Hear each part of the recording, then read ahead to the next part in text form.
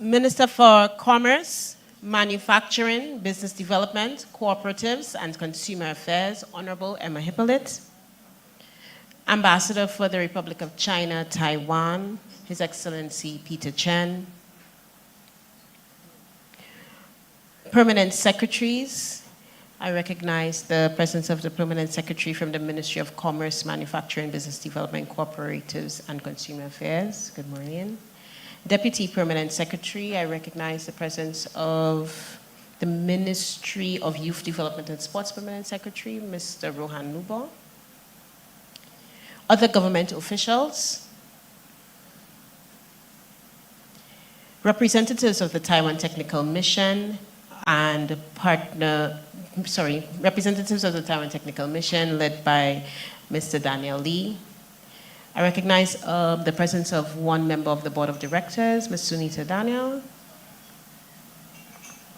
Other partner agencies and organizations, specially invited guests, team members of the Youth Economy Agency, facilitators, mentors, and other partners of the Youth Economy Agency, presenters, panelists of the second annual Youth Investment Forum, esteemed guests in the room, esteemed guests joining us virtually via the live stream, well-wishers all, good morning. Welcome to the second annual Youth Investment Forum. We are excited to have you. We have a very exciting program awaiting you, a lot of food for thought. We hope that you will be able to take away a lot of inspiration for the development of your business come 2025. Our theme for 2025 is that we will thrive in 25. Is that correct? That's right. All right. To give us our official welcome remarks on behalf of our CEO, who unfortunately is not able to be here this morning, I would like to call to the stage the Business Development Officer, Ms. Janelle Mondesi. I'm sorry. I'm skipping up a lot of things because I'm so flustered. First of all, let us stand for the attention, stand at attention for our national anthem.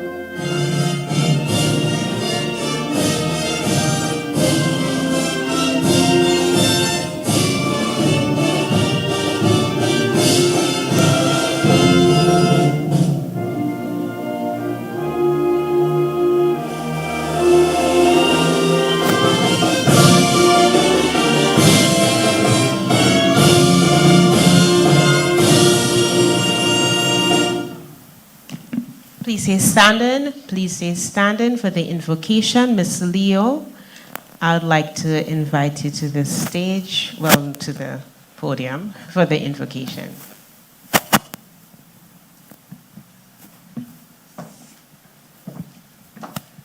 Good morning.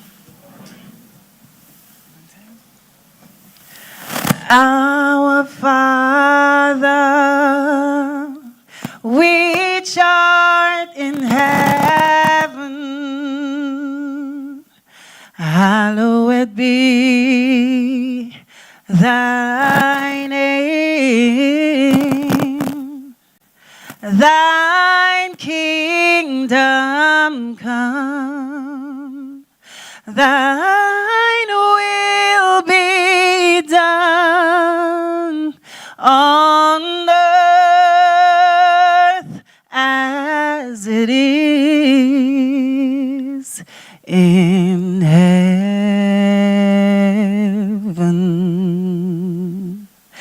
Give us this day our daily bread, and forgive us our debts as we forgive our debtors. And lead us not into temptation, but deliver us from evil.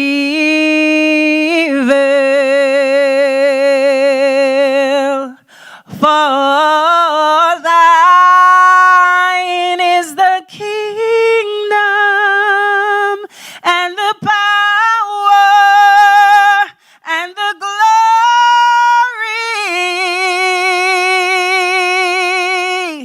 forever.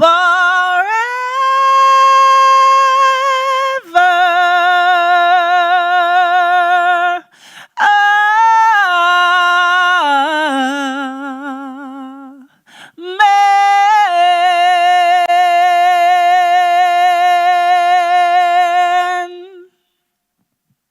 Thank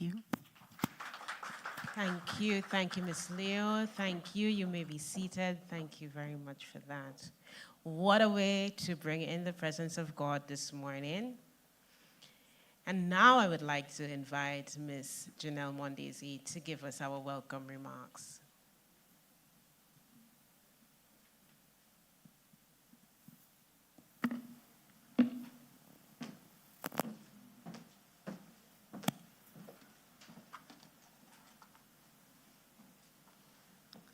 Good morning, distinguished guests, esteemed panelists, and most importantly, the vibrant young minds in attendance today. I feel honored to welcome you to our second Youth Investment Forum, where we come together to discuss a topic that lies not only at the heart of shaping our future, but it's critical to the overall development of the micro, small, and medium enterprise sector, investing in young entrepreneurship, millennials, and Gen Zs as the trailblazers. We are all gathered here today because we recognize the boundless potential of youth entrepreneurs to transform industries, create innovative solutions, and address some of our region's most pressing challenges. Millennials and Gen Zs, you are not just participants in the global economy, you are its architects and trailblazers. Your generation has already begun to rewrite the rules of what it means to be a creator, a leader, and an innovator. From developing groundbreaking technologies of championing sustainability, from disrupting traditional industries to building communities through social enterprise, you are showing us the power of purpose-driven entrepreneurship. Permit me to give a brief description of millennials and Gen Zs. Millennials, the trailblazers. Born between the early 1980s and mid-1990s, millennials grew up in a world transitioning from analog to digital. This generation witnessed the rise of the internet and the advent of smartphones and the transformative power of social media. And now we have the Gen Zs, the digital natives. Following closely behind the Gen Zs, born the mid-1990s to the early 2010s, has never known a world without the internet. With access to an unprecedented amount of information at their fingertips, the Gen Z is marked by an entrepreneurial spirit, diverse perspective, and a deep commitment to social and environmental causes. Having weathered the storm of 2008, of this financial crisis, and witnessed the struggle of the millennial generation, the Gen Zers approach economic matters with a pragmatic outlook. Some of the key economic trends shaped by the trailblazers and the digital natives include digitalization. Both millennials and Gen Zers have been instrumental in driving the digital transformation of the economy. With a strong affinity for technology, these generations have fueled the growth of e-commerce, digital services, and remote work. Of course, COVID-19 accelerated this space. Secondly, the conscious consumerism, the commitment to ethical and sustainable consumerism. They prefer brands that align with their values, pushing companies to adopt environmental friendly practices and social responsibilities. As a result, businesses are compelled to adapt or risk losing a significant market share. Thirdly, the gig economy and entrepreneurship. They are reshaping the traditional work landscape by embracing the gig economy and entrepreneurship. The desire for flexibility and autonomy has led a surge in freelancing, side hustles, and a pursuit of entrepreneurial ventures. They are challenging the conventional 9-to-5 paradigm and call for innovative approaches to employment. And lastly, financial pragmatism. Having witnessed economic downturns and financial instability, both generations develop a pragmatic approach to finances. Adverse to debt and cautious about investments, millennials and Gen Zers prioritize financial stability, savings, and long-term planning. My key takeaway for you today is that businesses that understand and adapt to millennials and Gen Z preferences stand to thrive in this dynamic landscape. The question is not whether these generations will change the economy, but rather how far-reaching and transformative their impact will be. Embracing this change and tailoring strategies accordingly is the key to success in the economic landscape of tomorrow. This forum is designed to explore how we can collaborate, empower you, the dreamers, the doers, the disruptors, to scale your ideas and amplify your impact. Together today, we will discuss the pivotal role of investment, not just financially, but also in mentorship, education, and infrastructure to nurture the young entrepreneur. Developing sustainable businesses in the face of climate change and the unique challenges and opportunities faced by millennials and Gen Z as you navigate an ever-changing global landscape. And also, we would like to talk on the importance of strategic collaborations and partnership to create an ecosystem that support and innovate growth.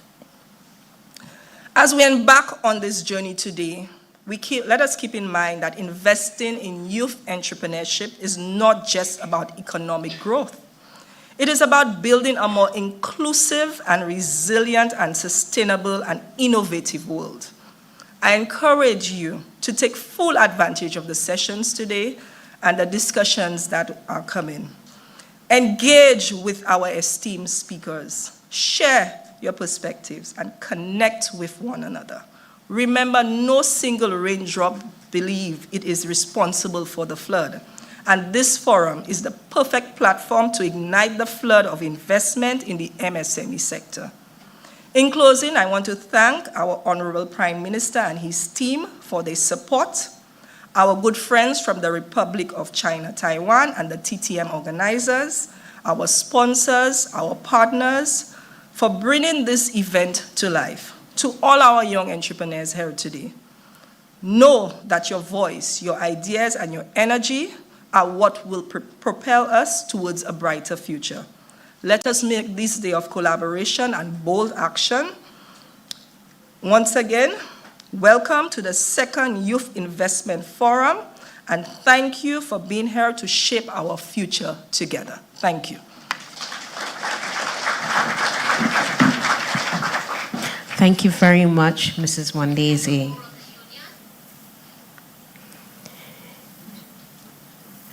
We're going to move right along. I would like to invite His Excellency Peter Chen, the Ambassador of the Republic of China, Taiwan, to give a few remarks.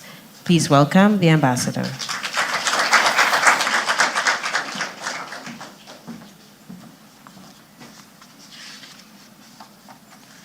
Honorable Emma Hipley, Minister of Commerce, Manufacturing, Business Development, Cooperatives, and Consumer Affairs.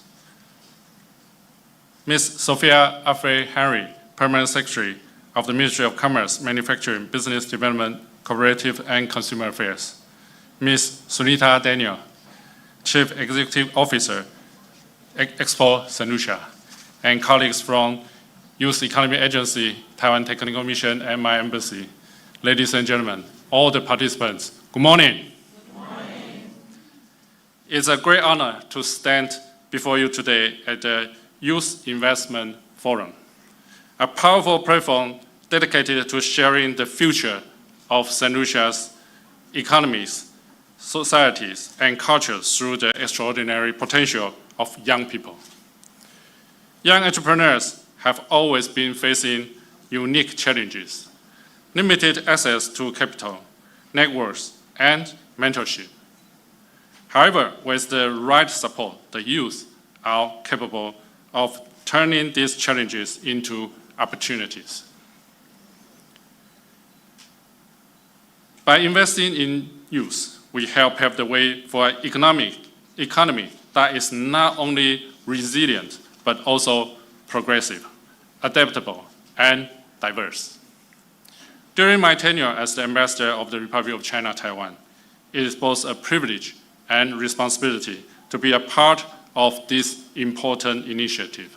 Supporting youth and youth-driven enterprises are an integral part of Taiwan's work in St. Lucia, and we are honored to have worked with the government of St. Lucia and many trusted partners like Youth Economy Agency to fulfill this goal.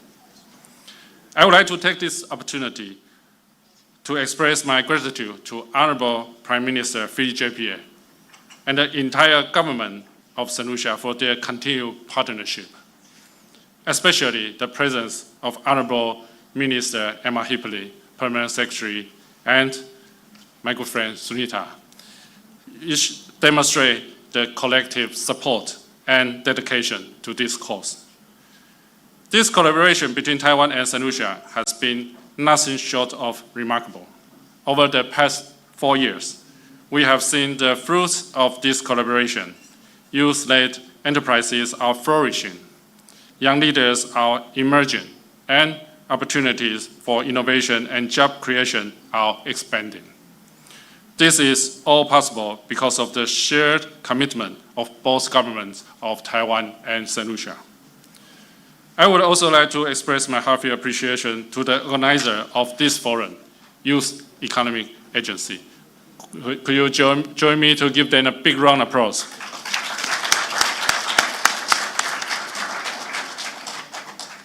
It is no small task to lead as a pioneer for young entrepreneurs and bring together so many brilliant minds, investors, and young entrepreneurs under one roof. The dedication, hard work, and vision along this journey are truly commendable. Youth Investment Forum stands as a testament to the belief that when young people are equipped with the tools, mentorship, and financial backing they need, they can achieve extraordinary things. It is through partnership like this between governments, investors, and the entrepreneurial spirit of our youth that we will continue to build a brighter future. In conclusion, I would like to reiterate Taiwan's ongoing commitment in St. Lucia to support youth empowerment. We are proud to be your partners in this important journey, and we remain committed to working hand in hand with the government of St. Lucia and all the partners as we continue to build a foundation for economic prosperity, innovation, and sustainable development for St. Lucia. Thank you.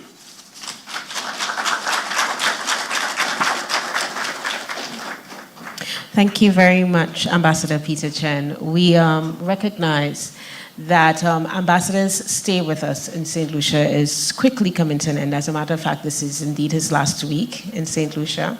And we want to, we've already expressed thank you in another forum, but because this is your very last with us as the Youth Economy Agency, we requested a little surprise for you. So we would like to invite the students from St. Joseph's Convent and St. Mary's College to perform in Mandarin for our ambassador.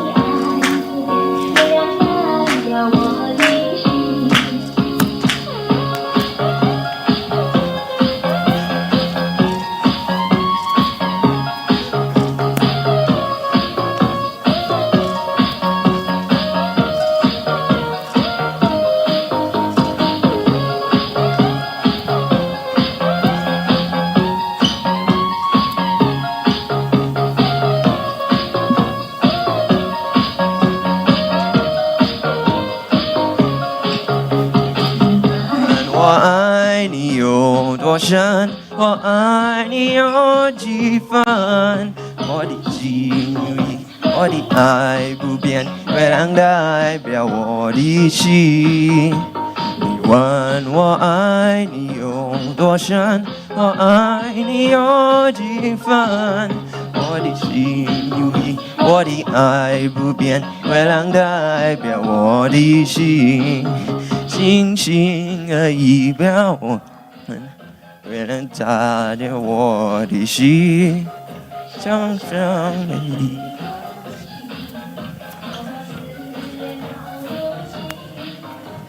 你问我爱你有多深，我爱你有几分？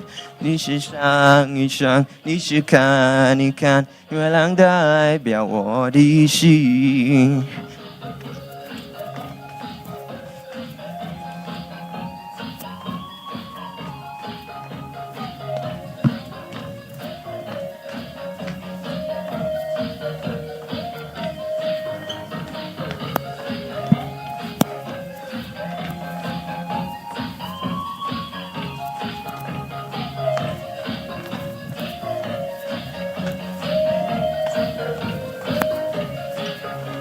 你问我爱你有多深，我爱你有几分？我的心，我的爱不变，月亮代表我的心。你问我爱你有多深，我爱你有几分？我的心，我的爱不变，月亮代表我的心。轻轻地一秒，我爱，也是代表我的心。想象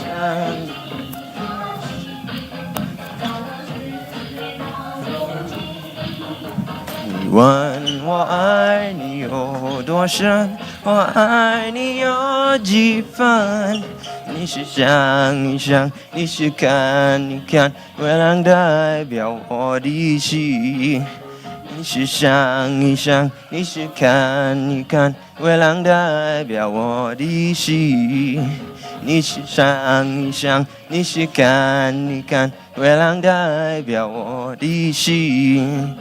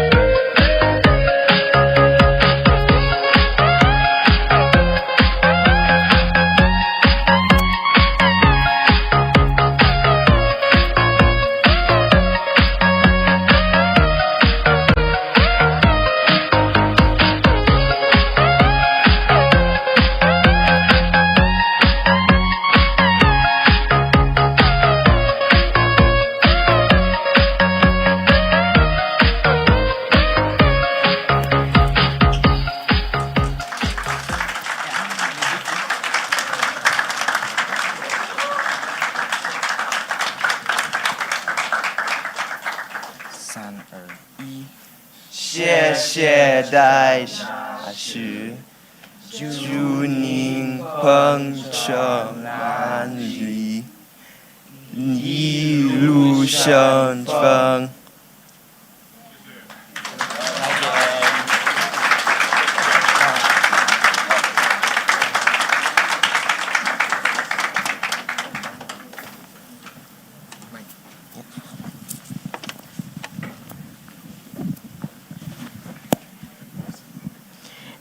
Thank you very much. Thank you, St. Mary's College, St. Joseph's Convent, and thank you. Let's put our hands together to send off Ambassador with a great thank you. I think, Ambassador, you will be remembered for many, many years to come as one of our most dynamic ambassadors. We sometimes forget that you have a tenure because you've been in everything and you've been everywhere that you're St. Lucia now. So thank you very much.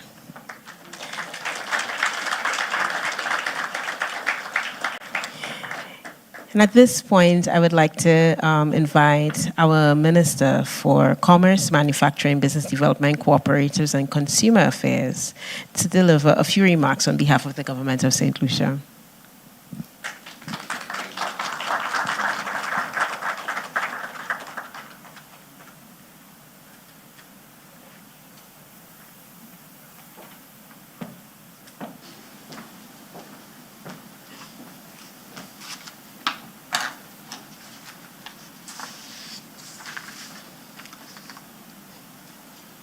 Good morning, everyone. I do not have a protocol list, but I'll attempt to do something. Ambassador Peter Chen, Mr. Daniel Lee, and other members of the Taiwan mission here with us today. Our Permanent Secretary in the Ministry of Commerce, Mrs. Sophia Alfie Henry, and other members of staff of the Ministry of Commerce. I recognize Ms. Christelle Riviere of the Youth Economy. I recognize Ms. Sunita Daniel of Export St. Lucia, other permanent secretaries, other members or persons working with the government of St. Lucia, our youth entrepreneurs, esteemed ladies and gentlemen, good morning. First, let me bring you greetings from the Honorable Prime Minister, who's unavoidably late today, and other members of the Cabinet. But before I go into addressing you for a very short while, I want to congratulate the youth economy for the work that they're doing. So I want us to show our appreciation and love to the youth economy.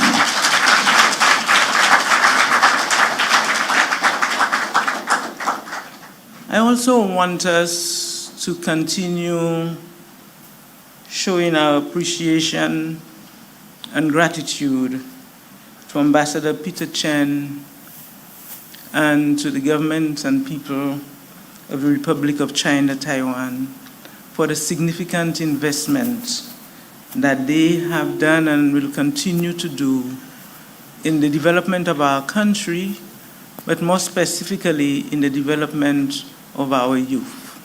So I ask you to stand to show our appreciation to Ambassador and the team.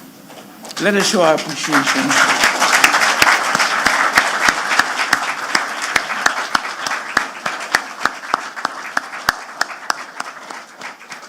I was going to ask you to clap for 25 years.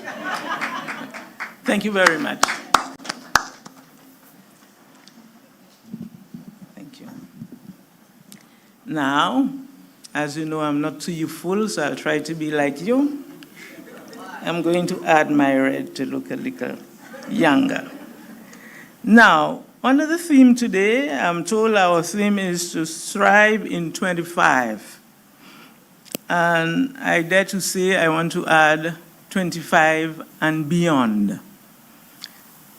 And I also know from experience that we need to verbalize and articulate the things that we want to achieve.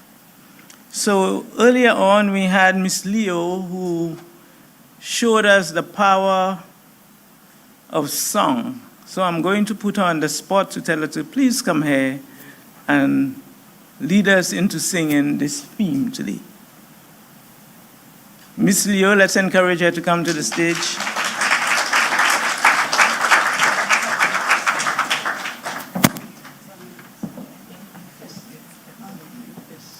This is definitely on the spot, sir. On the spot. Thriving in 25 and beyond. Thriving in 25 and beyond. Thriving in 25 and beyond. Thriving in 25 and beyond. Go again. Thriving in 25 and beyond. Thriving in 25 and beyond. Thriving in 25 and beyond. Thriving in 25 and beyond. Again. Thriving in 25 and beyond. Thriving in 25 and beyond. Thriving in 25 and beyond. Thriving in 25 and beyond. Thank you.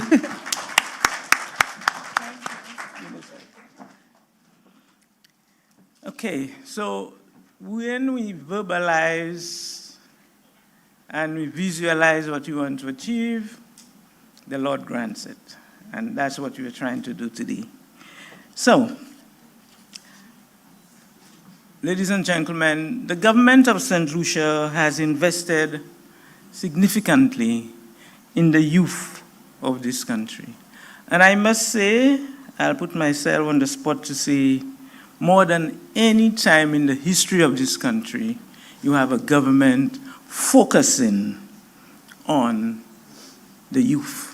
Now, the speakers before me called you, they give you special names, millennials and Gen Zs, I don't know, but millennials and Gen Zs, could you show your love to the government of St. Lucia, especially our Prime Minister?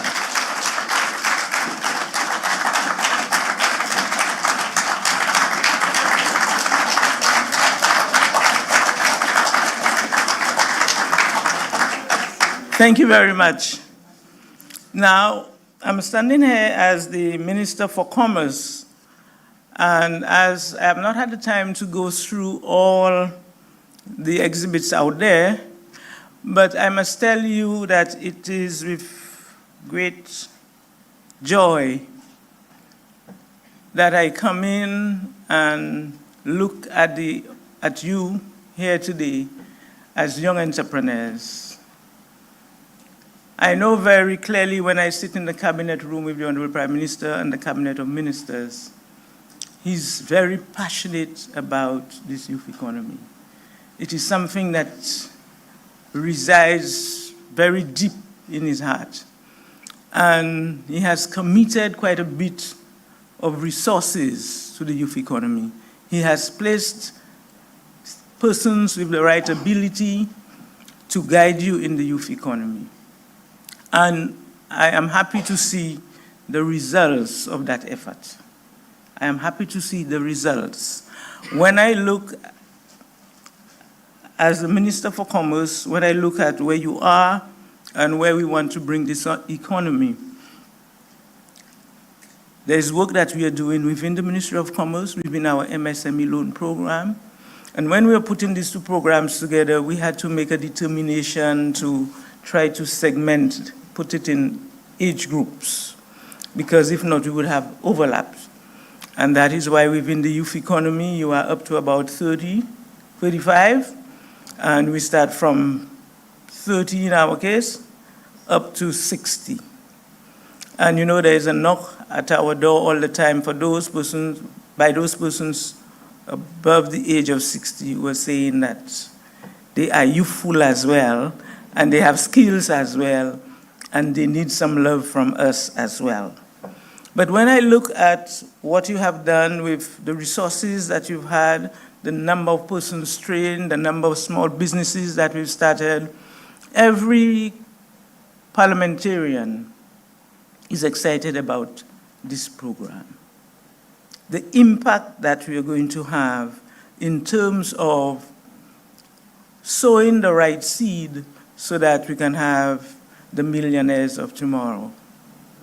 But sowing the right seed, providing you with the technical assistance, both from what you get from our government, what you get from the support you get from the Republic of China, Taiwan, and the volunteers that are working both within the youth economy, within the Ministry of Commerce, within Export St. Lucia, to bring all of this together so that we hold your hands and guide you on this journey.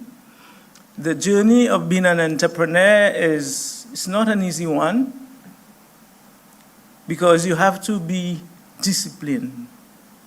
You have to be focused. You need to understand what it is to plan. You need to understand that. You need to understand that things are not going to go the way you plan it all the time, but you need to get up quickly when you see it's not going that right way and to move the other way, to respond.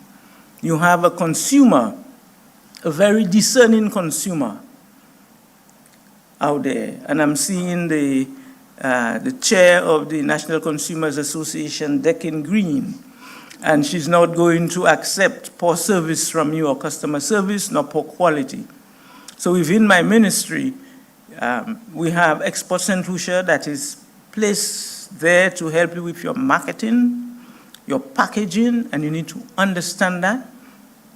We have the programs in terms of assisting and ensuring that you focus on e-commerce, which is the way the world is going.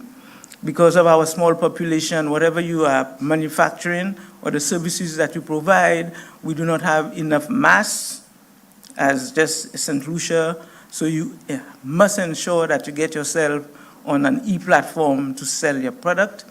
And we have the St. Lucia Bureau of Standards. Even the Bureau of Standards, we are there to guide you in terms of ensuring that you embrace international standards in everything that you do.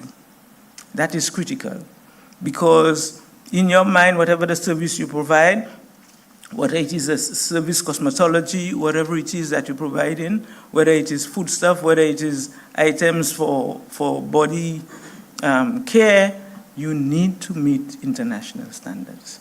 And what you're looking at is to have programs that can support you every step of the way. One of the key areas we ask from you is the issue of accountability. Whether it is through the youth economy or the MSME loan program or getting some support from Export St. Lucia, we expect accountability. Whatever we agree to do, we expect you to do it.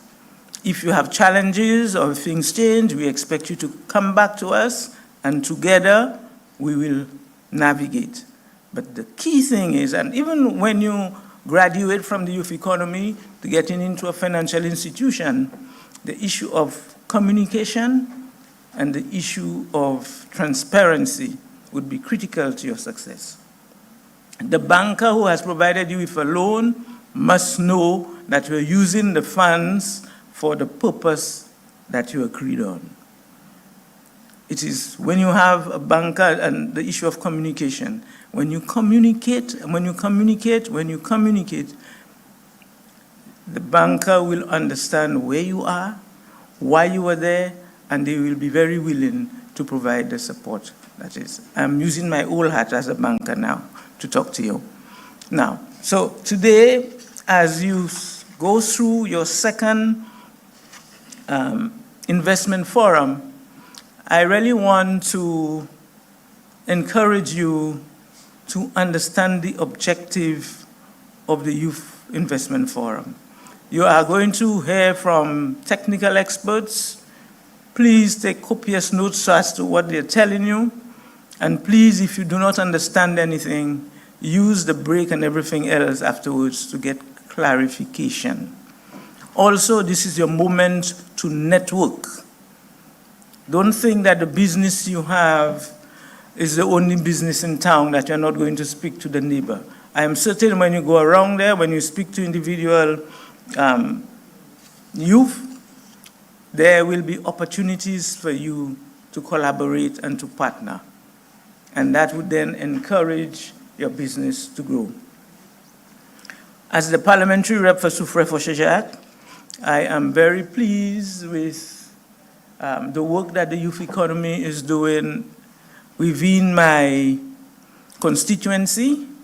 And I want our friend here who has benefited quite a bit to stand up and take a bow. Let's show our appreciation to the work that she's doing here. I am pleased that Soufrière has good representation here this morning.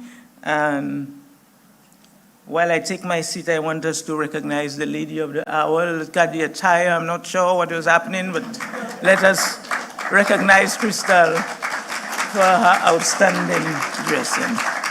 So with these viewers, I want to wish you well. This is the second time you're having this investment forum.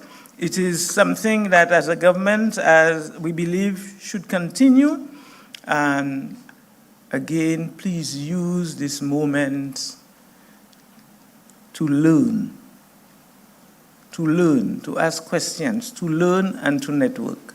It is critical for the growth of your respective businesses. I want one day, whether it is with the third or fourth investment forum, I want to stand here and to recognize the first youth millionaire. So that's the challenge. That's the challenge, whether it is at the third or the fourth youth investment forum. I want us to recognize our first millionaire. So let God guide you and let us make progress for our people and our country. I thank you.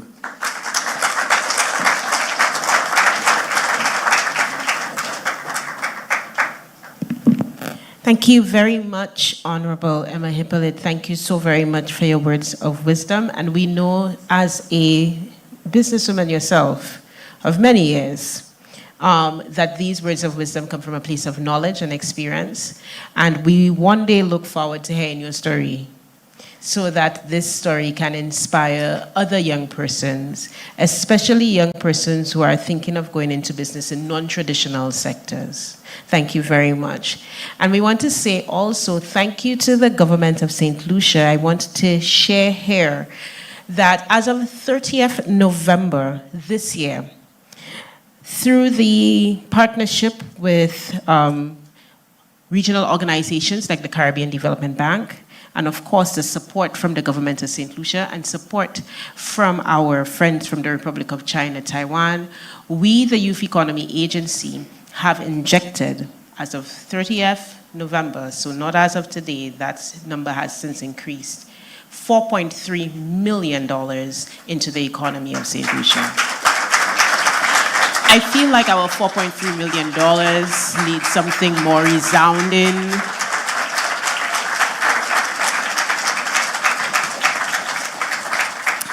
And the $4.3 million only represents the number of approved grants so far, which is 1,038. 1,038. We have not yet started disbursing our loans, and we hope to do so to the 600 so of you who were waiting for us to start a disbursement of loans. We hope to do so as of January 2025. I'm putting Director on the spot, right, Director?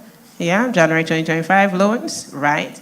And then next year, God willing, I'm going to say it here first, so pay attention.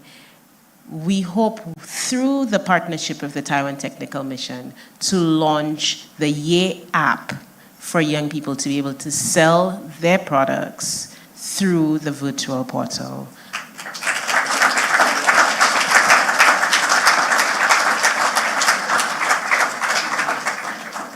So these are the kind of things that we have been working assiduously towards. We hope that you understand and you have a little patience with us. I know that some people get frustrated as they wait for responses from the agency.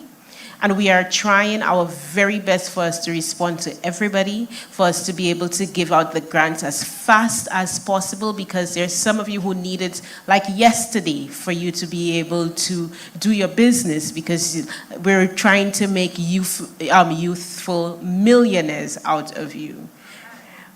But we've also been working on these other projects to ensure that we develop the holistic entrepreneur, in addition to ensuring that our economy, our national economy, grows based on the creativity, tenacity, and energy of you, our young people. So we look forward to thriving in 25. All right, so at this point, I would like to welcome Malika so that you can gift Minister. Thank you so very much, Minister. These gifts that we usually give to our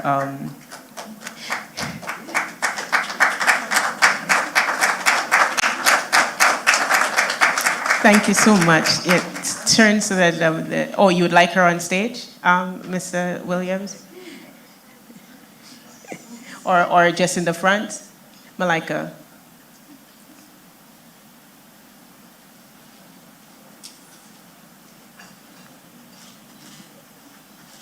And as they take the pictures, I want to say that every item in that gift bag has been produced by one of the clients of the Youth Economy Agency.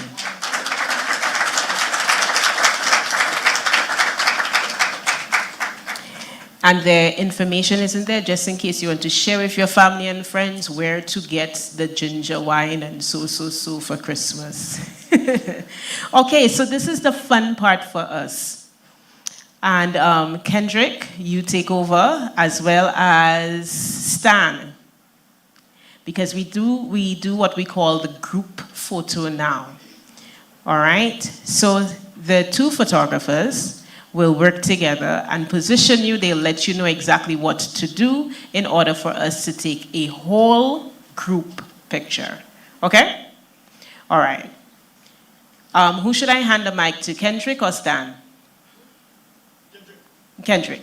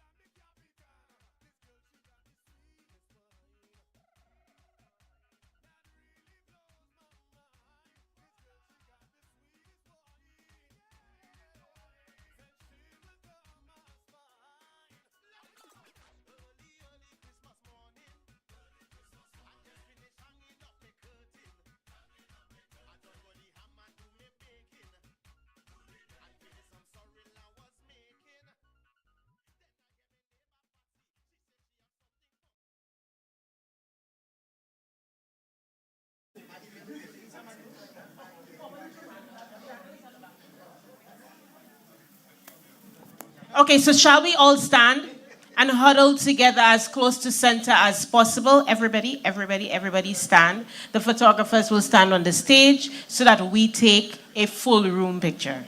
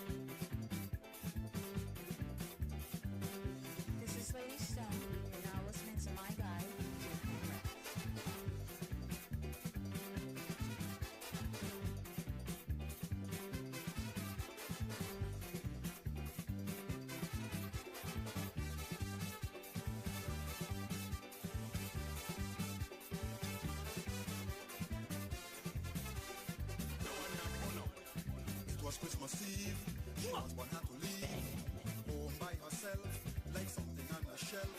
I went by her house, she asked me what's the matter. I tell her I am here in place of Santa. She says she's been waiting all night through to get her bag filled with toys and candy too. So I started to see what I could do until she sent me.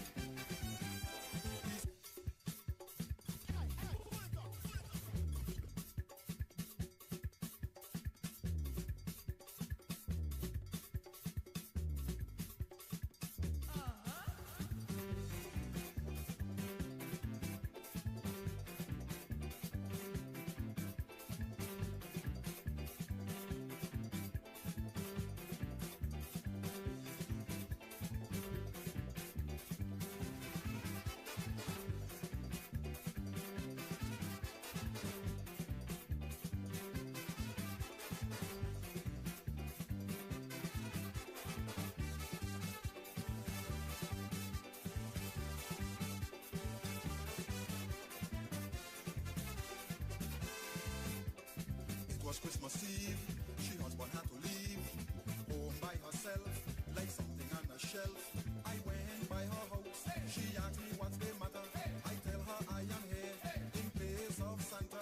She says she's been waiting all night through to get her bag filled with toys and candy too. So I started to see what I could do until she Santa sent me. Please have a merry. Couldn't make it, so he sent me to do it. I fill her bag with toys and candy, make she real happy. I say I fill her bag with toys and candy. We had a merry, merry, merry, merry, merry, merry, merry, merry Christmas.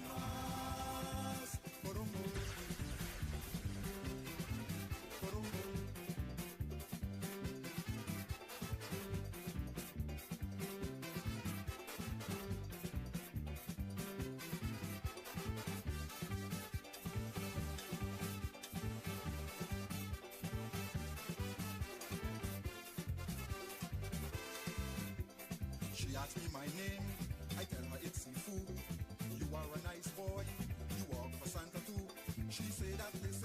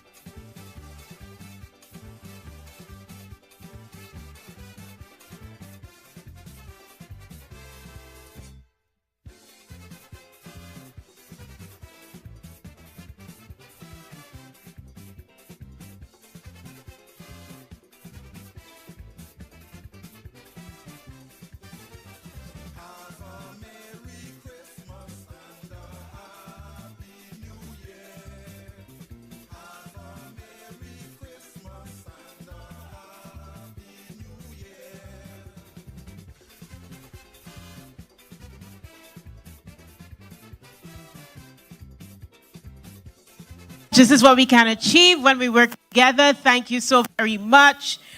And for the government officials like the Honorable Minister and so who need to leave, you can take this opportunity. You can take this opportunity. Thank you so much for gracing us with your presence, for your words of encouragement. And we are going to go straight into the meat of the matter. So as the government officials make their way out,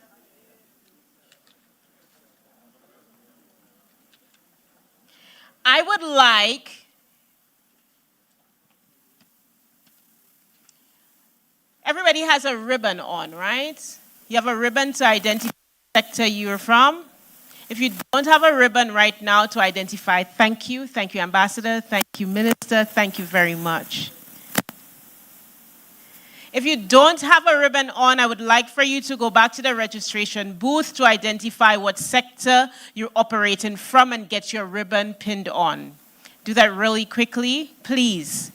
For everybody else whose ribbon is on, I would like you to identify or find 5 people in the room who are wearing the same color ribbon as you. You need to move around now. 5 people in the room.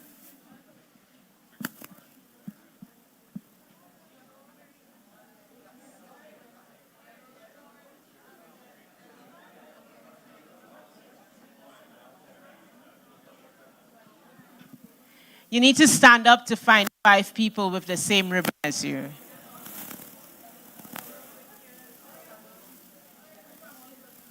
So we should be seeing people in huddles and groups right now. Find 5 people in the room with the same ribbon as you.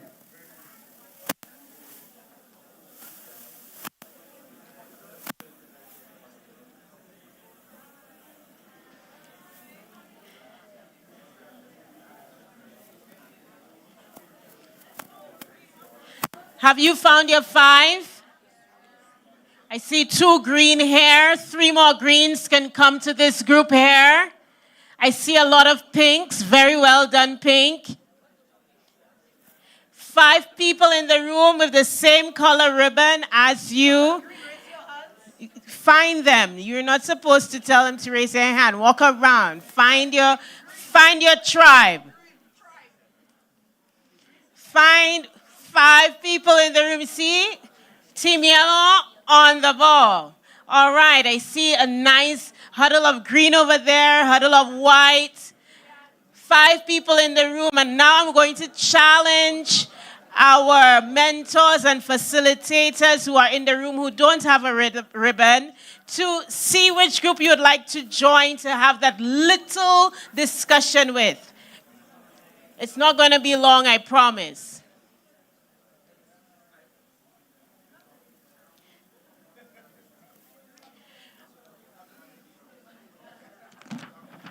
All right.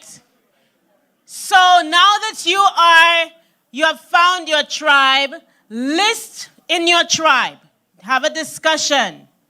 5 things that you all share in your business. In other words, 5 things that are common to you guys in your business. You're in your tribe, you're either in green, you're in orange, you're in white. Have a discussion. What is similar about your business? 5 things.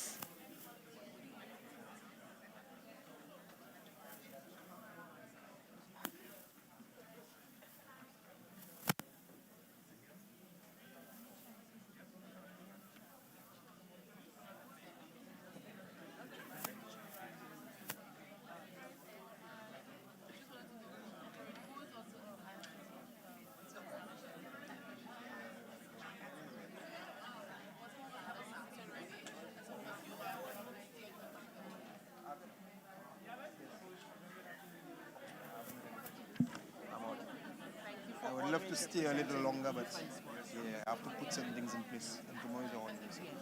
All right? Of course.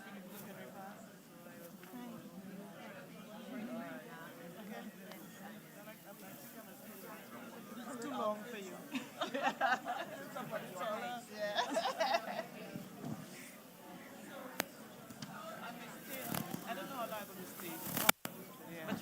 program, so you know where we're at with the program.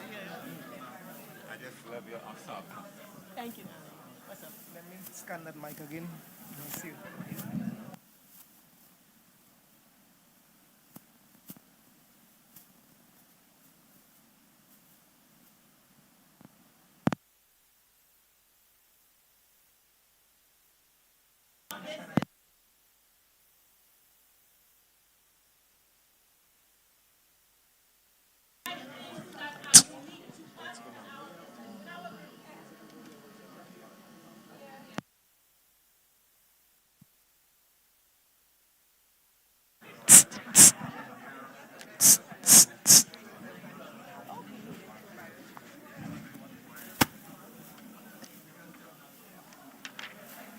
So we have found 5 things that are the same. And now let's do, and remember at the back of our booklets, we have space to write, My key takeaways. Yeah? Let's do 5 things that are unique to us, that the other people in our group don't have. So we're not looking at for the commonalities, we're looking out for the difference now. 5 things that are different. In the same group.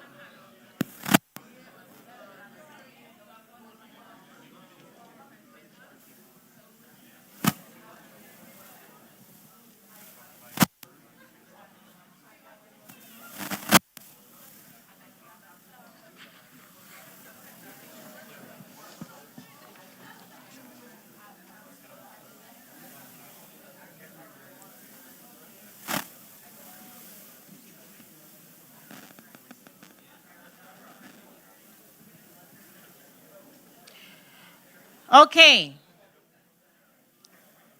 So can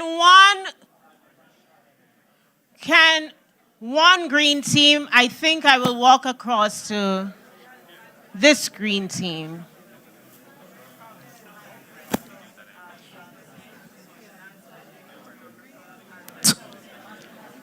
Oh, they will.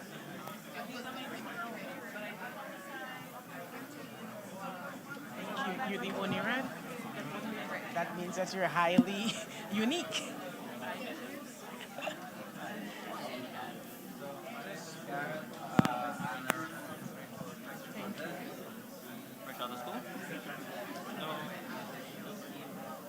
All right, so we're going to share a little bit now so that you can go eat because you need break.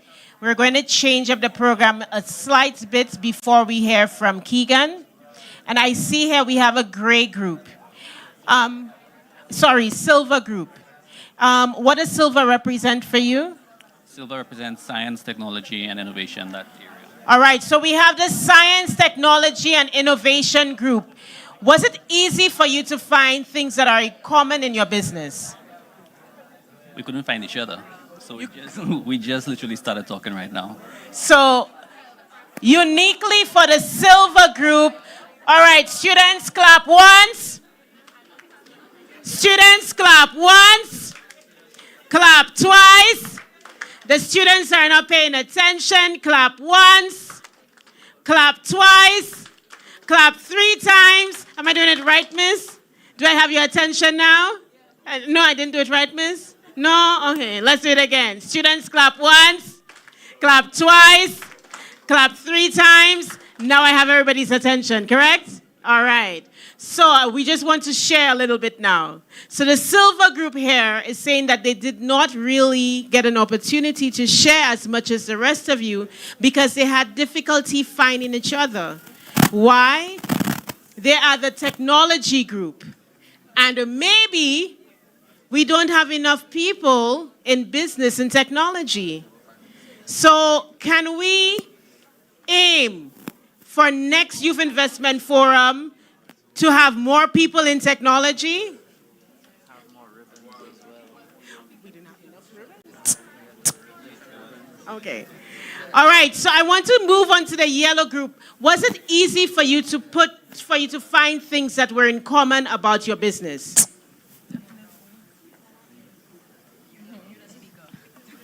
Yes, we did. We were able to have an informal discussion as to what we offer as individual businesses and up-and-coming businesses, and to discuss what is common and what is not among us. Was it just as easy to find things that are different, things that are unique to your individual business? Definitely, because we are unique individuals. Even if we offer services and goods, they are in nature unique to our businesses. So everybody, although we have common threads, but we are unique in what we offer and how we offer it. Thank you very much. And what does your business represent, Yellow? We represent goods and services being offered domestically and internationally. Awesome, thank you so much. So, Team Green. Green, was it easy for you to find commonalities in your business? Yes, it was. Good morning, and everyone. was it just as easy to find differences? Yes. Very easy. So tell us what you, Team Green, represents and what stood out for you in your discussion. So for Team Green, we're greenpreneurs and sustainable developers. Focus mainly on social impact, which are our things in common, social development, sustainability, environmentally conscious. We're change makers and community developers.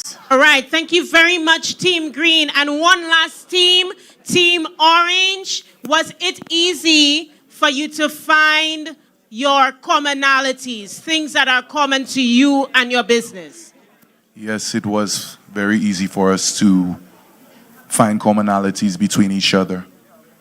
And was it just as easy to find differences? Yeah, and it came so naturally since everyone was expressing themselves around the forum.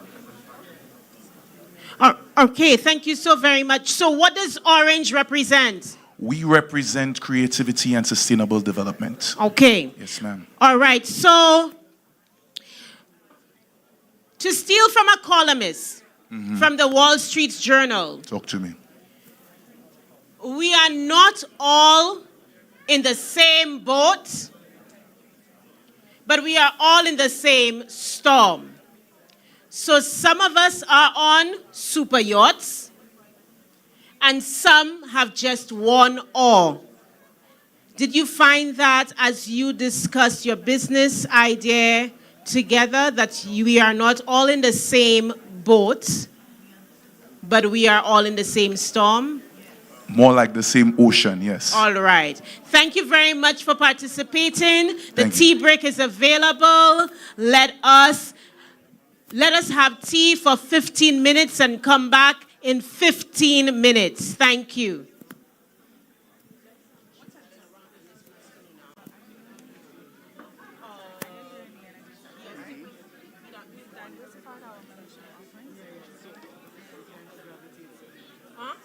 Yeah, I have to put him now because he has to catch a flight. So he's right after him.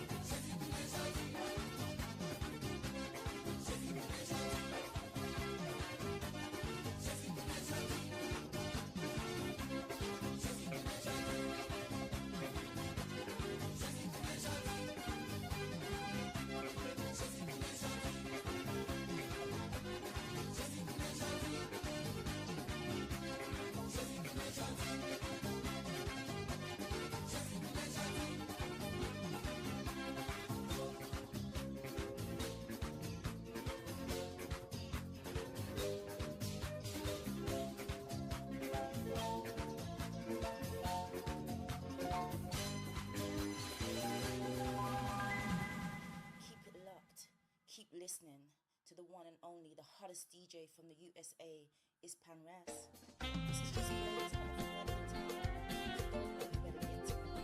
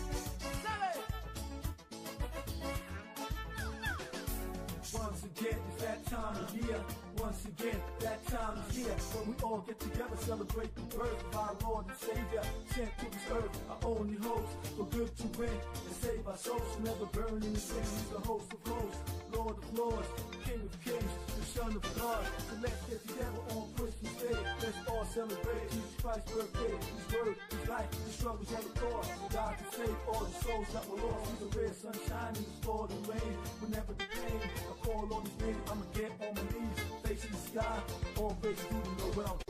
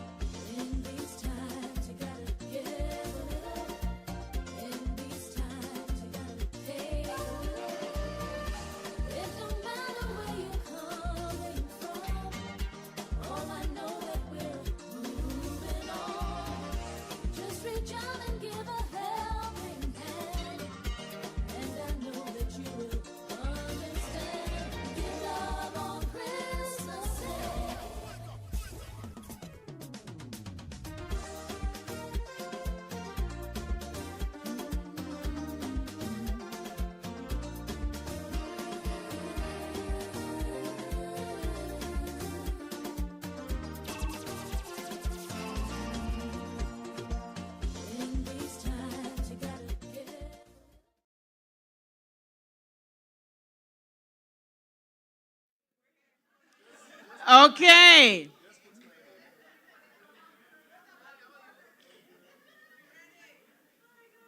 So the very first giveaway, let me walk over to my giveaway box.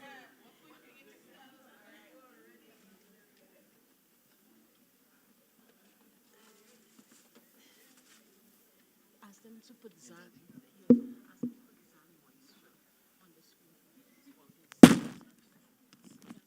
I'm so sorry for dropping this. I'm so sorry.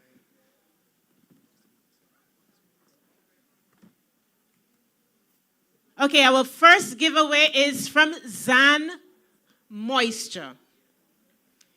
And once again, the only winner can be in the room. So Zan Moisture, I believe the owner and founder of Zan Moisture is here. Miss Cora James. Come to the front, Cora, so that everybody could see the person who has made this amazing gift box. This is Cora from Zan Moisture. She is the owner of Zan Moisture. Thank you very much. Cora, can you tell us a little bit about your package? I'm sorry, I'm a little bit nervous. I was not expecting this. But I'm the owner of Zan. I manufacture amazing skincare products, uniquely shaped soaps, such as this donut-shaped soap.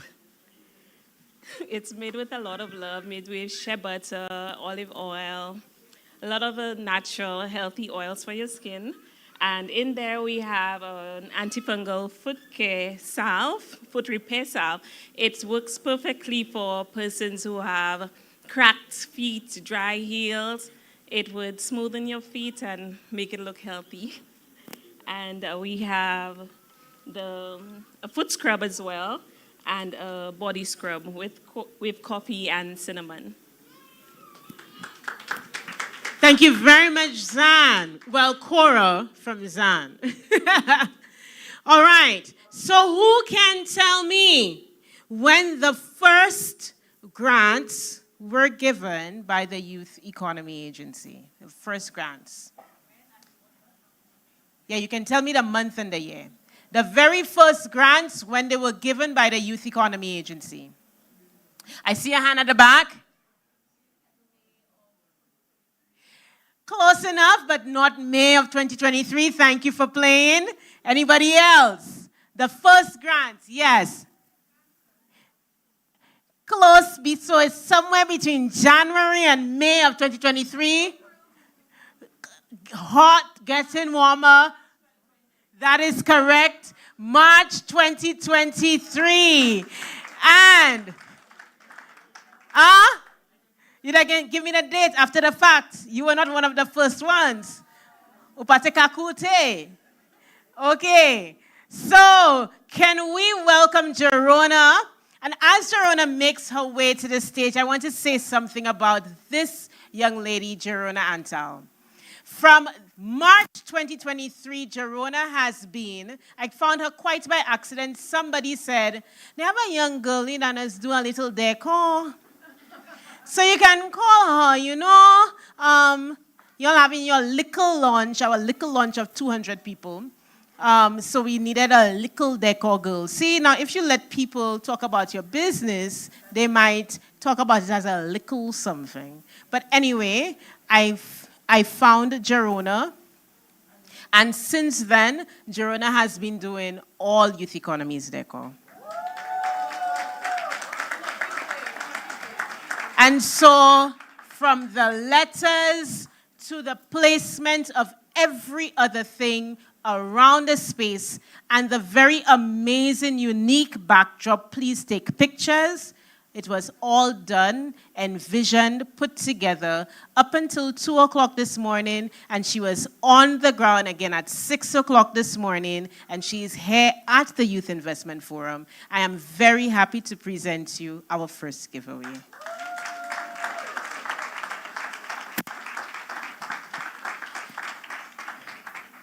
So now that we have people in the room, For the person who is coming to present first, I think you would want to come forward.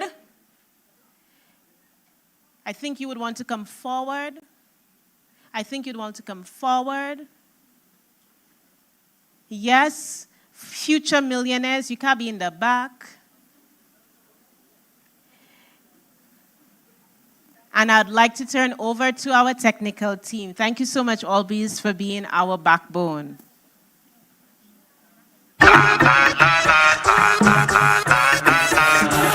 Gamal Skinny Fabulous Doyle is the unmistakably energetic soca artiste with the distinctive baritone voice from our sister island, St. Vincent and the Grenadines. The talented, versatile artiste is simultaneously known for his quick wit and his ability to captivate his audience. Always willing to push the boundaries of Caribbean music, the singer has a distinctive style that falls perfectly between soca and dancehall. Initially emerging as a chanter, Skinny successfully made the transition to the soca scene and has since solidified his place among the creme de la creme of Caribbean soca powerhouses. Among his many accomplishments, Skinny Fabulous has collaborated with some of the region's top soca acts, including Michelle Montano, Jamesy P, Kevin Little, Bungie Garlin, Fayan Lyons, and Peter Ram. He has also worked with Jamaican dancehall superstars Busy Signal, Bounty Killer, Shaggy and Holland's sensation Mr. Z. Skinny is a multidimensional artiste who has delved into other areas. In 2010, he conceptualized a children's carnival which mimicked a typical school fair, but was magnified to match the prime location of Victoria Park. The annual Uncle Skinny's Kids Carnival boasts an attendance of over 10,000 patrons. The multifaceted artiste, who is well known for his philanthropy, also instituted the Skinny Fabulous Grade 6 Scholarship, which is awarded to 4 Grade 6 students and caters to all of their academic needs to ensure they can reach their greatest potential. Always artistically inspired, Skinny Fabulous continues to make an indelible mark as an entrepreneur, philanthropist, and artiste. He is constantly pursuing new opportunities and establishing complementary synergies. His body of work lays testament to the soca titan he has become, and be it on or off stage, Skinny Fabulous always delivers. And to deliver today's feature presentation, let's give a warm St. Lucian welcome to Gamal Doyle, Skinny Fabulous.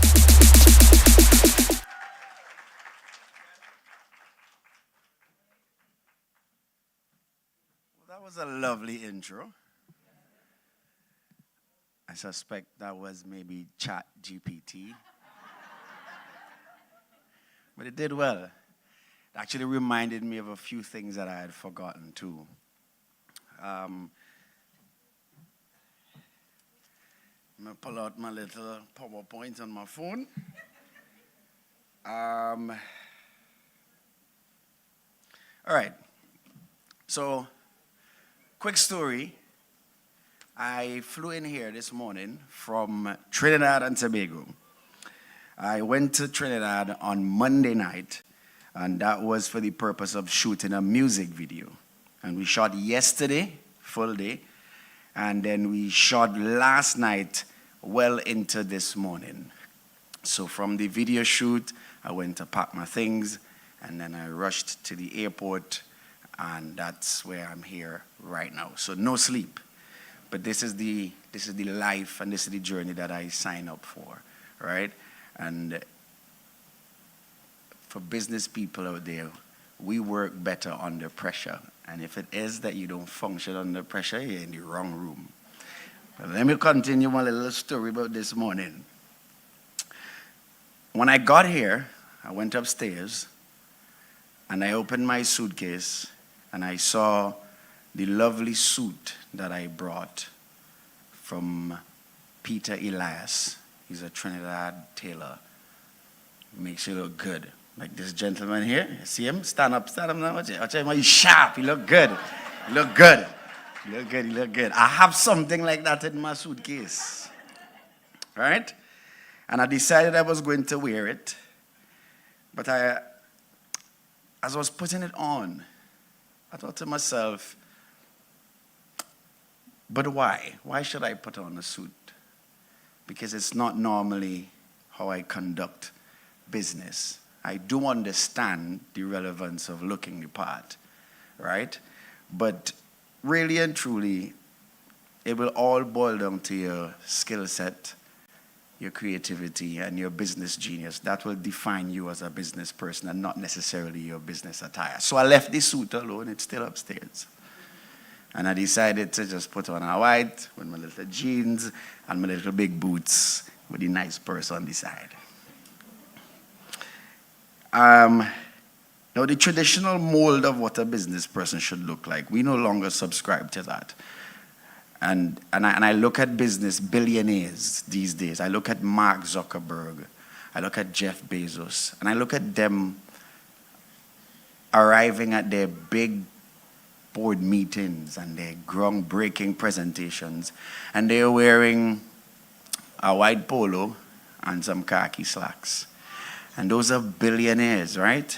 Now me as a thousandaire, I have to settle with my little Zara and my little H&M, but I could still get my job done. And so you wear what you have, you function with what you have in your wardrobe, you go and you do your job. Now it's only when I was on my way here, I understood the scope of what the invitation was and what was the purpose of me being here. On my way here, I had the privilege of meeting a young lady who told me that she does cold-pressed juices. And when I leave here, I'm going to ensure that I drink at least 2 bottles of she juice. Where she is? Marissa? Right, I'm looking to sip some of that juice. Now, the reason why I wanted to start, as I was leaving the room and I was going through what I should put on, and I decided to tell this part of my story, is because I know that you have to be comfortable when you're doing business, and comfort breeds creativity.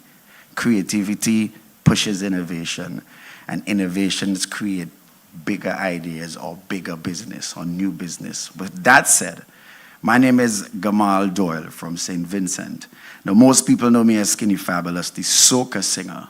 So why am I here? Well, for starters, music is a business. And it took me a while to figure that out, at least in its totality. But as soon as I did, my life and my productivity changed for the better. And we'll get back to that shortly. But outside of music, just to give you some context that ChatGPT may have missed, right? I also have a party supply and rental store called Playtime. Now we offer decorations, toys, bouncing castles, bungee trampolines, gyroscope, go-karts, water slides, inflatable football nets, games, the whole works. So if you come to St. Vincent and you have kids or you're a big kid yourself, come check me. I also have a restaurant and bar called Summer Rose. The reason it's called Summer Rose, my daughter's name is Zia Summer Rose Glass, so I just named it after her. Now, if you're in St. Vincent and you like good cocktails, good drinks, you like to drink a little bunty, a little piton. I got it right? Piton? All right. What you saying there, Gassel? Right, if you're feeling for some bunty and some piton, you're in St. Vincent, same way, come and check me out at Summer Rose Restaurant and Bar. It's on the Villa Strip. It's nice, and I paid attention to details. I entered my femininity for it. So a lot of petals and rose, you know what I'm saying? Fellas, if you want to be successful, you must cater to females in mind, in anything you do. Doesn't really matter. Mechanics make the most money from females, huh?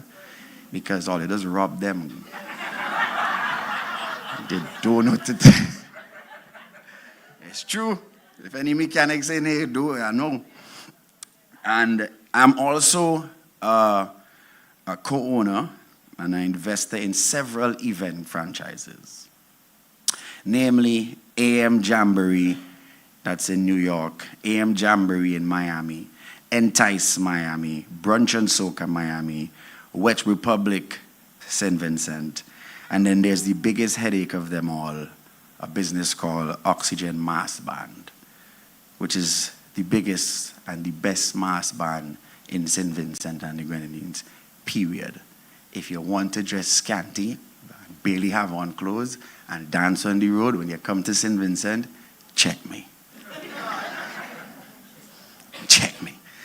Well, good day to everybody, all distinguished guests, all young entrepreneurs, all music lovers, the government, the people in charge of the YEAR, which I now found out, YEAR is such a very good name. It stands for Youth Empowerment,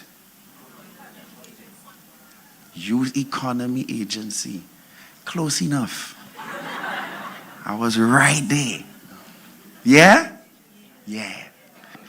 It's a privilege to be here today, especially in response to an initiative as inspiring as that of the Youth Economy Agency. Now, as a musical artist and a business professional, I've experienced firsthand the intersection of creativity and entrepreneurship. Now, this journey has taught me valuable lessons, and I'd like to share some with you, especially as we look to empower young people to turn their passions into thriving, sustainable business. Now, the vision of the Youth Economy Agency, as I learned, is to provide young people with an economic space to transform visions and hobbies into entrepreneurship and skills into business, which that resonates with me deeply. Now, it strikes at the core of what I've always believed, that talent is only the beginning. While talent can get you noticed, it's the strategy, the persistence, and the willingness to embrace the business side of your passion that will ensure the longevity and the success. All of us have a little creativity in us, but not all of us have the business savvy to make your money. And this is why we're here. Now let me start by sharing a little bit. Now, as many young creatives know, I initially saw it as something personal, something for expression and connection. What I didn't see, at least not at first, was the potential for music to be a viable business. And this is a perspective that many creatives share. We focus on the art. Sometimes we overlook the importance of systems and strategies that can support that art. Now, it wasn't until I began exploring the business side of the music industry that I realized how transformative this mindset shift could be. By learning about marketing, branding, investments, collaborations, I discovered how to take my music beyond just a personal pursuit and turn it into something that could impact lives, create opportunities, and yes, generate income. Because I have to look good on a bill in my house and I want a swimming pool. Now, this same journey I want to inspire in the young people served by the YEAR. Now, one of the most significant challenges I faced earlier on, and I know this is a challenge for many young entrepreneurs, and that is the one of funding. Now, creativity often thrives on resourcefulness, but the reality is that inadequate funding can limit your reach, it can suppress your potential. So whether it's recording an album, producing a music video, which I was doing last night, or launching a small business, access to financial resources is a very critical factor. And this is why I see the importance of initiatives like the YEAR. In St. Vincent, I think it's called the YES program.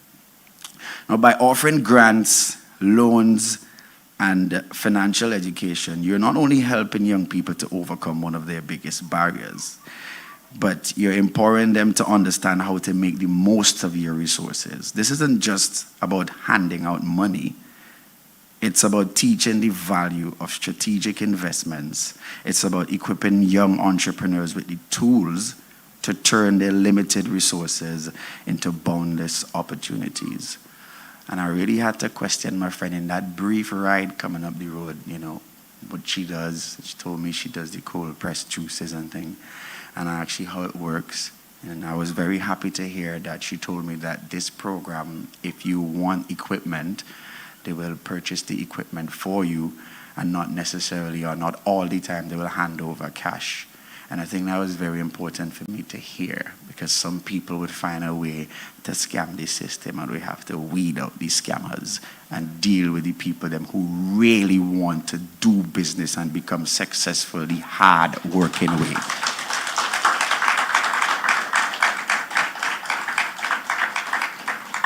Oh, good, I got clap, boy, I got clap. Never forget where I is. You threw me off there. Right. Now, as a business professional, I've come to understand that investment isn't just a financial term. It's a mindset. So you have to invest in yourself. That's the first person here. That's the first place you have to start. Investing in yourself. Investing in your craft and your vision. And that's what sets successful entrepreneurs apart. Now, for many young creatives, the idea of pitching to investors or managing finances can feel intimidating or sometimes even irrelevant. But I believe that demystifying these concepts, that's key. It's about showing them that learning the basics of budgeting, funding, financial planning, it really doesn't take away from your creativity. Instead, it enhances it. So, for instance, the music industry, behind every hit song, there's a network of decisions, marketing strategies, distribution, contracts, partnerships, and these are all business considerations. For an independent artist, understanding these elements can mean a difference between struggling to gain recognition and building a sustainable career. Now, this principle applies to any field, whether you're a chef, a designer, a tech innovator. Learning to navigate the landscape is essential. I always say people look at what we do as musicians, and they hear 3 minutes of a song. And they tell themselves, well, I could do that. Well, no, you can't. That's why you're not doing it. To produce 3 minutes of a song might take me either 3 days or 3 months, or sometimes it takes 3 years. And that's me networking between who's mixing it, who's writing it, who's mastering it, who's going to create the artwork to represent the essential feeling of that song. And then you have to find somebody who's going to put it on all the platforms and be honest with you about the money that you're generating. Then you're going to have to get DJs to play it. You're going to have to stand up by the bar and say, bro, play my song. You're going to have to tell your friends, them, oh gosh, calling on the radio station and request. There's a lot of things that go into you hearing 3 minutes of a song. There's a long journey behind it. And the same thing applies to my friend and her cold pressed juices. I'm pretty sure that it didn't just come, she didn't just climb an orange tree and pick it and squeeze it in a bottle. I'm sure she has a story. And by the time I leave here today, I'm going to find out her story. And I want to talk about storytelling just now. But you see, we have some financial challenges. And there's also confidence and access to networks that sometimes might create a problem. Now, I remember times in my career where I doubted whether I belonged in certain rooms, in certain conversations, especially those centered around business, like this one here today. A decade ago, I would have been too afraid to accept this invitation. But you have to jump. Business, you can't say, I'm going to do it tomorrow. When I finish school. When my baby turned 5. When she finished primary school. This is always no. We have to do it now. You have to jump. No guts, no glory. Now, for many young people, especially those from underprivileged backgrounds, this can be a significant barrier. They might have the talent and the ideas, but without mentorship and connections and a supportive ecosystem, those ideas can struggle to take flight. Now, this is why I applaud the YEAR program, for creating not just financial opportunities, but an environment where young people can learn and grow and feel empowered and take risks, which you have to take. Don't be afraid to fail. And I want to tell you about that story. I'll come into it. Encouraging mentorship, providing access and resources, and fostering a culture of collaboration are just as important as financial support. Now, when young people see others who have walked the same path and succeeded, it gives them confidence to believe in their own potential. I was reading a thing yesterday in St. Vincent, actually, about a young man. He's 22. And I'm not sure how he ended up with that big article, but he gets you with a nice front page article. And it says SVG's youngest self-made millionaire, I think it read. And his story was very interesting. He started probably when he was 17, and he started with having like 2 cars. One was damaged, so he bought a next car. By the time he got a next car, he was able to fix the old car, so he rented the first car. Boom. That led to him buying the next car, and the next car, and the next car. And pretty soon he got some contracts with different companies to provide them with cars for when the people come in and blah, blah, blah. Right now, the man about 40 cars, right? And at $150 average or $200 a day, with 30 cars, 40 cars on the road, booked out for a month, real maths. He get you. He real get you. But stories like this need to be heard from other young people who like to say, I can't do it, I can't do it. And it's always starting with that small step and then taking the next step and the next step and the next bigger steps. So I was a little afraid to read that he was glad to say that he's a millionaire, because I know the tax people can be coming for him nice after that. So sometimes people need to hear, but it's also okay to operate in your success in silence, and don't be too braggadocious about it, because success always kind of breed some contempt and some envy, but don't let that stop your shine. Do your thing. Let people know, the people around you, they will know what you're doing, and they would appreciate what you're doing, right? Some people believe in faking it till you make it. Everybody have their own part, but just always be humble with each level of success that you attain. Bragging is never really a good step, at least in my opinion. Humility is always an admirable trait all across the board, all right? Now, as a musical artist, I've also learned the art of storytelling, and that's why I wanted to tell that guy's story. Now, whether through lyrics or melodies, storytelling is what connects us to our audience. The same is true for business. Every entrepreneur, every young person with a dream has a story. And helping them to understand how to share that story, how to communicate their vision, their values, and aspirations can be incredibly powerful. It's not just about selling a product. It's about selling a dream. It's about building a connection. How do you make people feel like this product is mine? How do I make them connect? That's why I feel connected to Mark Zuckerberg without knowing Mark Zuckerberg. And that's because I looked at a movie and realized he came up with an idea when he was in college, and he thieved some of his friends' ideas, and he never really paid them, but he paid them in the end. But he get through. And every time I go on Facebook, I know he making money from me browsing and watching stupidness, but I understand and I still respect his story.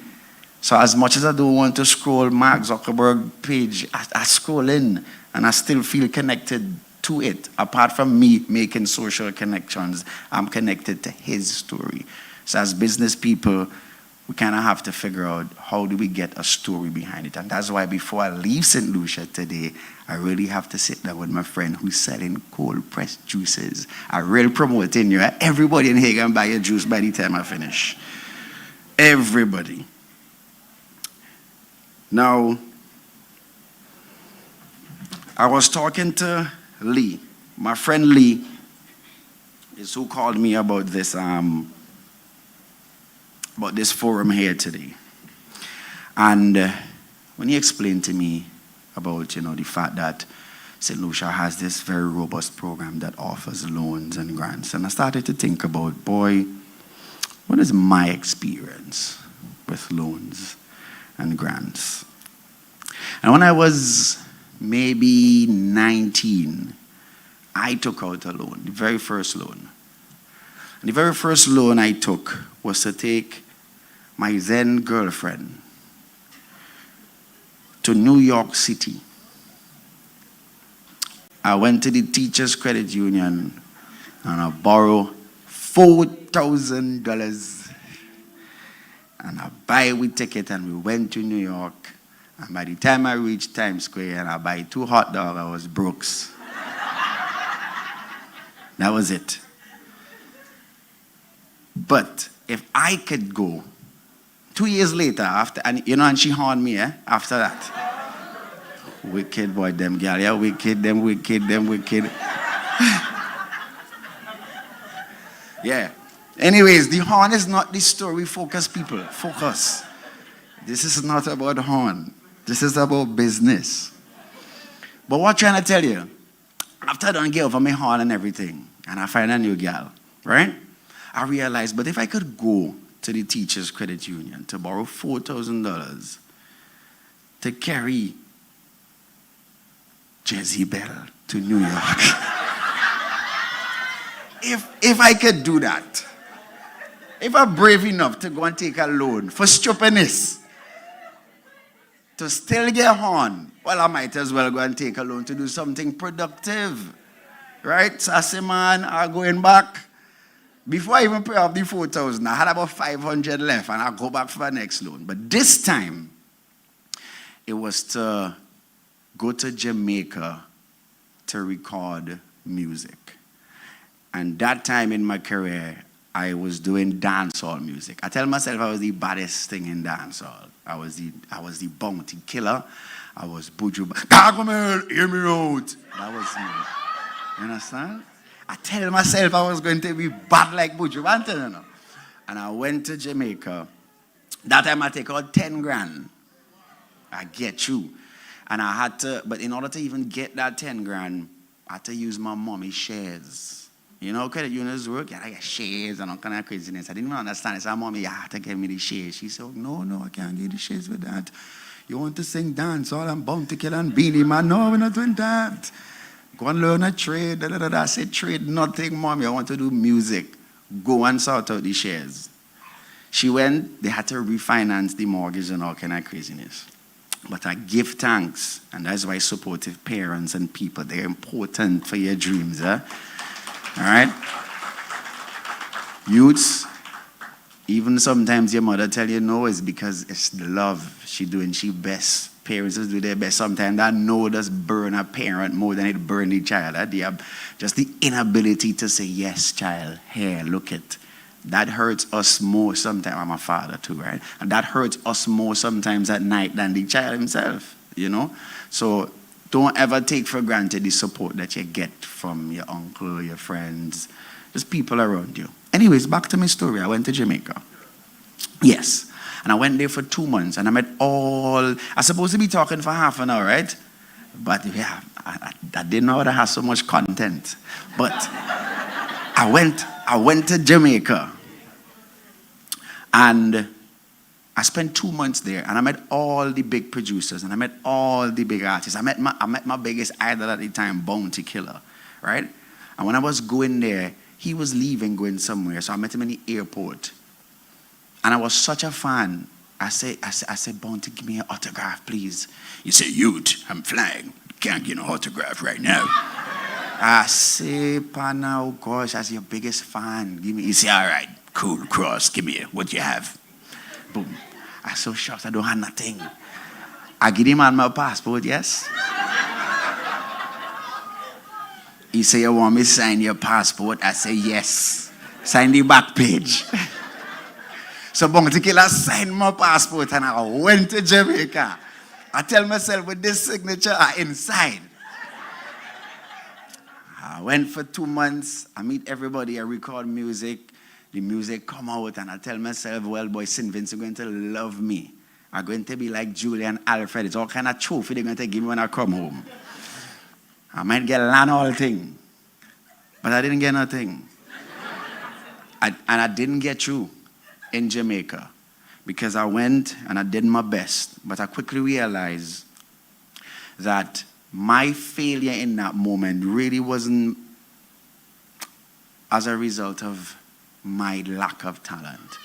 I understood that not being from Jamaica and being from St. Vincent, trying to enter into their creative space and function and trying to be this remarkable force of creativity, that's not easy. And it's not easy for them to accept me as an authentic part of that culture. And so I was just a novelty to them. Oh, a Vinci boy singing dance. Yeah, your song good, man. You don't know, pick up yourself. They take me $1,000 and they're gone. They may really care about me. But something interesting happened out of that. I packed my Georgie bundle. I go back on home. And when I got home, I was listening. All at that time was just soca music, right? And I told myself, man, I'm disappointed. And I want to not make this journey feel like a failure. So what I did was to take that disappointment and turn it into this new vision of merging my dancehall fever and turning it and merging it into soca music. So I said, I'm going to put some dancehall in soca. I'm going to make some money, get some shows, and as soon as I get enough money, I'm going back to Jamaica to try again. But what happened is that in doing soca music, what I thought was just a nice little business idea to generate some money through shows, I ended up falling in love with soca music. And that became my passion. And my true calling became that. And when you find your true calling, sometimes the business part of it comes easy. The revenue comes naturally after that. So I want to say that sometimes the path that you think you're going to trod and you think this is it, you have to be open to the idea that your dream might evolve into new shapes, and that is completely okay. Go with the tide. Sink or swim. My friend, what was that? Time to come home? Oh, see, you shouldn't me come home there. Oh, you want me to sing, come home? Or I thought you're telling me, I thought I'd come home and come off the stage. Okay. Right. But the point I was making is that people do not run from loans. Don't run from grants. Don't run from people trying to invest in your business, because the best of them didn't do it on their own. In fact, most business people don't touch their own money. So use the government money. Use it and build your thing. That was my Jamaica story. I have a St. Lucia story too now, but I wouldn't go into that. You want to listen to the story? You sure we have time? All right. Once upon a time, I come back from Jamaica doing my music. I ain't making no money yet, so I can't live off of music. I decide that I'm going to apply for a job with Digicel. Digicel now come. GSM technology, right? And they came to St. Vincent and they said, boom, we're looking for some CSRs. We're looking for people to teach them about this GSM technology. We're going to train them, blah, blah, blah. I send them my application. I make the short list. And on the morning of the last interview, down to the last 4 persons, my friend called me, hey, Gamal, you going? It's 10 o'clock. You getting ready? I said, no, nobody called me. I didn't get a call. From the 4 persons they picked, I didn't get that call. And so I hung up the phone and I put on my clothes and I go down there still. This is in St. Vincent, eh? Right, I went down there and I determined that I have to get his job. So when the 4th person came out and the interviewer's packing up her things, I slip in, I sit down, bam. She says, who are you? I say, I'm here for the interview. She says, you got a call? I say, yeah, I got a call. I wasn't lying. I get a call, but not from she. But I get a call. Come on. I get a call. She said, okay, all right. What's your name? Boom, boom, boom. Interview start. And I shelled the interview.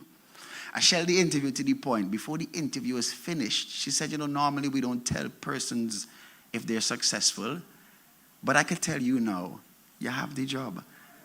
You understand? And in that moment, yeah, clap, but here's the part now. Here's the part now. Here's it get wicked. I had to admit, because my conscience was burning me. So I said, Miss, I'm really happy for the opportunity. I'm glad you hired me, but I really want to confess one little thing.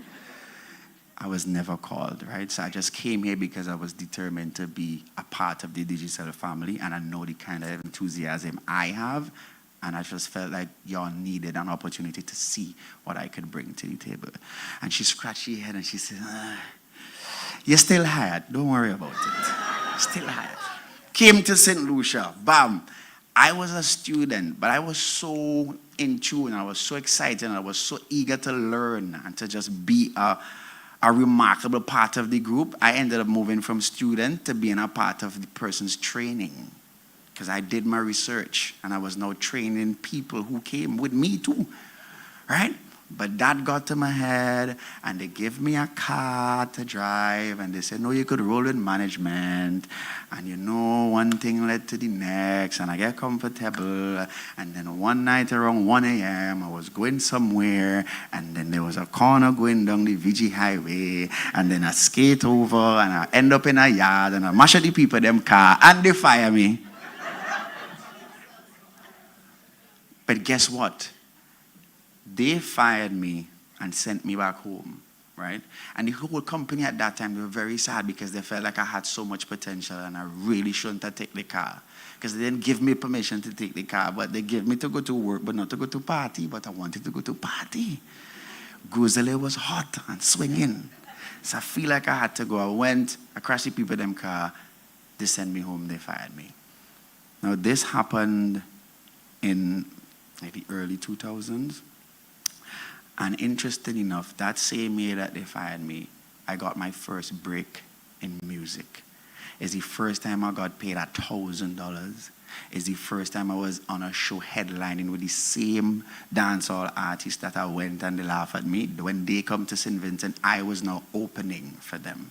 And I tell this St. Lucia story to say, man, that was another downside. I was really depressed. But it turned out that that was the series of events that needed to happen for me to enter a different realm, and look at where I am today.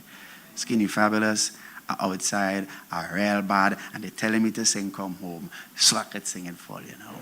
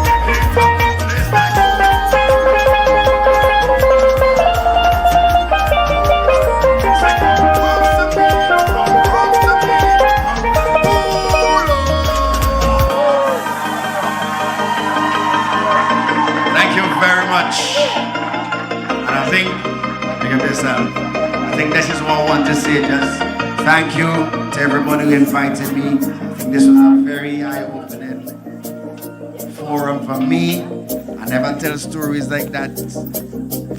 So in closing, I just want to express my deepest gratitude for the work you're doing. and for supporting the businesses and the young entrepreneurs of St. Lucia, building futures, creating leaders, fostering and culturing innovation. Thank you for inviting me and being part of this journey, and I look forward to collaborating and doing more of this type of conference and workshops. Thank you very much.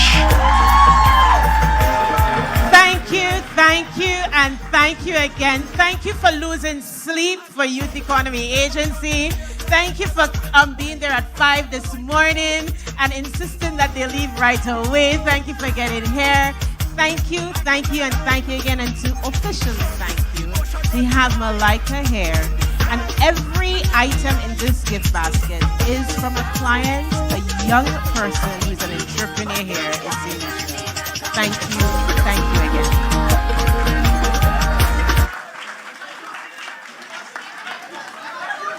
I knew it was going to be rum, you know.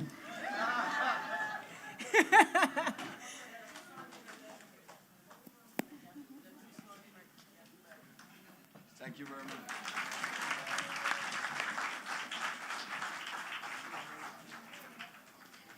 Okay, is Youth Investment Forum turning out to be something that you have dedicated your time to wisely? Awesome. All right, so we have to move along because we have people, like that's one presenter. There are lots of presenters with lots of information. And so I'm going to ask for the next introduction. Mr. Hutchinson, please. Jade Hutchinson is an accomplished and versatile entrepreneur with a wealth of experience in leadership, project management, design thinking, and brand strategy. With a strong commitment to sustainability, Jade has made a significant impact across various industries, from agricultural technology to renewable energy. In his role as the managing director of NOAA Energy, Jade takes charge of the company's overall operations, including strategy, customer acquisition, and service delivery. He has successfully overseen the implementation of multiple projects in St. Lucia and Grenada for clients such as the World Bank, the St. Lucia Air and Seaports Authority, and Spice Travel. With a remarkable track record of achievements, Jade Hutchinson continues to be an inspiration, driving positive change through his leadership and innovative thinking, and leaving a lasting impact on the world around him. Ladies and gentlemen, please put your hands together as we welcome Jade Hutchinson.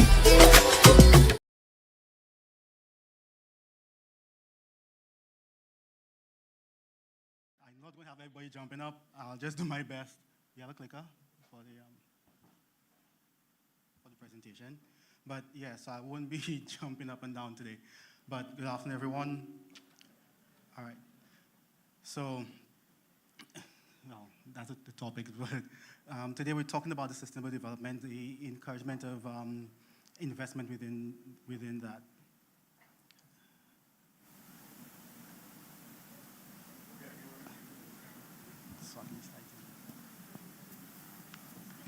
Oh, cool.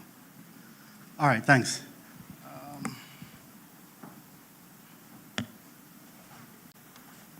Okay, so whilst thinking of how I could take that, what the best approach is, I decided to go online and just do some research. And just going through different websites, you notice that every single page just had a bunch of challenges and things you think the world is about to end. So from war to, yeah, everything.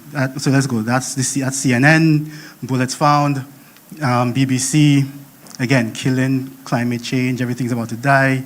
Bombs in Gaza, so I guess World War III about to start. Russia, same thing. China was a little bit different. China had some information, it's slightly different, a little bit, how should I call it? A little bit more positive news. Then Australian, same thing. So I decided to try, I think that one was Brazil, same thing. Try the Caribbean, went to Barbados. Again, every single headline was a bad headline. Then you come to St. Lucia, and a similar thing. So I would really, really understand if we all thought the world was about to end, and we thought that we had no hope. But then when you really start to think about things, you realize that over the last century or whatever, every single metric has been trending positively in terms of poverty. So poverty per capita across the world, we notice has gone down. I think that's gone down by over 20% in most countries. Then again, today we're bombarded with ideas of war, and looking over the last few years, again, through time, the amount of wars we're having and the longevity of these wars are actually shortening. So that's a good thing. Progress over the last 100 years, human lifespan has increased, so we know that we're living longer. The per capita income is increasing, and childhood mortality has gone down. So within all the context of what the news pushes out to us, we understand that there is improvements. Computer storage, for example, between 1956 and today, we understand that not only has the cost of that storage gone down, what we get for our money has, by an X factor, beyond anything else. So we understand that there is that curve where even what we'd pay $120,000 for years ago, 2014, 99, now I think today you can get that for about $9. And furthermore, we're moving away from just computers to quantum computers, where we would look at 200, where a computer today would take 10,000 years to do some computations, the quantum computers could do that in 200 seconds. And I don't think when we really put that into context, you realize how quickly information can be analyzed, and the impact of that, of technology and all these changes on our lives have really, really helped. So recently, researchers have found ways to print organs, which would improve healthcare. And but if we watch the news, we'll all be worried as to where we're going, and we'll probably think that the world is ended. Does anyone know what that photo is? What's it? UAP? Anyone else? The sky? Okay. So in 1990, when Voyager was 6 billion kilometers away, they asked it to turn around and take a picture of Earth. So that little dot you see there is Earth within a ray of sunlight, right? So that goes to show two things. One, how insignificant we are in the grander scheme of things, but also how important the planet we live on actually is, right? So what we do, how we approach life, what we do next, how the businesses we run, where we spend our time, that's very important in protecting our planet. And then what the UN has done is looked at what are the areas that we need to improve, and how does that improvement affect us? So what are these sustainable development goals? They gave us a guide, pretty much, a guide to understand what are the areas that we need to work on to ensure that our fragile planet actually sustains for the long term. So yes, Elon wants to go to Mars, but if our habits and everything remains the same, we'll have the same response. So our biggest challenges become our greatest opportunities. One thing we noticed was, again, on a climate, I remember growing up listening to the news saying that the ozone hole was getting bigger. Well, what did we do? We realized that opportunity when we were able to change what we were doing, change our habits. So there are examples of us working together as a planet to create positive impact. So all the areas where that happens is in Nairobi, where Miss Marty was able to use waste plastic and transform that into building products, right?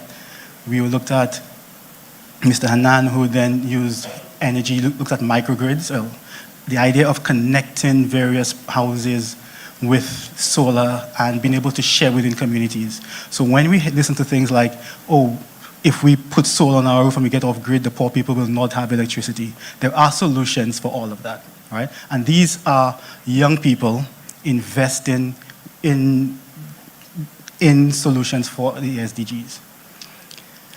And Jordana, well, I can never pronounce her name, but the idea is with her work, she's actually been able to use the use data, use computer science and everything else, use an app to collect information on a company's carbon footprint and take that information and help them decarbonize.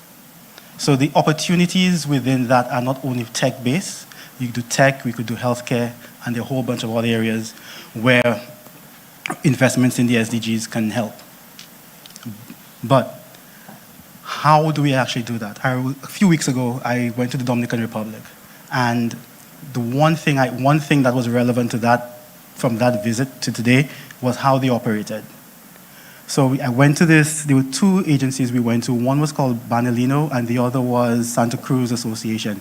They both dealt with bananas. But what they were able to do very well is create a value chain solution where, one, they controlled the production of bananas. All the waste bananas became plantain chips. The plantain chips, as you can see in the background, with that, they were able to create a school of entrepreneurship where they trained young people within the community to also provide supporting business solutions around that. So that drone was being flown by a couple young guys. They spent $45,000 US on the drone, but it was able to help them spray all the various banana operations. But what you realize is, in the biodynamics, what they did was use waste material from the farms and turn that into agricultural inputs. But what you realized was there was a network of businesses working together. The banana farmers, the young people who came through the entrepreneurship school supporting the farmers, and all of these different areas all on the same farm.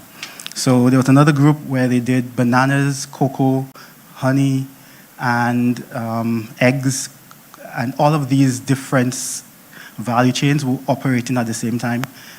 That allowed them to, one, get the funding to do that, but also share mentorship. So you would have you'd have the older folk supporting the younger businesses in doing what they're doing. So in terms of how we go about making that investment, one is education. We talk about education, and I think there's not a lot has been done, or not enough has been done on delivering the sort of education we need. STEM education, understanding how to communicate, because with AI and with how we interact with these solutions is going to change. I remember listening to a guy called Peter Diamandis, and what he said was, what he teaches his kids today is how to ask questions.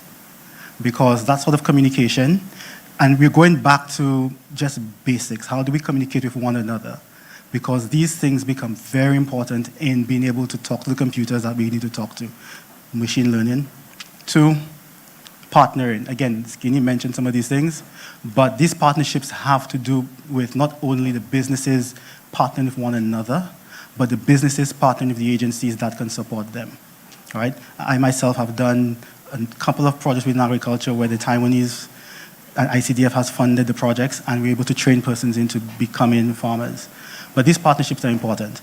And the partnerships also help because that leads to the advocacy that you require to make change. And funding.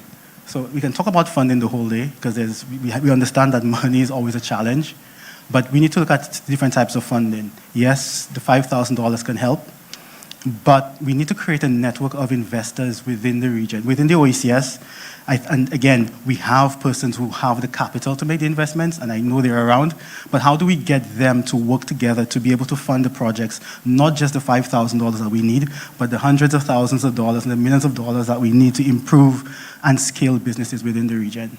We need that sort of funding. Today, we can use grants, partnerships, and use the grants to help us build our business, but beyond that, we really, really, really need to start making a difference in how we fund projects. And mentorship. So that conversation we can have with one another, with someone who's more experienced, not necessarily within your field, but to cast a second opinion and to give you advice on different things, just having that conversation could transform the way we approach things and why we approach things and how we operate our businesses. So recently, I've been just finding a friend of mine, an older gentleman, just sit down with him, have a conversation. But what he tells me, it it may not be directly involved in the business itself, but it gives you a perspective beyond that, and it helps you understand how you could adapt things people say to how you need them to work. And inspire. I wish the ministers were still there, because in terms of leadership, we need inspirational leaders to be able to inspire the young people to be able to move forward. I can't tell you how many times, just to feel inspired, I'd have to put on some music or to go listen to some other person outside, our motivational speaker, hopefully later on. But that sort of inspiration is how we're going to change what we're doing. Is how we're going to have the energy to keep moving forward as we go through these things, right? But I really want to start just having a little bit more of a personal conversation. I'll take my chair all over the front room. And I mean, a lot of times we sit down and we're trying to figure out what all that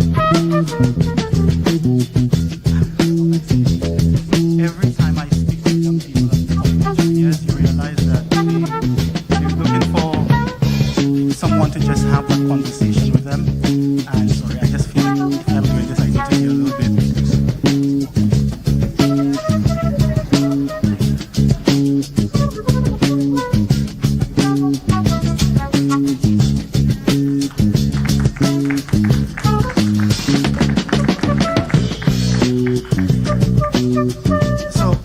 Right now, I just want to talk to the entrepreneurs in the room, right?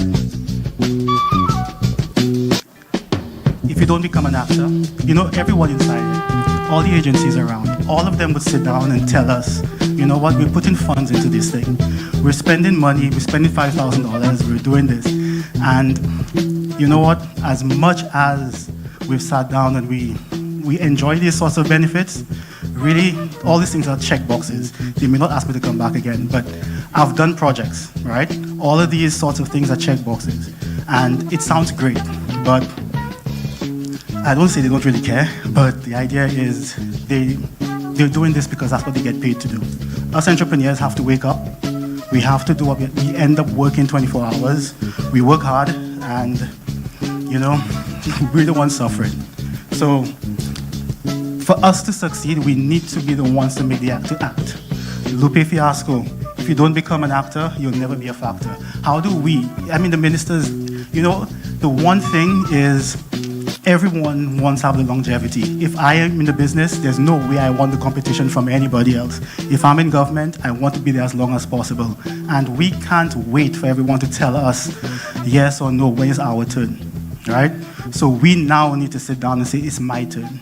We have to commit to that. We have to say, I want this, and we have to act. Otherwise, again, we'll be complaining for the rest of time. So you need to act.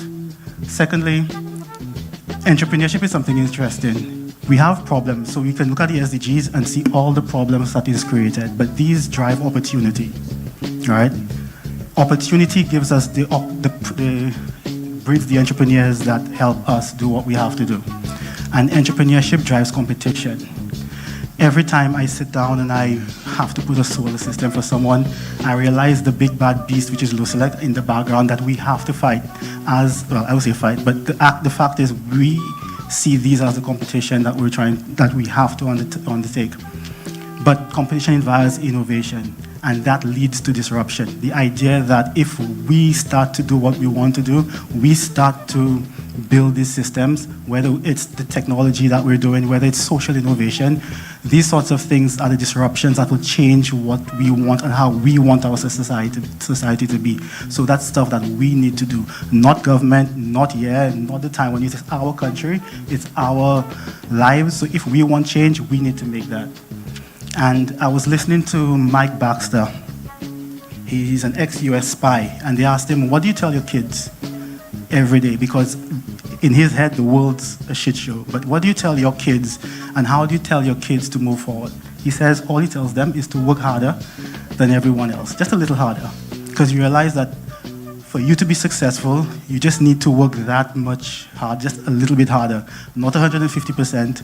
Not everyone tells you, you don't have to kill yourself, but just work that much harder than everyone else. And that will give you the opportunity to be able to change things. So, short, to the point, sweet. Thank you.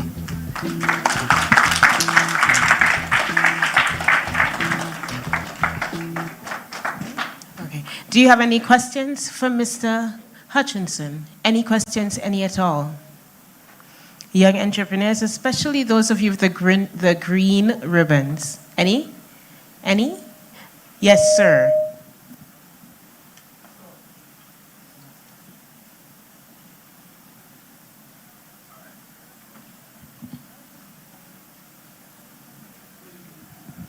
My question to you is pretty much, you've said a lot about trends and where we're going. Really, I want to find out, like, what is the most viable way for us to capitalize on the trends that are happening in the most economical way for us being from small island developing states?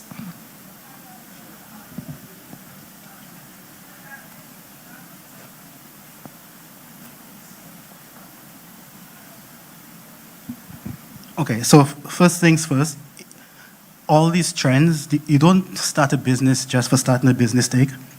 Everything is, you need to solve a problem. So the first things first, it's about solving problems. And that opportunity is what you need to explore. So I remember sitting down with my friends and he was saying, Jade, I want to sell solar panels. And I'm like, yo, I'm not selling solar panels. That's a waste of time. It'll be a fight to the bottom. But I did some research and spent a little bit more time looking around and trying to understand what the actual problem was.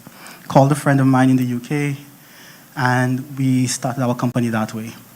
But first things first, the idea was it has to be people focused. How do we solve the problem of you getting energy at the cheapest cost that you can get, right? So it's about solving problems. The next thing you do is you realize that, I mean, some people may disagree with me, but the funding to do these things or to start a business is pretty much very difficult to find, and in some cases unavailable. So my approach has always been, how do I start a business with no money? How do I progress using the capital that's accessible? So how do I create a business model that can scale without money? And once I know how to do that, the additional funds that come in will help me scale faster. But that plan of where am I today, where I need to go, I have that problem, how do I solve that problem and scale, all that's based on how do I do that with as little funds as possible. So getting the problem right, and I find that very often we don't get the problem that we're trying to solve right, and that takes some work. And then the next thing is just committing to doing it, because if you're not committed, the sleepless nights, the emotional damage you'll get, the peaks and lows every day, these things will send you crazy. So I know some of the entrepreneurs in the room, actually every entrepreneur I've spoken to has told me the same stories. I've been stressed. There are days I don't know where my next $5 is coming from, but these are the challenges that you have to go through and for you to make it out on the other end. So I think if you want to do it, you just have to take the step and jump in and do it. Thank you. Thank you very much. Thank you very much, Mr. Hutchinson. And you will get an opportunity at lunchtime for you to discuss further one-on-one with Mr. Hutchinson. Our next presenter, Mr. Patrick.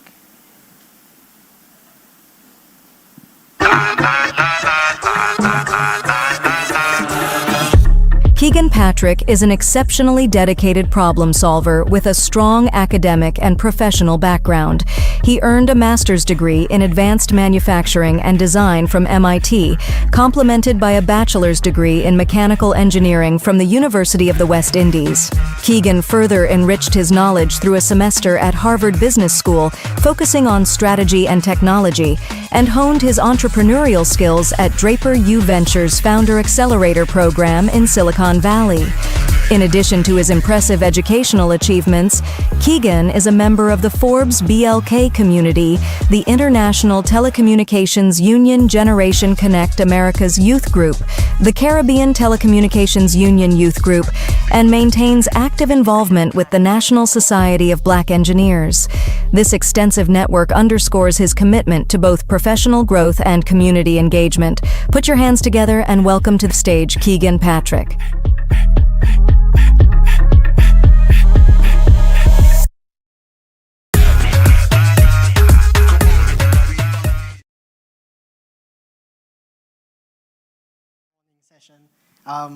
I won't be able to beat the soca. I maybe might not be able to beat a great presentation before by Jade Hutchinson. Can I also get the PowerPoint slides on the screen? Cool. So I just wanted to start a little bit about who am I, why it may be interesting to listen to me or maybe not. But my name is Keegan Patrick. I'm the co-founder and CEO of Optronics and Earthbid.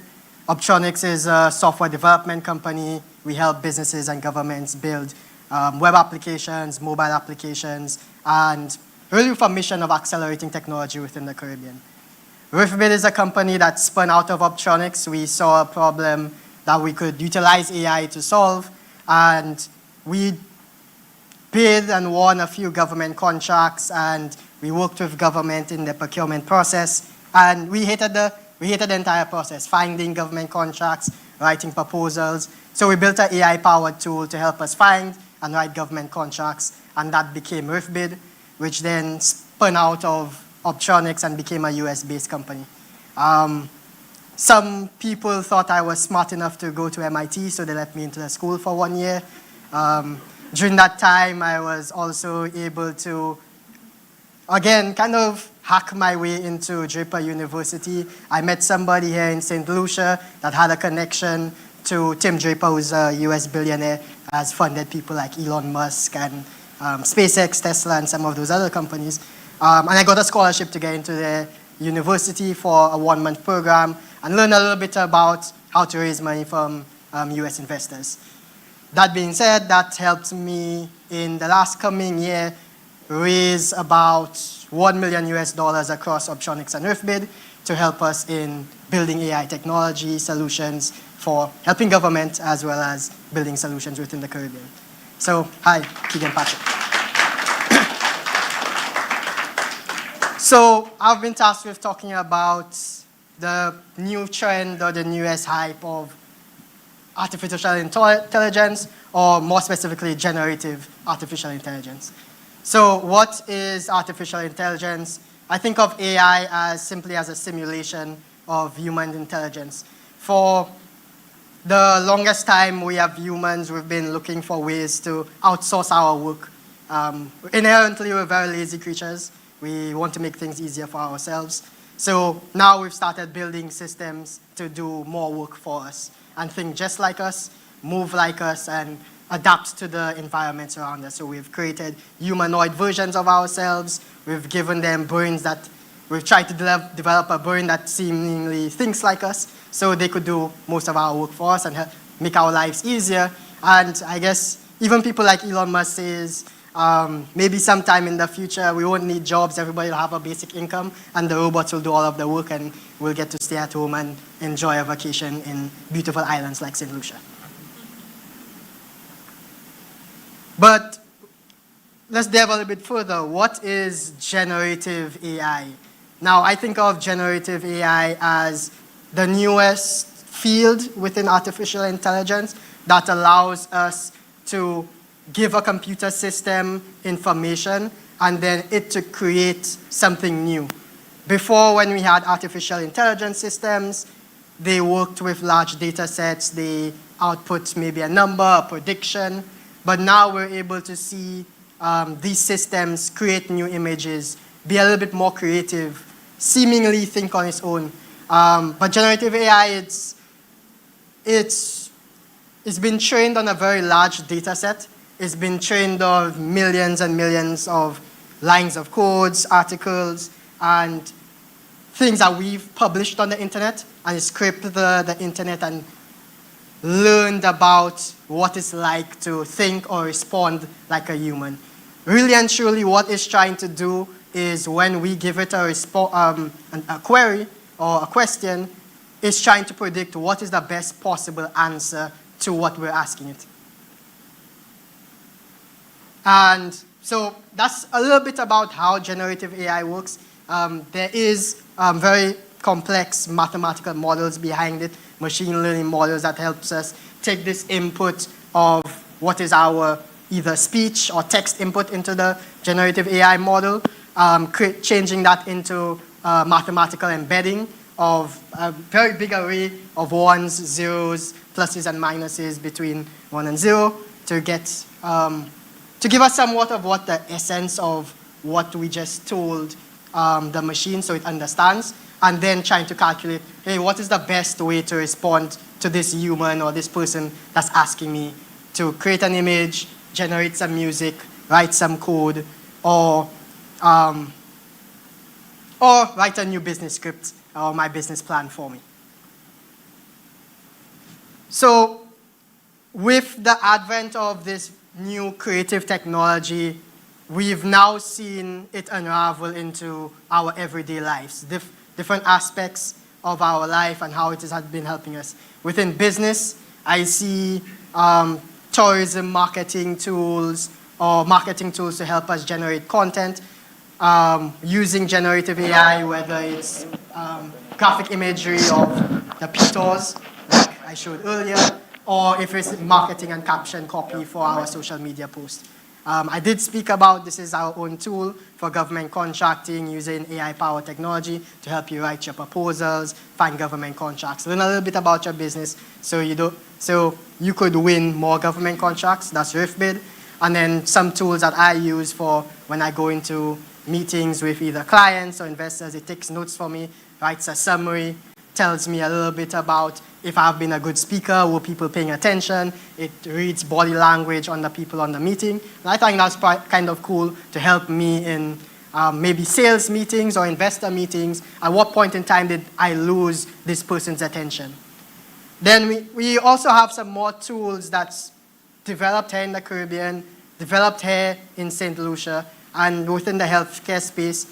Some people may know companies like Ministerial Health. They're digitalizing healthcare record systems, and also they're helping our doctors with taking patients' notes and making their patient-client interactions more seamless and digitizing that process using some AI tools within that process as well. I'm a very good friend of the CEO of Ministerial Health. I hope I didn't butcher his founding story. Also a good friend of mine recently launched another tool, Gentech Analytica. They're a startup business. I think they're also a YA client or trying to be a YA client. But they're going into the genetic medicine space and also giving some AI recommendations on what can you, when you get your genetic test and some idea of your genetic makeup, what lifestyle changes or what lifestyle recommendations based on your genetic makeup to help you either improve or excel in various areas.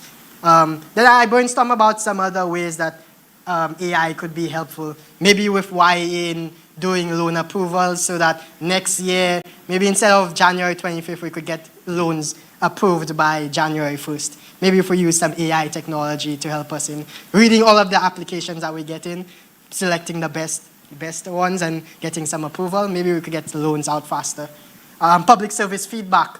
I think if we also have a system where we can collect all the feedback from our public service or the public on maybe the roads, maybe the election process, maybe a new policy, and we collect all of that feedback, and then we can use that to generate reports and then submit to cabinet so that our ministers say, hey, there's 100 people talking about this pothole or this the crime problem or this particular area, and here are some recommendations of policies that we could implement or initiatives we could undertake within the public to help address this particular problem that's faced, or there's this sentiment, general sentiment within the public.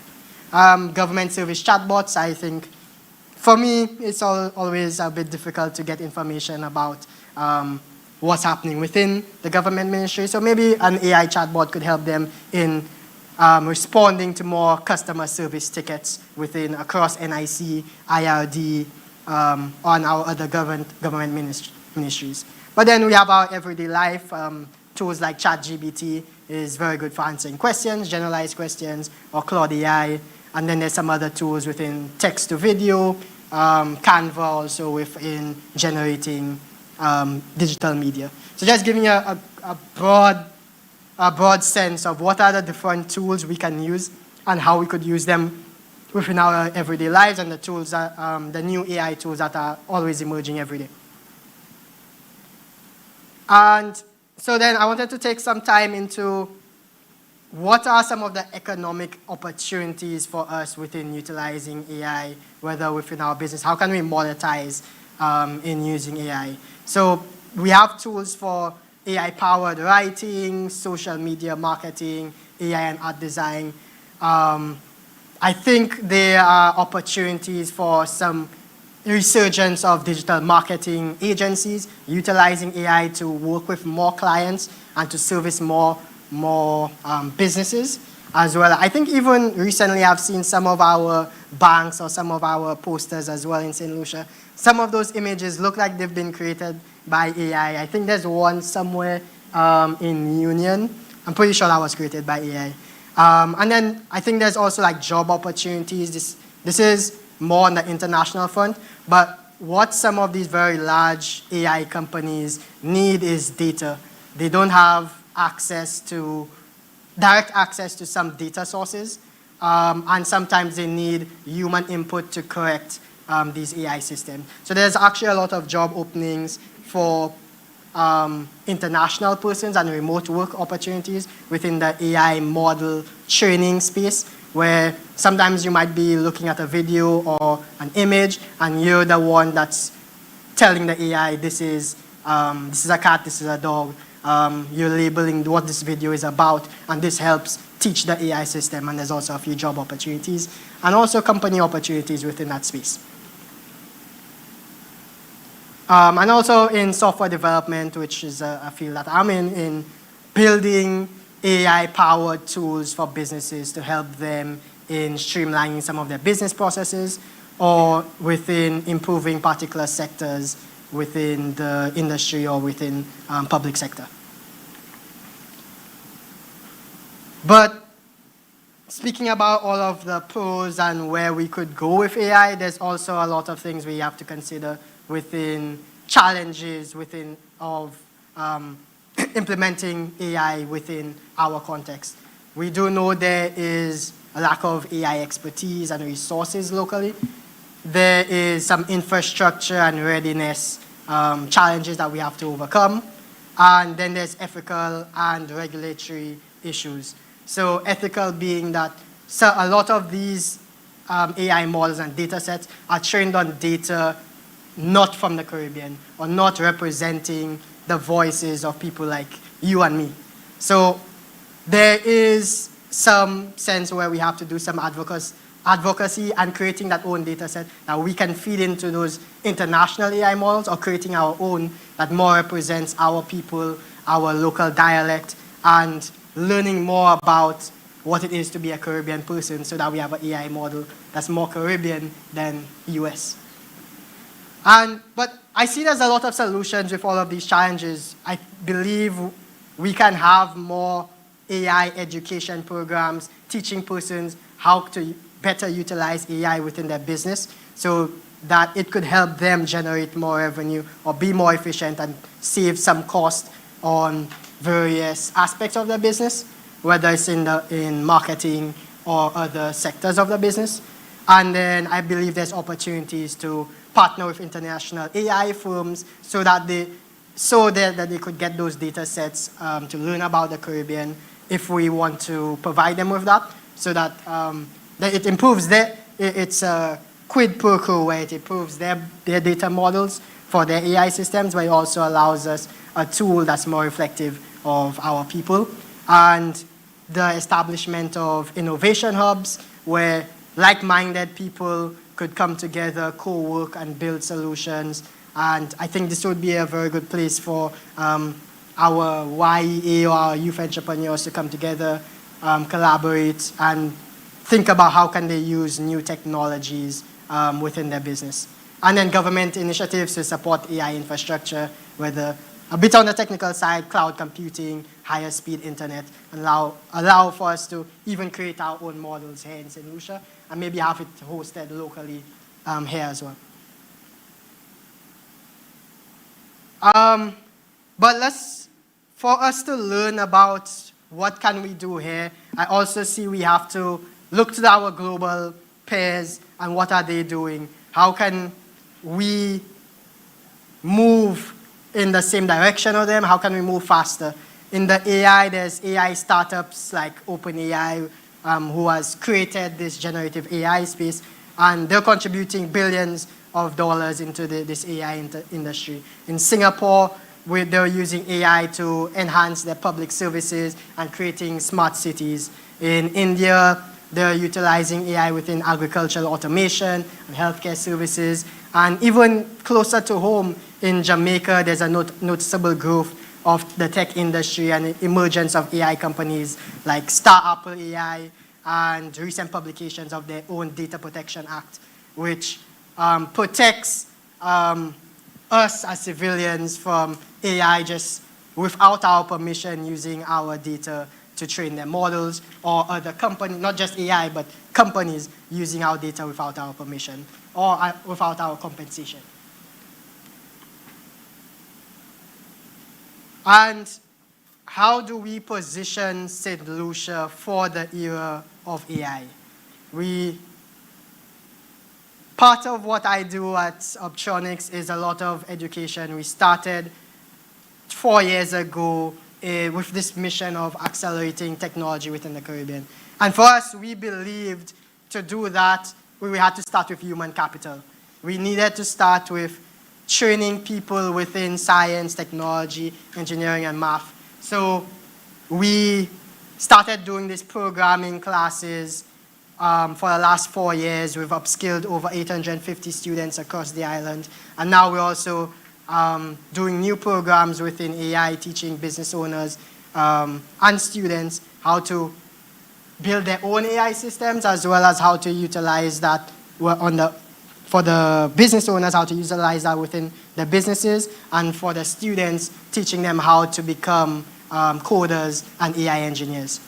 Then I also see public sector and public and private partnerships playing a key role in positioning St. Lucia for the era of AI, being able to collaborate between businesses, government, and academic institutions to allow for a better pipeline of our talent being groomed in these academic institutions, and then funnel them into our youth economy businesses. Can we have internships for the young AI engineers, or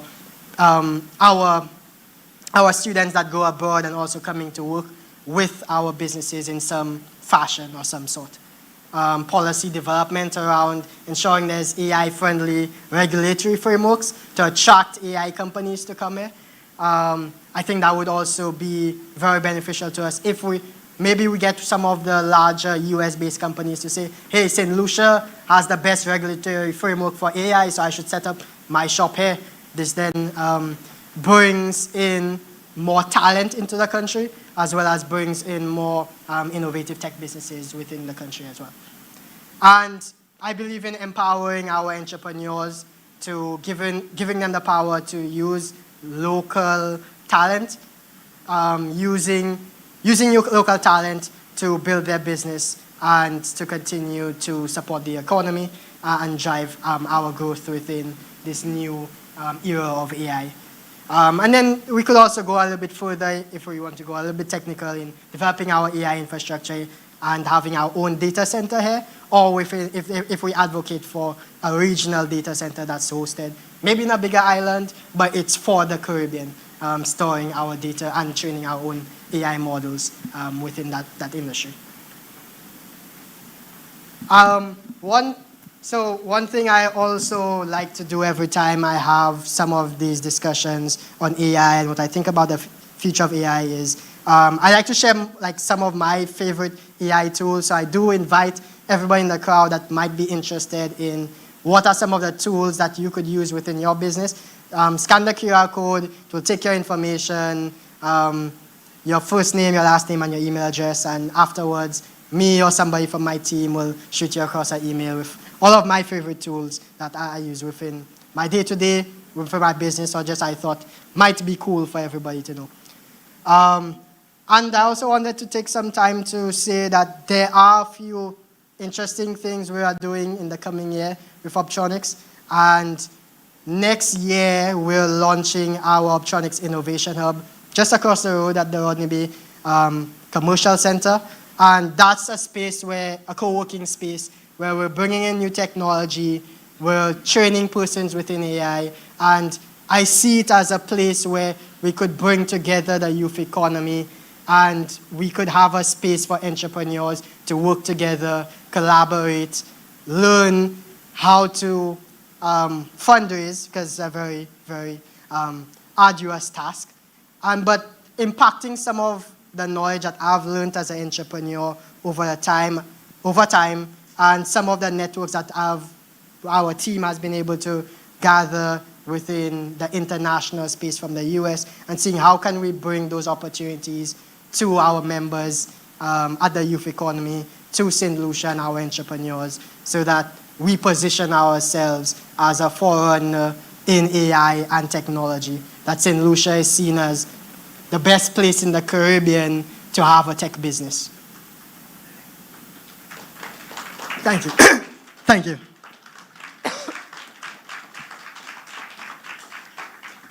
Okay. And I also may say that I also have one of my team members here, so if anybody is interested in becoming a member of the Optronics Innovation Hub that launches next year, she would love to take your number and we will stay in contact with you. And I pass you over to our lovely mistress of ceremonies. Thank you, Keegan. I think I would like, before you disappear altogether, just put back the slide where you were asking people to scan the QR code. And the reason I'm asking you to do so, because I don't think the room heard that you want to position St. Lucia so that we can be a leader in AI. And I don't know that we say this, usually when we speak amongst ourselves about we don't understand what we have here in this country.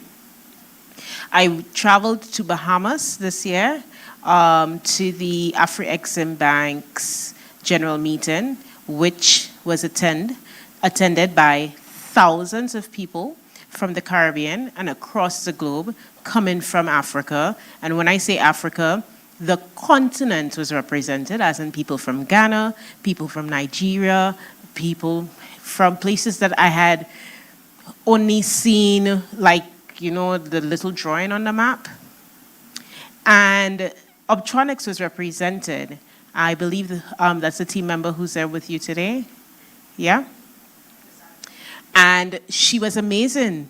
This young lady from St. Lucia, who was there amongst people like, to give you an idea, some of the people who were attending were Viola Davis, Wyclef Jean, Rick Fox. I don't think you understand how big this was. And this young lady held her own as a St. Lucian with a St. Lucian AI company started by young people all below the age of 30.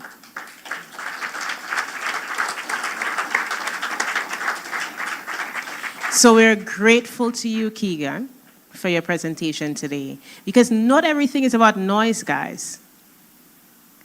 We love the excitement. I love the excitement. I'm a Caribbean girl and I love good music. I love good food. I love good alcohol too. But there's sometimes the message comes gentle, sweet, just like what was just delivered. And you have to listen and take the information too. All right? So I wanted to do a giveaway quickly because the next person is going to be dynamic. This giveaway is for a gentleman. So a gentleman can win the giveaway, or a young lady can win said giveaway because it's Christmas and we never know what to get the men in our lives, right? Because they like to say that we are difficult. But simple flowers for us is like a big deal. We put it up on Facebook, we put it on Instagram, I get a little flower, right? You go by M&C, you get us a nice little package with some nice sweet smelling cream, a little something, a little smelly, you know? And we happy. But then time for y'all, you already have a wallet, so we can buy you a wallet again.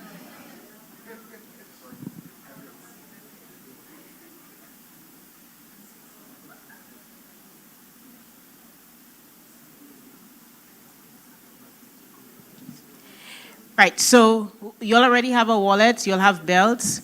If we have to, our grandmothers already tell us, do not buy shoes for y'all because you will walk right out of our lives. So we just never know. We just never know what to get y'all. It's really very difficult. Like y'all think y'all easy, but y'all ain't. Okay? But this product is from Beardcraft because, you know, y'all are the beard gang now. All young men have beard. Grown men have that salt and pepper going on. All right, so our next giveaway is from Beardcraft, and Beardcraft, and in that you'll get a beard balm, beard oil, beard brush, beard scissors, and derma roller, also from a client of the Youth Economy Agency.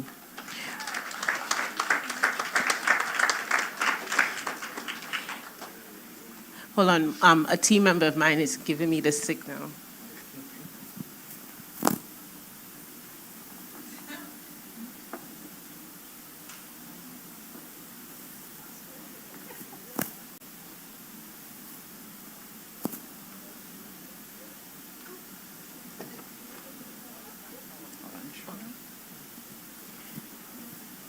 Okay, so this is the package. Packaging is important.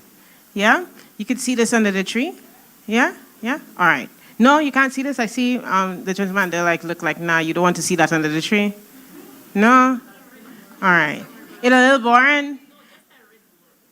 Pardon? Oh, tied for red ribbon. You see, that's how ladies do, you know. And we take the thing and we nice it up. Okay, so on what day did the Youth Economy Agency officially open its doors? Its doors. Mm-hmm. On what day did the Youth Economy Agency officially open its doors on 27 Chaussee Road, Castries? All right, April 2023. You have one. April what though? Monday 3rd. All right, come. Okay. So, Ms. John, with that, let's have Ms. John, please, her introduction. Natalie John, CEO of Dreamy Weddings, celebrates 24 years in the destination wedding planning industry. This savvy and trend-forward entrepreneur, who oversees a portfolio of growing businesses, started with Dreamy Weddings operating in 2 destinations in 1999 and has grown to operating in 13 Caribbean destinations. Recognized by leading media outlets, this recipient of the A-list wedding planner designation by Destination Weddings and Honeymoons magazine in 2010, Caribbean Wedding Planner and Offsite Wedding Planner of the Year 2018/2019 by Caribbean Wedding Industry Awards. In 2019, won the St. Kitts Business Excellence Awards by the St. Kitts Tourism Authority, and in 2022, named one of the 100 most influential people in the event industry by Eventex. In addition to being a certified wedding specialist, she is a chartered governance professional with the Chartered Governance Institute of Canada and a trained florist with experience in securities, tourism marketing, and export credit. Born and raised in St. Lucia, Natalie studied commerce, finance, and marketing at St. Mary's University in Halifax, Nova Scotia. Ladies and gentlemen, please put your hands together as we welcome Natalie John to the stage. Good. Go? Okay, great. Good morning, good afternoon, everyone. I know it's a hard act to follow everybody who's been here before me, so I'm going to say, come on, I have 30 minutes, but I'm going to try and wrap this in 20 minutes because I know it's lunchtime. So can we just stand up to give the youth economy folks a round of applause? Come on, guys. I think this morning has been awesome, and it really took me back to my days. It took me back to actually 1996 when I started. You could sit down now. When I started with the government of St. Lucia as the marketing specialist in Ministry of Commerce. Back then, I think I was maybe 23, thereabouts. So really, I have to say, I commend Crystal, Brian, and the entire team at Youth Economy and the government of St. Lucia for having an agency like the Youth Economy. And to tell you, the youth who are here today, as well as those who are on the virtual platform, this is something that you should take every opportunity to learn from, because this 25 years ago we did not have, but it's an amazing tool. And all the speakers before me gave valuable input. And for me, when you hear I share my story, I'm always thinking outside of my space, outside of St. Lucia. So to have Skinny Fabulous here to show OECS unity and actually beyond, I think is amazing. And also to see the Youth Economy having St. Lucian speakers giving you valuable, very valuable information, I think is truly amazing. So let me just start by introducing you to who I am, Natalie John. And I'm also excited because my brand logo, I'm launching here today now, but I'm actually going to start my coaching and mentorship in April of 2025. And what does the NJ stands for? So the N really represents our Twin Peaks, the Petors. The J, the fluidity of the J represents my time that I spent in St. Kitts. So I left here in 1999, and I went to St. Kitts to work with the central bank. Then I moved on to become the very first employee of the stock exchange in St. Kitts for the Eastern Caribbean. And then in 2005, my business, which I started, and I'll go into more details, was growing at a rate faster than I had imagined. And so I left that in 2005 to start Dreamy Weddings as the manager of Dreamy Weddings. And so this actually, the NJ, just speaks to who I am, St. Lucian, born and raised, but the entrepreneurial journey within St. Kitts for the last 25 years. And the star, the Northern Light, just guiding me in terms of me being able to share my journey to empower yours. So my topic is investing with passion, possibilities, and purpose, and how to build, I think, thriving businesses in St. Lucia. So what are you going to learn with me today? You will learn how to turn your passion into a business, and how I was able to do that in 1999, and this coming year makes 25 years of being in business, as not just being in business, but running a successful business. Too many times we start, and then you look for us in 2-3 years, and we are not there. Because why? The tough times come, and you don't think you have it in you to continue. And I'm here to tell you that if I'm able to do it, I think you can do that as well. How to look at possible funding options. So yes, you have YE giving you some grants, but there are other opportunities. But with the opportunities also comes a change in your mindset if you're going to accept some of those opportunities.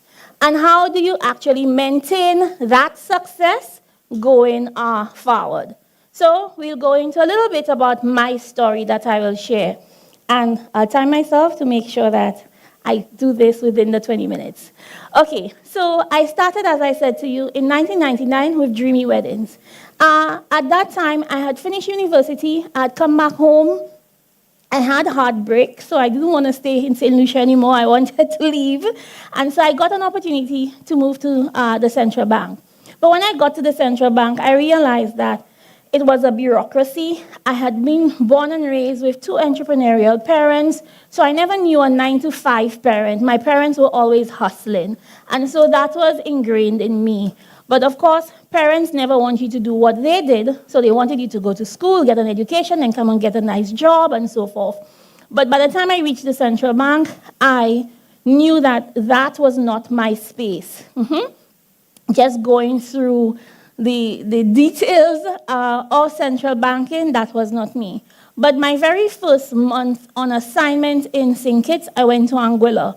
And coming from St. Lucia, going to St. Kitts was not fun because I left my big island, 238 square miles, to go to Little St. Kitts, 68 square miles. So it was a rough transition for me. But when I went to Anguilla, I saw white sand, right? Now, I thought in St. Lucia we had white sand, right? And then when you got to Anguilla, you saw the powdery, really white sand. So that amazed me. So every afternoon after we finished work, I would go back to the hotel, go on the beach, just walk it because I was really intrigued by that. And then I saw a couple getting married on the beach. So that was my first foray into destination weddings. Couple months, weeks after, I got an email from a random person asking me about getting their vows renewed in St. Lucia. Now, at that time, the internet had just started off, right, 1999. I answered all his questions, but then I asked him, how did you find my email address? And he wrote back saying, there was things called lists, country lists, and you would go on and you would see different people's names. And so out of the hundreds of email addresses, he decided to pick mine to ask the question. So I answered him. He came back with more questions, and we continued that for a couple of weeks until, of course, the entrepreneur in me says to him, do you want me to offer you a package, right? A wedding package. And of course, he came back and he said yes. And right there, I'm like, oh my God, I'm at Central Bank. You're not supposed to moonlight, right? You're not supposed to do those things. Here am I going through this, and I don't know what to do. So I said a little fib. I said, I'm traveling for the next 2 weeks. So give me 2 weeks and I'll get back to you with a package. He came back and he said, sure. That's when scary. Went to the bank, find out, how do you do a wire transfer and stuff. Started looking on the internet and looking for wedding packages and so forth. Long story, I was able to put together something for him. I sent it to him. He came back. He accepted. How do I pay? That time, pick up the phone, call my mom. Mom, this is what I did. I don't know how I'm going to do this. You will have to do this for me and so forth. Call my friend Stephen, who's a taxi driver. Hey, Stephen, how much are you going to bring somebody from the hotel to Pigeon Island? And everybody came together. I had a supportive base, helped me. We got the wedding done. My mom actually got Andrea Goose Foster, who had married them 10 years prior, to come and do their vow renewal ceremony. It ended. I paid everybody. And in the end, I think I had like $300 and something left. And I was happy. Why? I felt I had done absolutely nothing, right? And to have $300 and something left in my, after I did my expenses, even paying my mom, I think I paid my mom like $100 US. I thought, wow, God is talking to me because he knows I hate St. Kitts. He knows I don't like the job at Central Bank. And so this was an opportunity. And this is how I say to persons, that's how Dreamy Boy Weddings was born. I normally say it's divine intervention. Because throughout my career, I didn't know what I wanted, but I knew what I did not want. And so my dad used to be in furniture manufacturing, retail, and so forth. My mom had a boutique, a restaurant, Majon's Boutique, Majon's Restaurant. I didn't want that kind of work, but I didn't know what I wanted to do. So I just went through the motions of doing school and stuff and hoping that somewhere along the line, I would eventually get to know. I didn't, but God found a path for me. A friend bought me a book afterwards called StrikingItRich.com.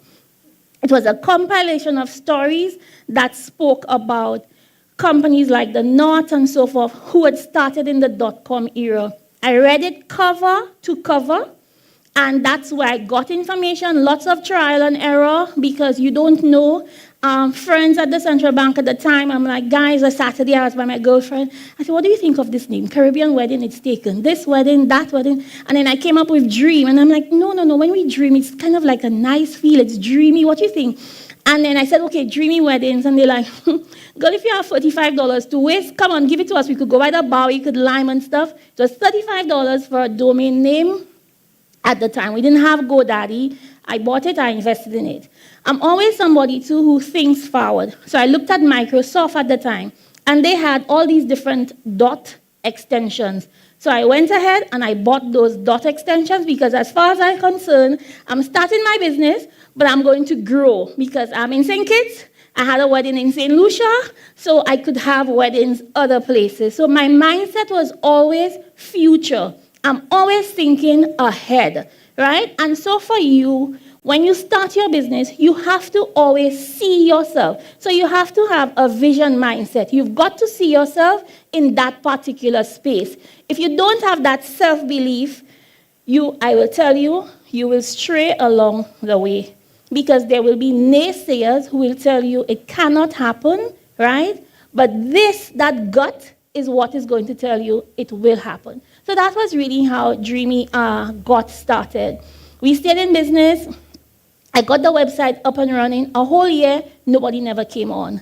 Until a year after, I got my very first client on being on the web. I did search engine optimization. And about a year and a half after that, Windjammer Barefoot Cruises, which was a yacht company coming around the islands, came through, and they actually asked for a planner in 5 different Caribbean islands. And I thought, well, I did it in 2. Why can I not do it in another 3? And again, my base, where I started with Government of St. Lucia, at Ministry of Commerce, that helped me because being the marketing specialist, I travel to the different countries around the region and internationally. I make friends, I maintain friendships because you never know when you may have to do that call. So it's not just about, you meet people here today, you network, you take their cards, you put it into your phone because you don't know when that opportunity is going to come where you have to say, hey, Peter, remember me? We met at the Youth Economy Investment Forum. And then, because people are always willing to share. We think they are not, but they are happy to share. So take this opportunity and network. I did that, and I was able to start. The internet, I always say, is the one tool that has given us, being small islands, small people, whatever you want to call it, the biggest opportunity. Because why? You have all the access, you can have all your products, all your services online, and you can compete with a giant elsewhere. And it's even getting even better. And I heard the gentleman from Optronics. Now you have AI, right? The key to AI is, what do you tell AI? So if you're afraid of AI, I'm saying to you, do not be afraid of AI. Whatever stage you are, ask it the questions. You think you are not doing well in another area or you do not have the expertise, tell AI, hi, and you could type it in. I am doing icicle pops. I want more children between the age groups of 5 and 10 to buy my icicle pops. What are some of the things I could do to convince the parents to buy my icicle pops? You might be amazed at what AI is going to shoot out to you. So don't be, okay, I want to sell icicle pops. No. Tell it exactly what you want to do, and it's going to help you. It's going to give you a guide that you're going to push through. So I did that with Dreamy Weddings, and I continue to do that with my team. And then now, how did I get into florals? So having weddings, and we actually did weddings in 5, and then eventually we grew to 13 Caribbean destinations. We got the opportunity with Royal Caribbean in 2005 to do their weddings throughout the entire Caribbean. And then we were able to open Falmouth Port for them, right, when they went into Jamaica with that new port. So how did we get those opportunities? Because we were on the internet, because we were able to showcase what we could do by giving ourselves one opportunity, doing the job very well, and then continuing to do them in multiple destinations. Sad part for me is that as I stand here today, I do not have a competitor. And I think that is sad. Why? Because we stay within our box, and we think that this St. Lucia or St. Vincent or wherever is our space. But if you want to become future millionaires and top business persons, you've got to take the risk and go outside. Our governments have negotiated wonderful agreements with OECS and CARICOM and so forth. So you have to see, once you could do it in home, you can replicate it everywhere else. You have to believe that. You have to network with other persons outside of home to be able to see what it is that we can do more of. So trust yourself, make sure that you give yourself that opportunity. And so for florals, I come from a family with only girls. And I always thought my sisters are the talented ones and the creative ones, and I only got the business sense, nothing else. I was not creative. I started the floral company in St. Kitts. I hired a florist. We ended up parting ways because some financial stuff, got another florist.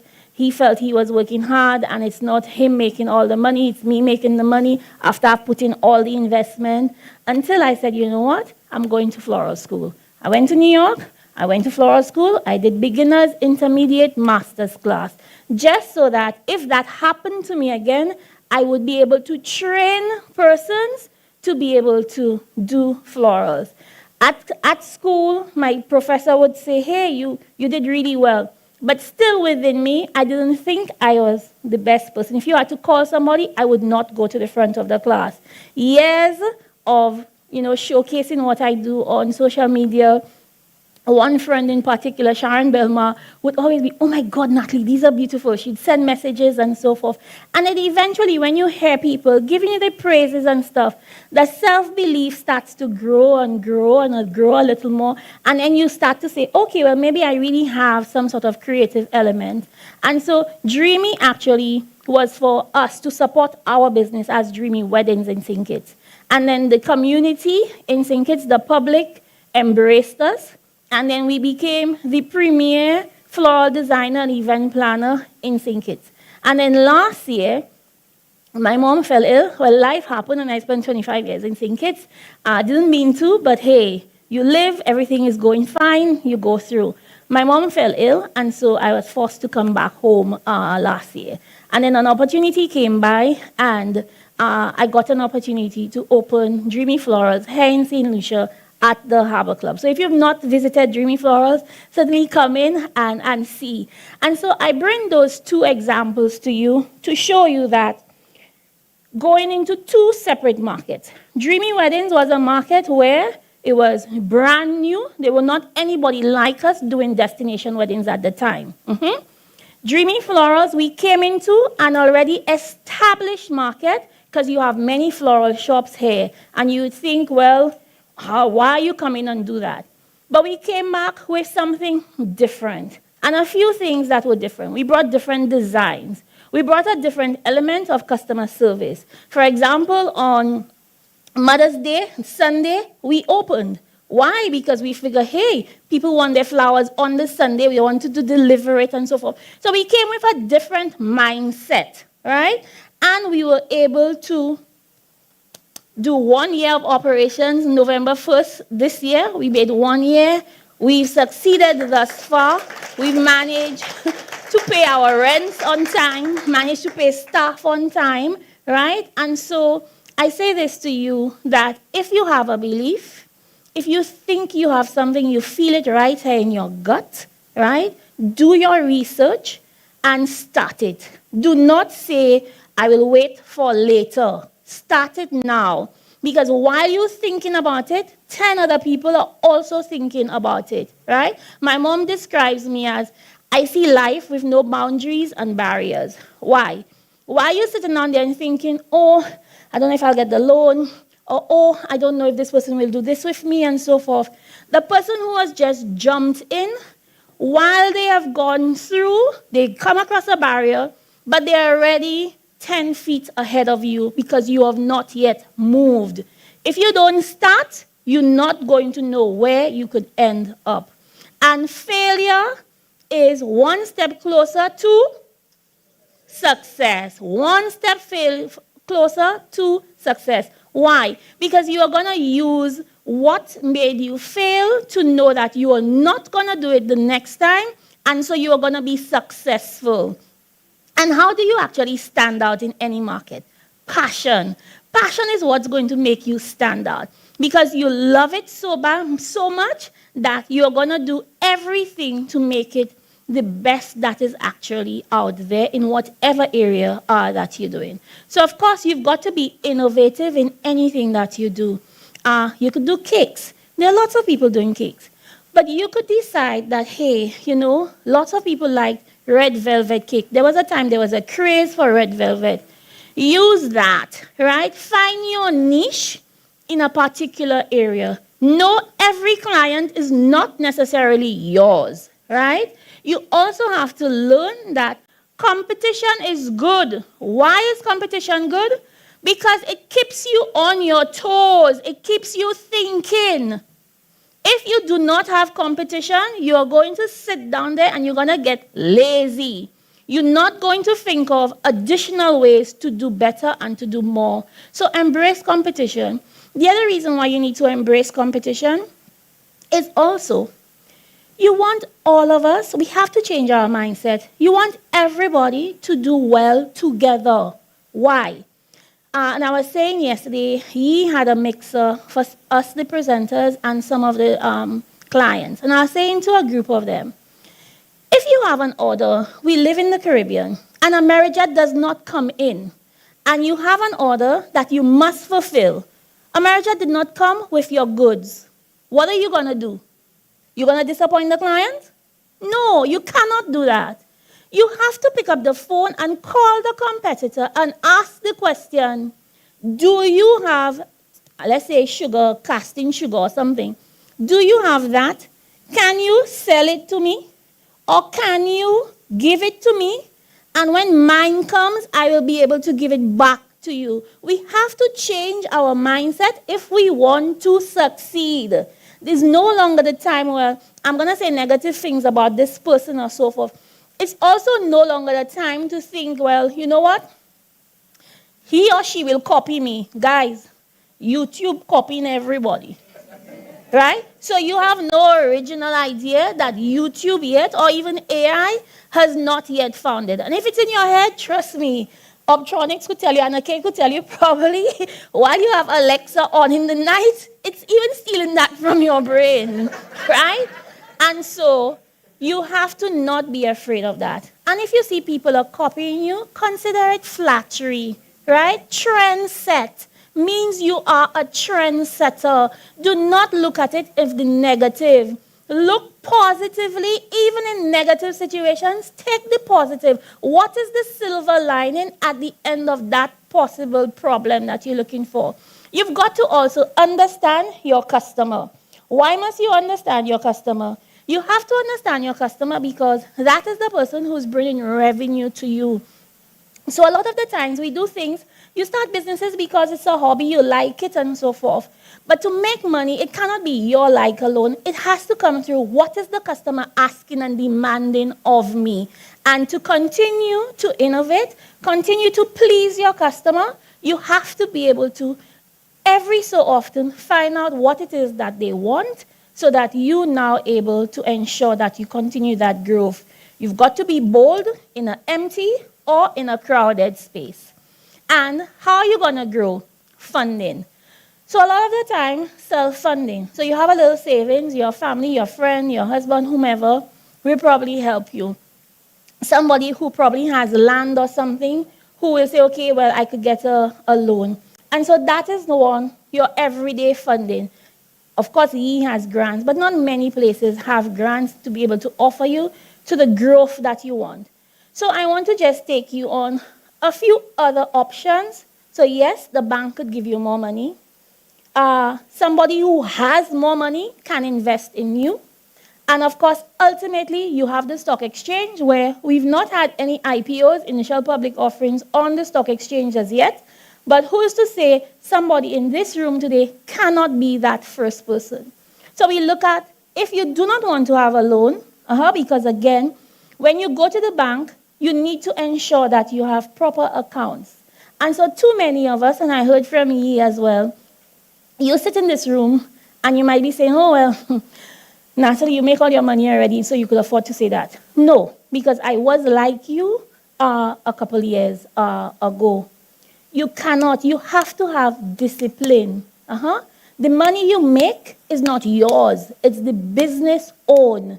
You have to be able to know that you cannot just go and take the same $20 somebody give you to just go and pay a bill. Discipline. If they pay you on the 13th, the bill is due on the 30th. Put it in the bank. At the end of the month, you will see the totality of what you have, and then you will start paying off your bills. Discipline is what's going to take you to your next level. If you're not disciplined, you will find you keep rolling in the same spot all the time, and you keep asking yourself, why? Discipline. And so the banks want to make sure that if they give you the people's money, which is even your money that you have in savings, how are you going to repay it? You have to show that you are a business person that they can count on because you're going to pay back. If somebody had guaranteed it for you, you have to be able to show that person that they can take that chance on you. The other part I want to give you is an angel investor. Who's an angel investor? You might have them sitting right here. Somebody has, say, $50,000 in the bank only giving you what, 2%, 1%. But you have a great business idea. But you need more money. But you have to think like you on the other side of the business venture. If you're going to take your $50,000 and give it to me to start my business, what do you think I'm going to ask you? How are you getting your money back? What you plan to do with it? What else? Returns. What else? Beg your pardon? What's the catch? No, come on. You have your $50,000 and you're giving it to me. What else are you going to ask? The what? A piece of my company. Precisely. And not just a piece of my company. You will want to have a say in my company. Because it's your money. And too many times as entrepreneurs, we get afraid.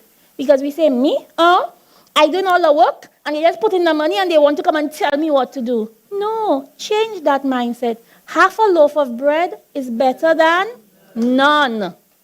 And too many times we sit down and we do not take the opportunities that come to us because we sell ourselves short. You've got to be open to different sources of funding. You also have to be true to yourself to know what is it that I do not have, that the person who's invested in me has. Of course, if they have $50,000 in the bank, they know to do something well. They're disciplined. They have the money, right? Probably they have know-how. They have specialty in maybe the marketing or the accounting and so forth. And see how they can form a partnership with you to help you grow. Because at the stage you are, you could only reach maybe $1,000 in sales. But if they come to you, you could move from that 1,000 to 10,000 or 50,000. So I just ask you, please, to open up your mindset to look at the possibilities in terms of funding. Setting yourself up for success. And I put this picture up because this is another St. Lucian who's doing extremely well in the US. That is Sean. He has fat fowl. He's gotten opportunities.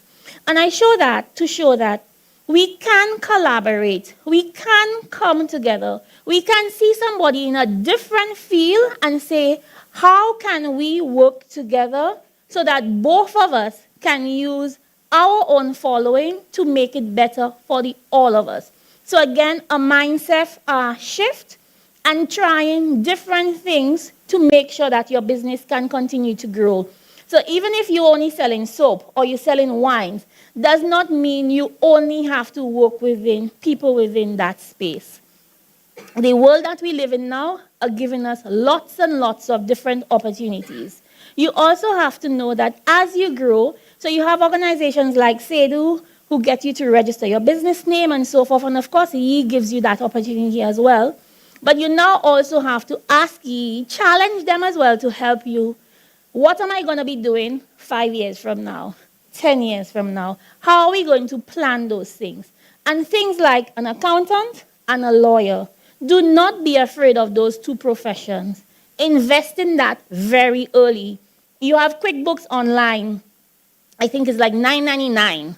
It's a bookkeeping software. If you cannot do it, you could ask go to the chamber, go back to ye, and ask, put it up on your status. You might be surprised what you get when you put stuff up, right? Invest in that. Somebody who could just help you with your bookkeeping. A good lawyer. Why do you need a good lawyer?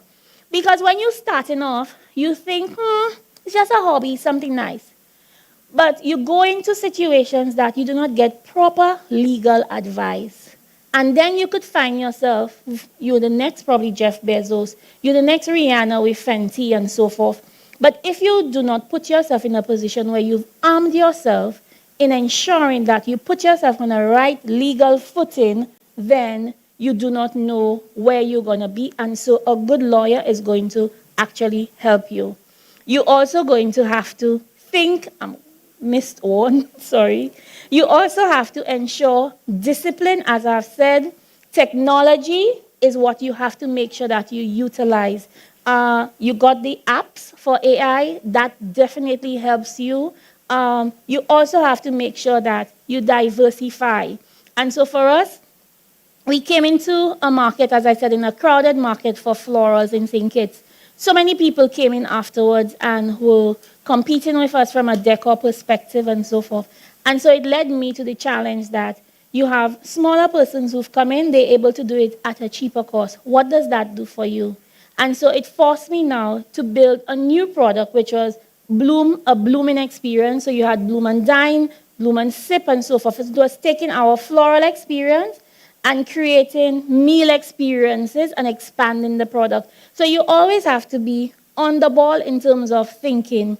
You have to also be able to break those goals into smaller, more meaningful steps to know how am I going to actually go and attack each small one before you look at the whole. Community, as you grow, it's hard, I know, in the beginning to speak community.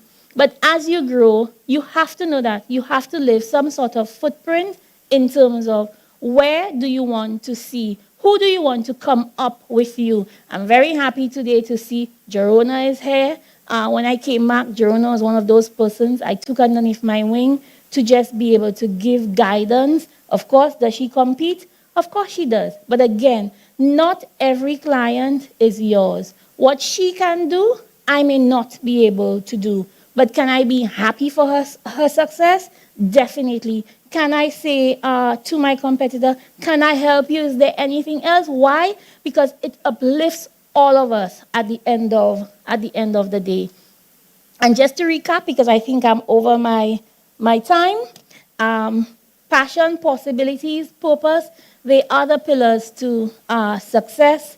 What do you want to do? You want to take the first step in terms of building your business. What are the key elements in your business? And one thing I did not touch on is your marketing.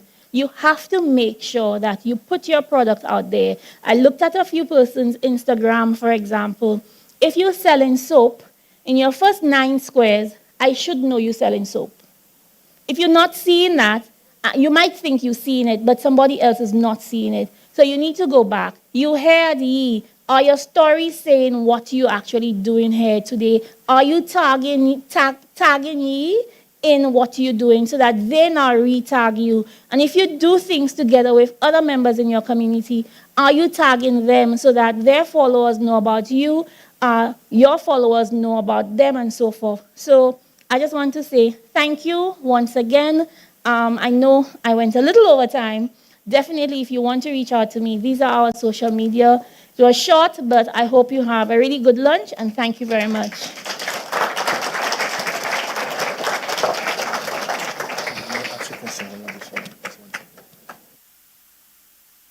Very much, Natalie. Thank you. Have you taken down all of the information that you need to take down? You know, y'all can just take a picture of the page now. All right. So what we're going to do is we're going to quickly exit to lunch because Harbor Club is saying that they have been waiting for us to eat for a hot minute. And we're going to return at approximately 1:15, 1:20. What? Sorry, 2:15, 2:20. I'm sorry. And then we're going to resume with Mr. Saul and our dynamic panel. All right? Thank you, guys.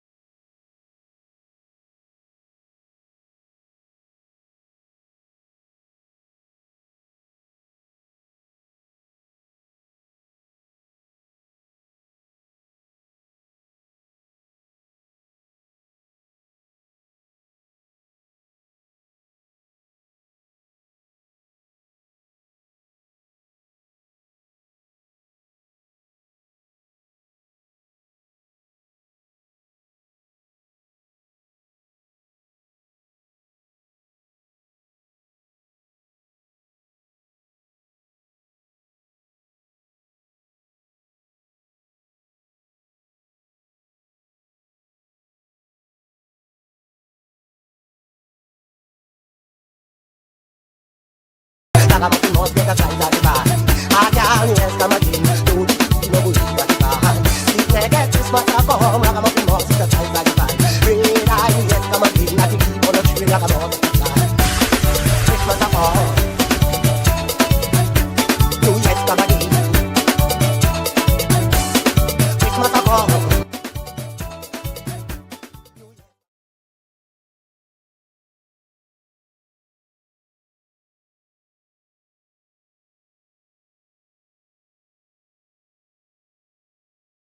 Presentation is loading. This giveaway is for the people in the room. Look how we started out with so many people this morning, and where did they go to? Anyhow, this race is for those who endure till the end. All right, so in my cup here, remember we advertised on social media that we have an early bird prize, as in the people who arrive early get a chance to win an Amazon gift card. Remember this? All right. Clive, I see you smiling at the back. We collected enough early bird prizes, Clive. Now, the thing is, the early bird prize, or else the picking's smaller because you all did not come early enough. So the few who came early, let's see. Is Team Soufre here? We're in the house because Team Soufre came early. Now, those of you who live in Grossley and Castries, y'all let Soufre reach here before y'all? That's always the case. Albeit that when Soufre got here, while signing up, will ask me, but where are breakfast? I did not know that we advertised breakfast a la Soufre today. But anywho, can somebody from the youth economy team come and dip for me, please? You know, we want compliance. Youth economy team, pa Riyadh. Somebody from the youth economy team. Y'all sitting at the back, y'all want me to call your name, y'all want me to put y'all on the spot. Team Youth Economy, thank you, Leah, for coming up. I see you stand up all energized and energetic. Ladies, ladies and gentlemen, put your hands together for Leah. Leah got a talking to yesterday, Raphael, and look now, Leah is demonstrating growth. Yes, Leah, could you please dip? One namer, one. We only have money for one Amazon gift card. All right, could you please let us know who is the winner? Elise. Elise. Is Elise in the house? She's in the, you know, she should lose her not being in the room. I'm kidding. So Elise, we'll let her know. Now you drop it back. All right. We'll let her know that you won. Thank you so much, Leah. Best helper ever. All right. So Elise, and we will contact you, Ellie, so that you will find out the details of your Amazon gift card. So you see, the early bird used to catch the worm, but since we live in the age of technology, the early bird catches Amazon gift cards. And one more giveaway for the people in the room. Before we left earlier, I had a giveaway for a gentleman.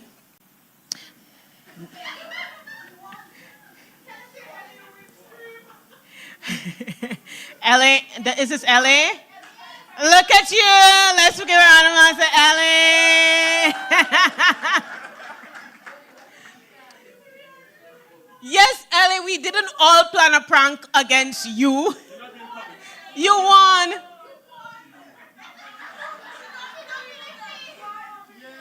Now, there is a certain young person. Where is the team? Don't worry, Ellie, we will contact you. It's your Amazon gift card, honey. The team from South Louis Community College, the students, where are they? Where's the young lady? There was one who was in great distress. Oh, that she lost her phone. Mr. Betty. They found it. What? I found something. I just want to verify if this something belongs to her. I think it does. She was sitting here before. Right. All right. Because I just feel like... Very distressed.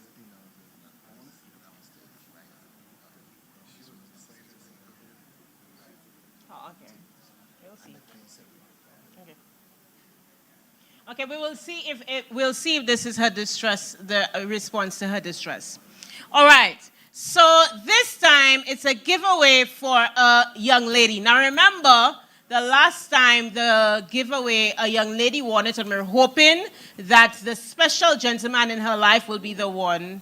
And the special gentleman can be her dad too, eh, guys? Remember that, yeah? Daddies are still important, yeah?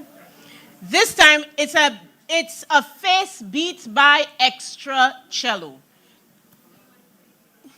Extra Cello is Shelby here today? No? Okay, but Shelby is a young man who has a very dynamic social media. Is this what you guys were looking for?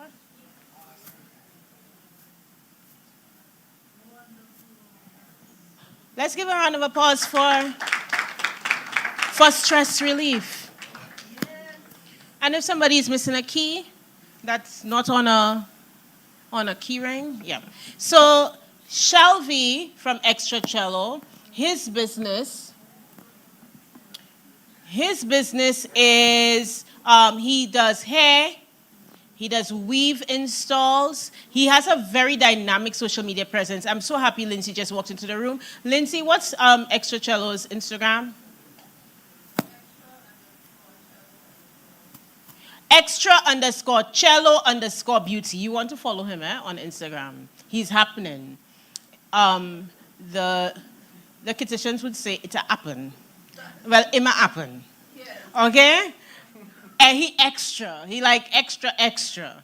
So face beats by Extra Cello. Let's see. What questions should I ask? Because you know everything about youth economy. Now you know when we opened.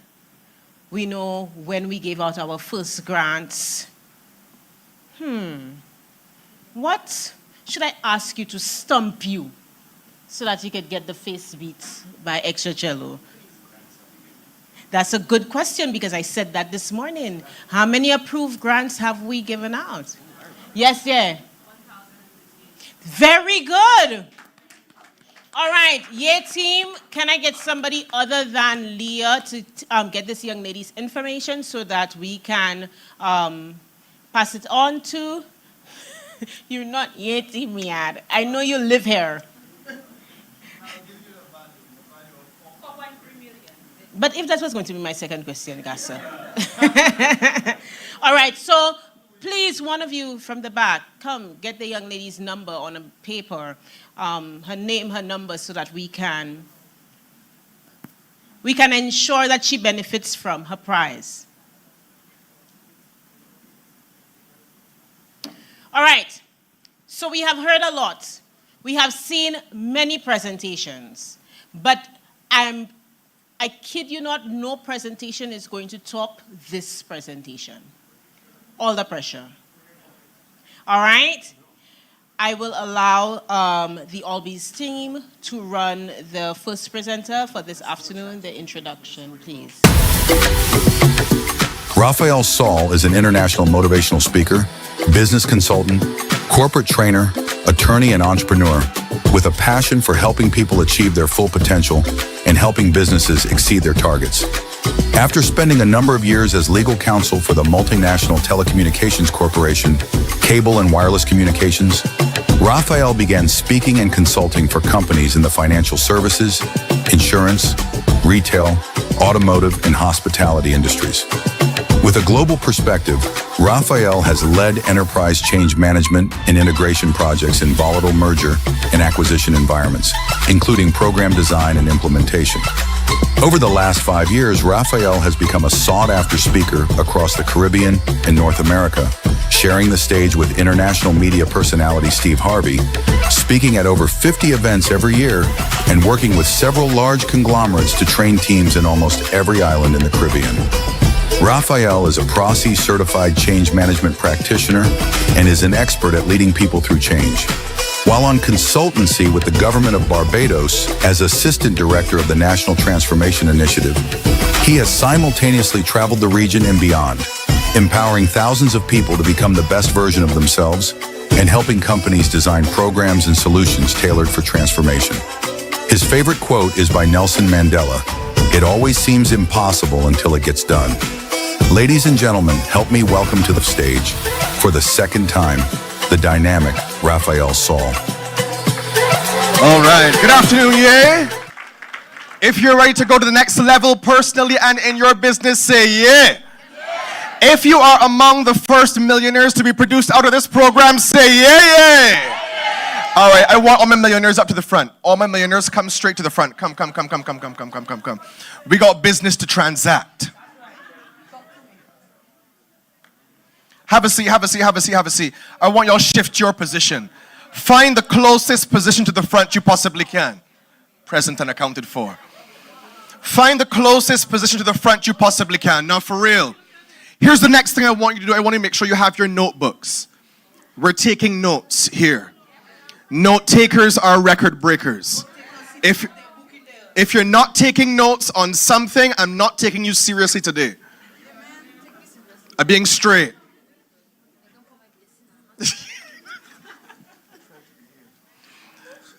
Get something to take notes. My challenge today that I've set myself is to challenge the way that we think about our businesses.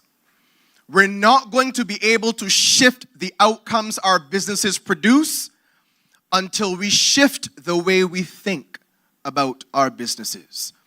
I believe in this room, there is tremendous business potential. I believe in this room, there are phenomenal entrepreneurs, millionaires in the making, and so on. But moreover, we're not going to see this potential come to light and be able to have the impact it needs to have in this society and in this region and beyond if we don't start by shifting the way we think about our businesses. 1931 was the year. What was the year? How many of you were born? Don't raise your hand, please. I don't even think so. In 1931, there was an Austrian automotive engineer who had a vision. Do you remember when you first had the vision for your business? If you do, say yeah. In 1931, this Austrian automotive entrepreneur had a vision. It was to create a vehicle that would match sportiness and performance with style and luxury. At the time, he was working with my personal favorite automobile company, Mercedes. I don't have it yet, y'all, but when I do, everybody gonna know.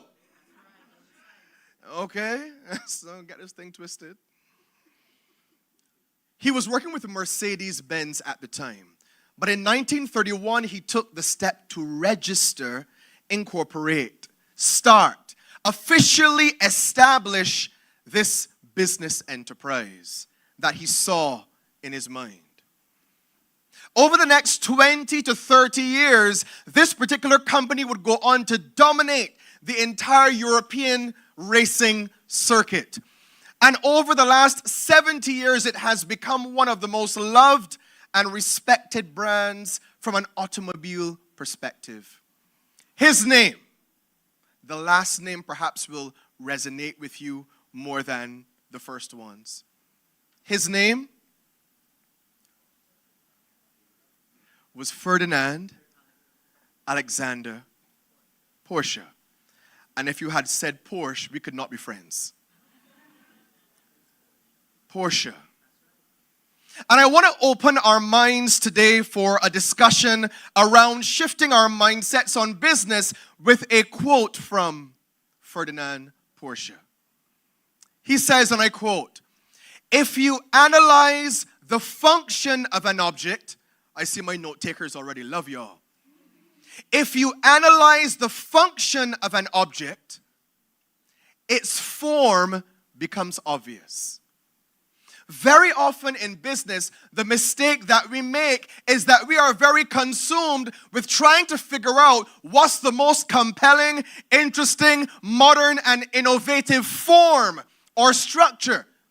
But we have not yet answered the first, initial, and most important question: what is its Somebody help me. What is the function? What are you actually trying to do? What is this business trying to achieve? If you can spend time analyzing the core and central function, your raison d'etre, you might be surprised that you're trying to structure a business in a manner that does not help you achieve that outcome. Let's start with making that shift. Thank you, brother.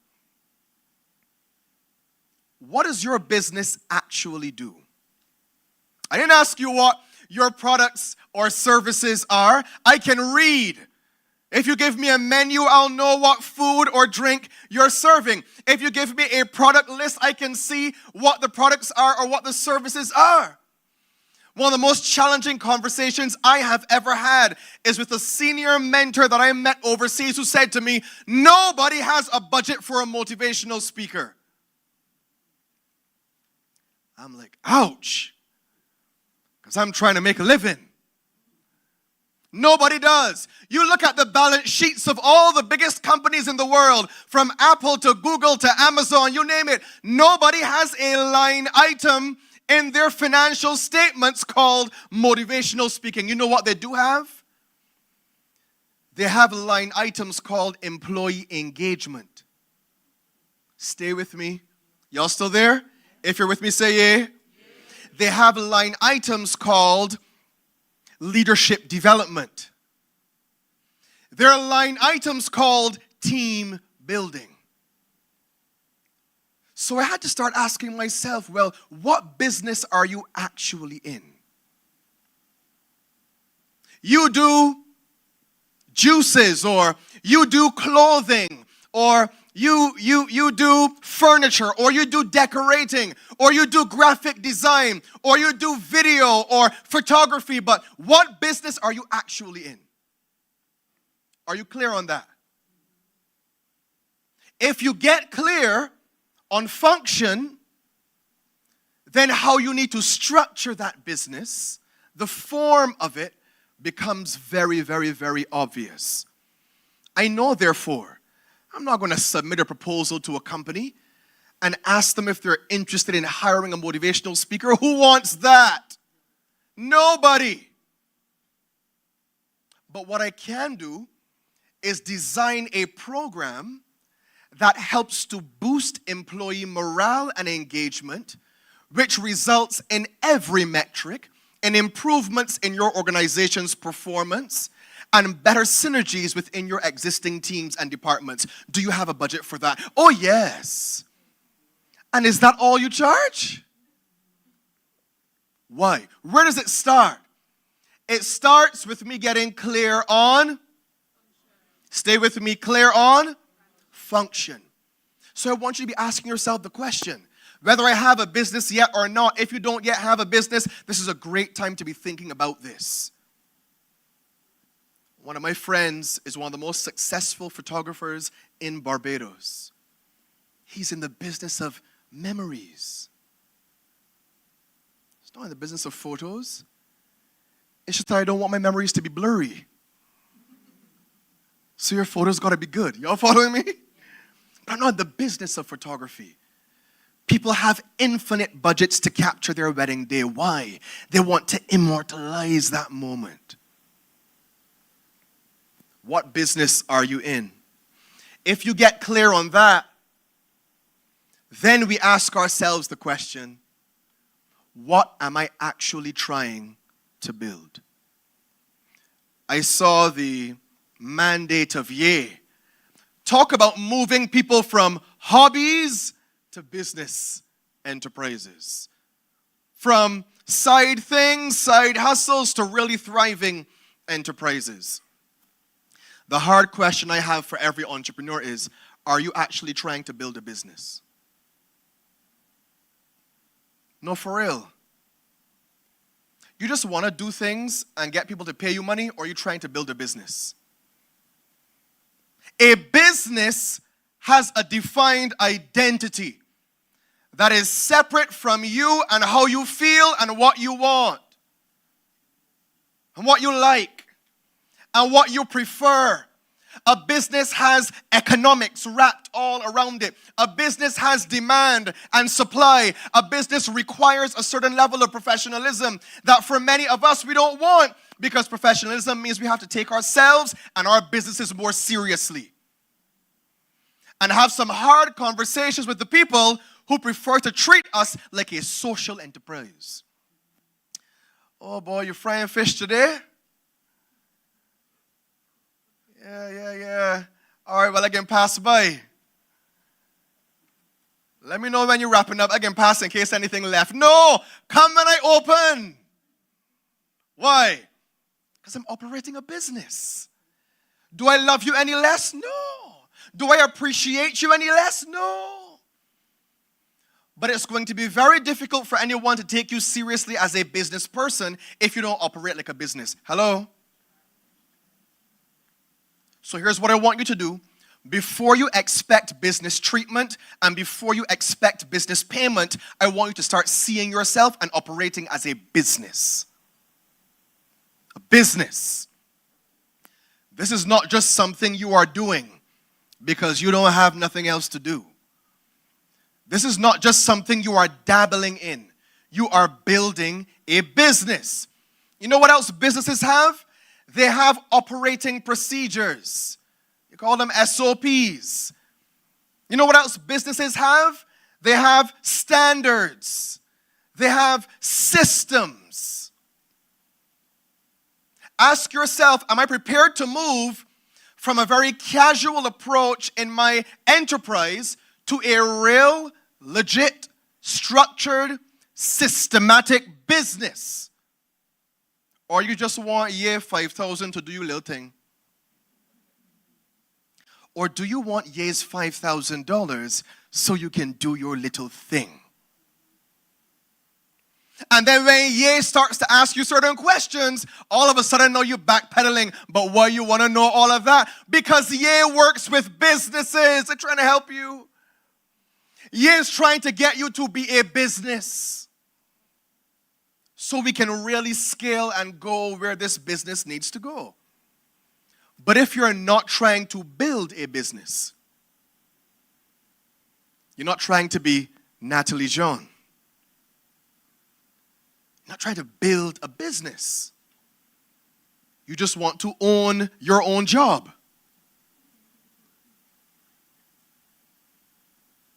There's a distinction. So decide, if it's a business I'm building, then I must be prepared to be business-like. That covers how you dress and how you present yourself. That covers the degree to which you have a level of comfort speaking about the products and services that you offer. That covers how people can find you and book your products or services and do business with you. All of this are essential components of you being a business. And if you set those standards, then being a business means holding yourself and everyone on your team accountable to those standards. If you're with me, say yeah.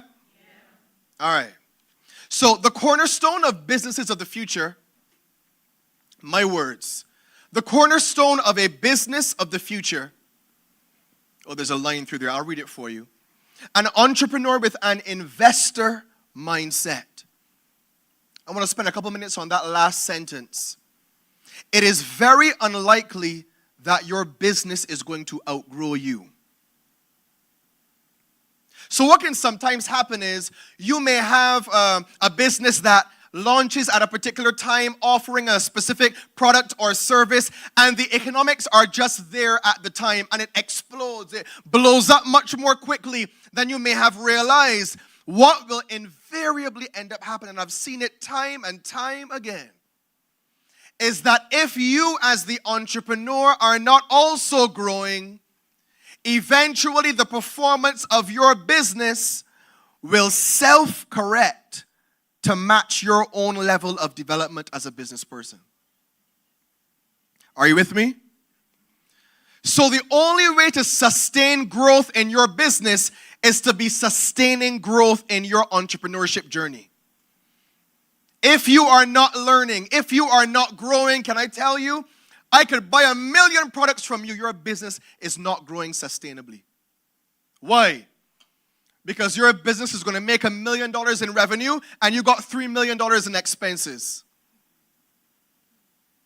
You're going to get 1,000 new clients and you're delivering terrible service. You get 1,000, you lose 2,000. Because word gets around that you aren't delivering on your promises. So if you want a sustainable business, like a real one, I want you to be thinking, when is the last time I grew, or am I only looking for my income to grow? Everybody like, man, my business, I would love my business to go to 1 million. If that's you, say yeah. Yeah, I wasn't waiting on you. I really would love my business to go to 1 million, right? To 2 million, right? To 10 million, right? Are you a $10 million entrepreneur, though? Somebody said, yes, it's one of us. Love your honesty, brother. My guy in the front says, not yet. Man, I want a $100 million business. Are you ready for $100 million business problems?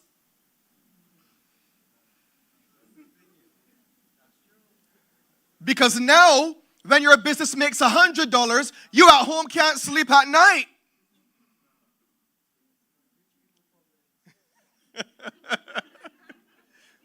Imagine now, when your business is making 100 million, 10 million, 1 million, and you got 10, 20, 30, 40 employees representing 10, 20, 30, 40 families who are depending on you.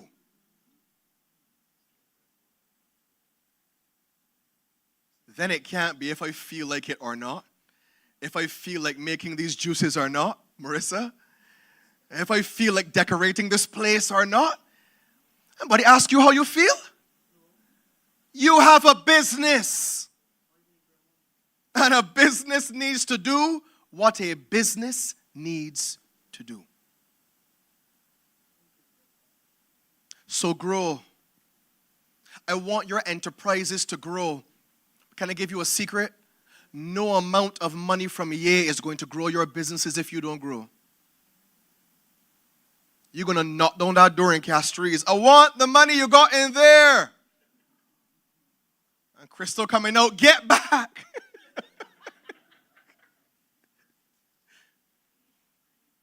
And you will come to forums like these, and I'm just going to be an open book. You'll come to forums like these, and you'll hear the recurring narrative: no money, no money, no money, no money, no money. If I had money, if I had money, if I had money, if I had money. Why would you be trusted with the resources if you've never shown yourself to be resourceful? Imagine me with my big dollars coming by your business and saying, yeah, I see potential here. I feel like I could give to a $20,000 here, a $200,000 here. Yeah, I think that would be a good investment. But you've never shown yourself to be faithful over the $200. Natalie told you earlier, when that $200 hits your account on the 10th of the month, on the night of the 10th, we know where it's gone. The money ain't even get a good night's sleep. It didn't make it to the 11th. It landed the 10th, in the 10th, out the 10th. Money playing hopscotch. Why? Listen, do you have bills? Yes. Do you have children who need to be fed? Yes. Do you have requirements and electricity? Yes. But what you don't have is a system. Everything changed for me when I started to treat my business income like business income. If I make $10, $1 comes out. That's towards my personal development. Because this business can't outgrow me.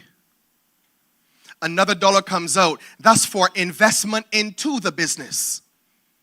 That might be camera equipment so I can do better virtual events because I have a number of virtual clients in the US. That might be a mic so my audio sounds really good. That might be looking as amazing as I look when I come to these events. It's all investment into my business.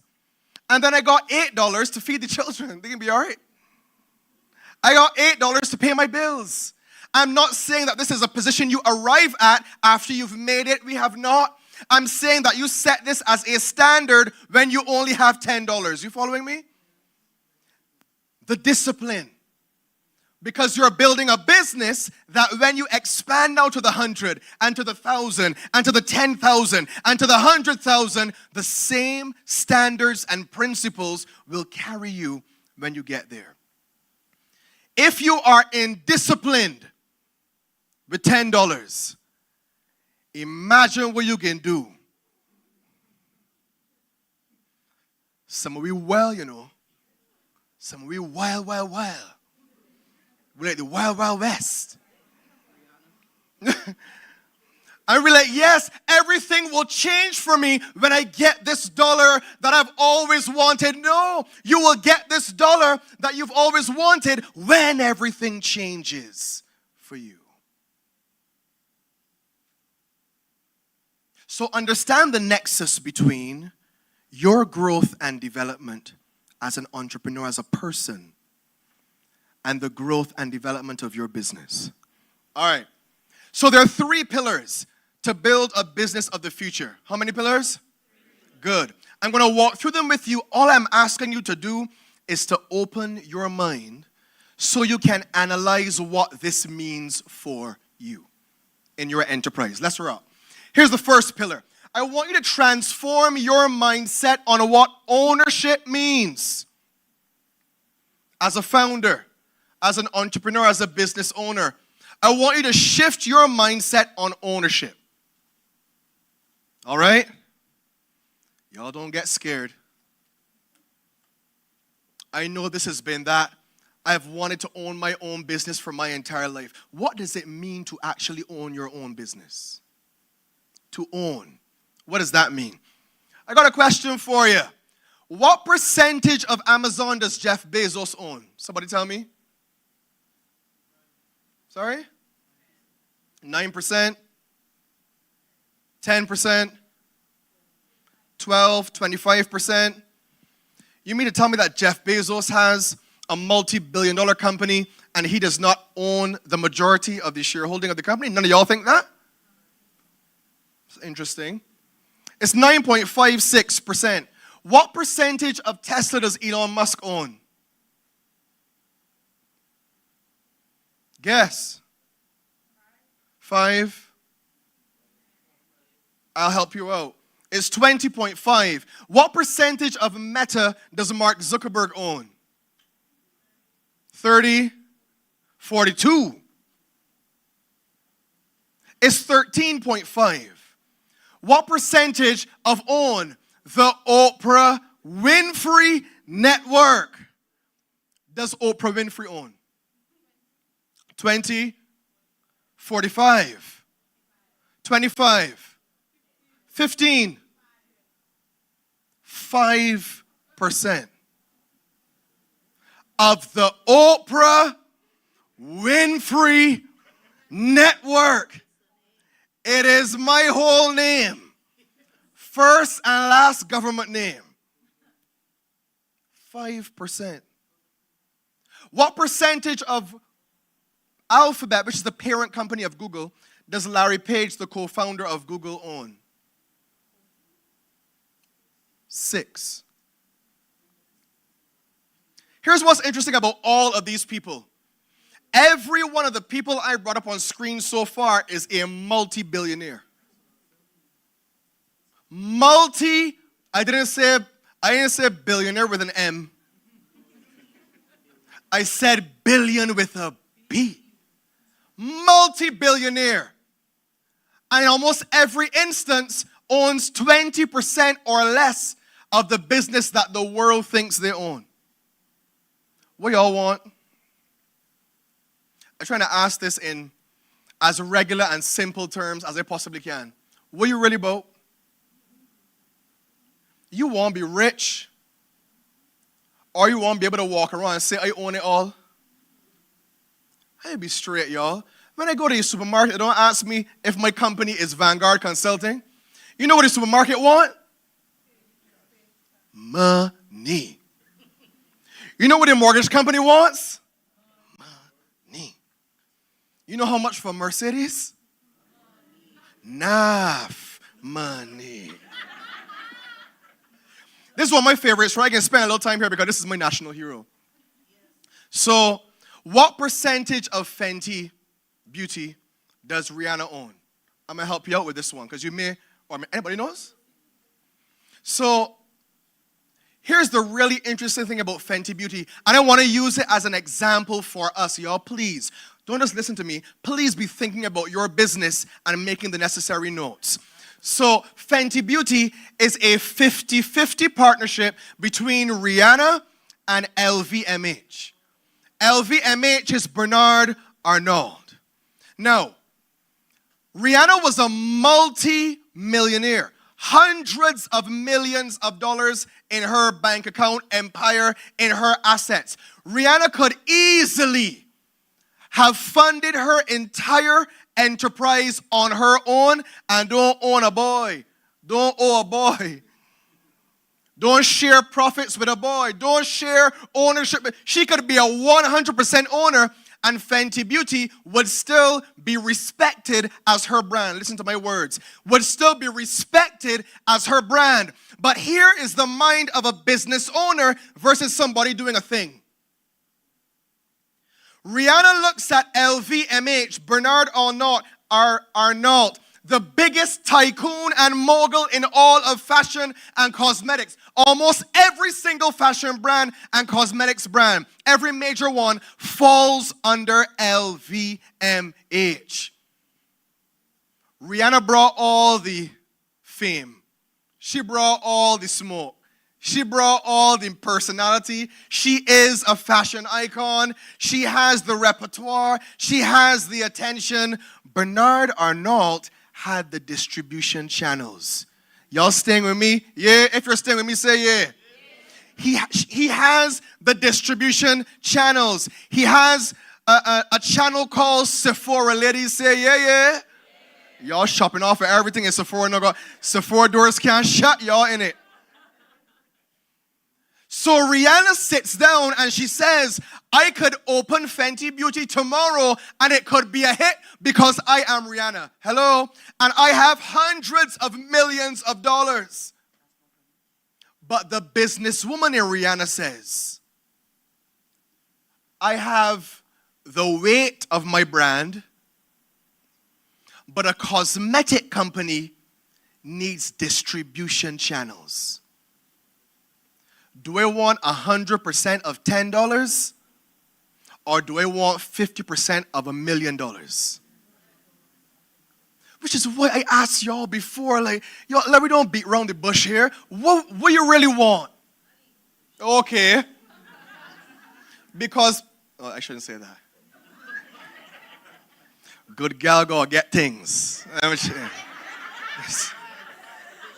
Yeah, Jimmy just tidy that up.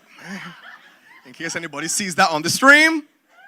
Beautiful young ladies need things. Okay? Good.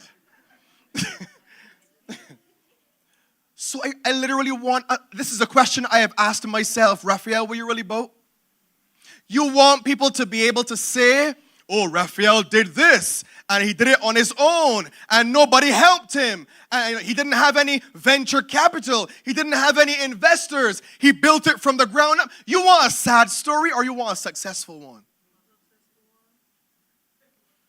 Y'all, I never see a sad story at the bank yet. Never did. And I want to re-anchor us, if I can, in this truth that the purpose of a business is to make money. If a business is not making money, it closes down. All right, let me don't get too cute and all every feelings about it. The purpose of a business is to make money. But we have to address our own feelings and our own mindset that says to us, I don't want nobody owning my thing. I don't want anybody walking around saying that they can tell me what to do with my thing. Where were you when I came up with my idea? Where were you when I was struggling? Where were you when Granny passed down this recipe to me? Where were you? And now here you are. Still with nothing but pride. One thing about we as the Caribbean people here, we're proud. Oh yes, this is my granny's business. Yeah, we're making $10, but it's my granny's business. Can I tell you all a story? I shared this with Crystal when we spoke a little while back. There's a business that I became aware of, trying to be ambiguous. There's a business I became aware of, and let's say the young man was making rum cream, right? And the rum cream was doing extremely well. A visitor came in from the UK and met up with the guy who was doing the rum cream. It was not a rum cream, so stop trying to think about who I'm talking about. This guy from the UK came in and said, look, I love this rum cream. I have connections in the UK. I would love to take this rum cream to the UK, but right now, your rum cream is called Black TV rum cream. And because I really know the UK market, if we want this to land well and to blow up and to succeed in the UK, we got to change the name from Black TV rum cream to Blue Bag rum cream. You can still sell it as Black TV rum cream in your local market, in St. Lucia, in Barbados, in Antigua. You can still sell it as that there. But everything that we take to send over to the UK is going to have to be Blue Bag rum cream. Y'all know homeboy told him, man, no. My grandmother sweat on a plantation. He didn't say that, I just made that up. My grandmother fought and struggled for years. And this recipe was passed down from my great-grand to my grand, then to my mother. And I came up in the kitchen stirring this Black TV rum cream. And now, how dare you, colonizer, coming to tell me what I should name my own grandmother's product? Keep your money and go. Well, folks, he did. And there was Malcolm X sitting there with his Black TV rum cream, making 50 or 60 sales a year, when he could have been selling 50 or 60 rum creams a day in a market that was already defined, when you already had channels established for you to distribute. All you literally had to do was take the don't put on the Black TV label, send it so it can get the Blue Bag label, and collect your check. My guy.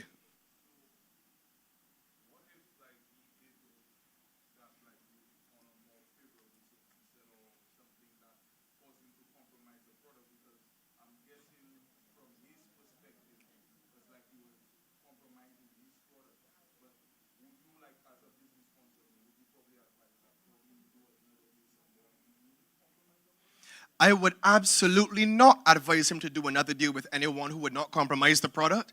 I would sit down with him if he were my client and say to him, boy, I would slap you across your head. Respectfully. I want you to see, which is why I started by saying, bro, we're trying to build businesses. And as an entrepreneur, learning that I am not compromising my product if I am selling it wholesale or white labeled, to to someone who knows the markets who are going to receive the exact same product but under a different name. I might travel and consume the exact same product, and I know full well that is black TV, rum cream. But you know what I got? I got some pounds or some euros in my bank. Because you got it from here, authentic, unaltered. You didn't change the flavor. You didn't change the consistency. You changed nothing about it. You just knew, because of your knowledge of the market, that if it's going to land well, we need to do some rebranding. All it was rebranding. So I would say to my guy,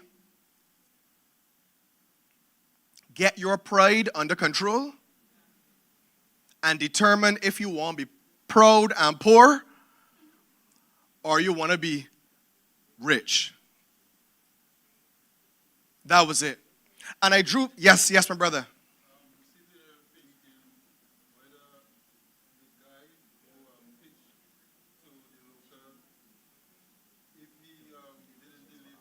Yeah. Mm-hmm.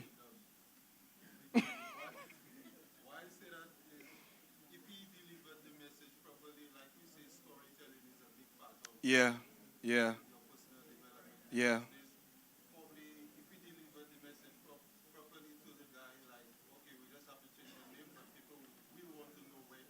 Mm-hmm.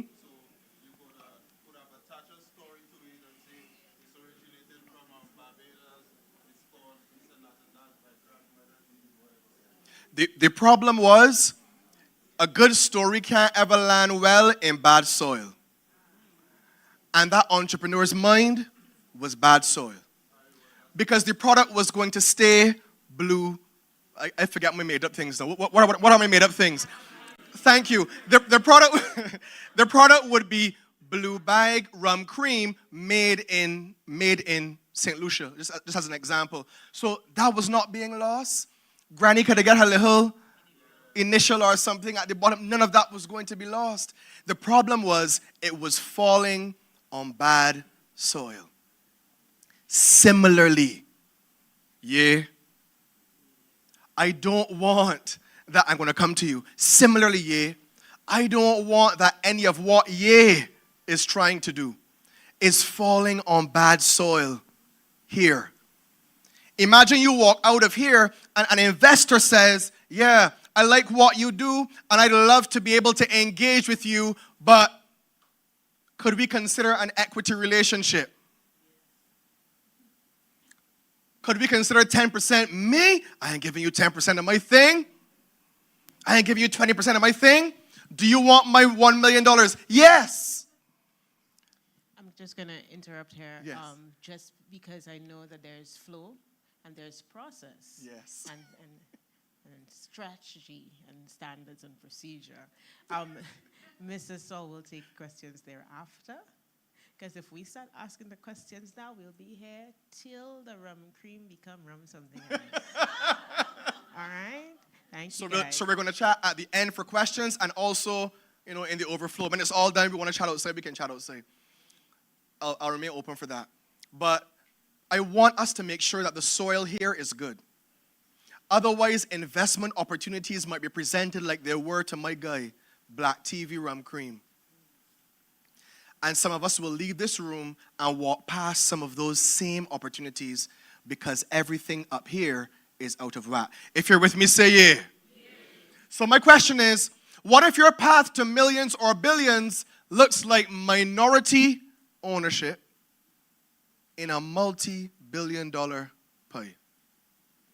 Are you okay with that? I know Ale is okay with that. Are you okay with that? These are the questions that I want you to ask yourselves and have a decision clearly outlined in your mind and discuss with your team or whoever needs to be on board with it. No matter how much I have a friend, right, who's so big on cars. We can bring it home. I have a friend who is so big on cars.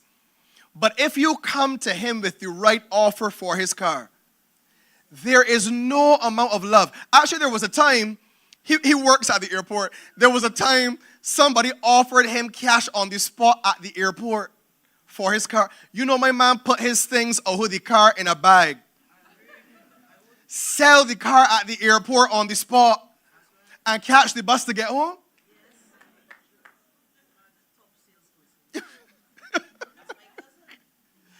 Most of us own 100%. But 100% of what?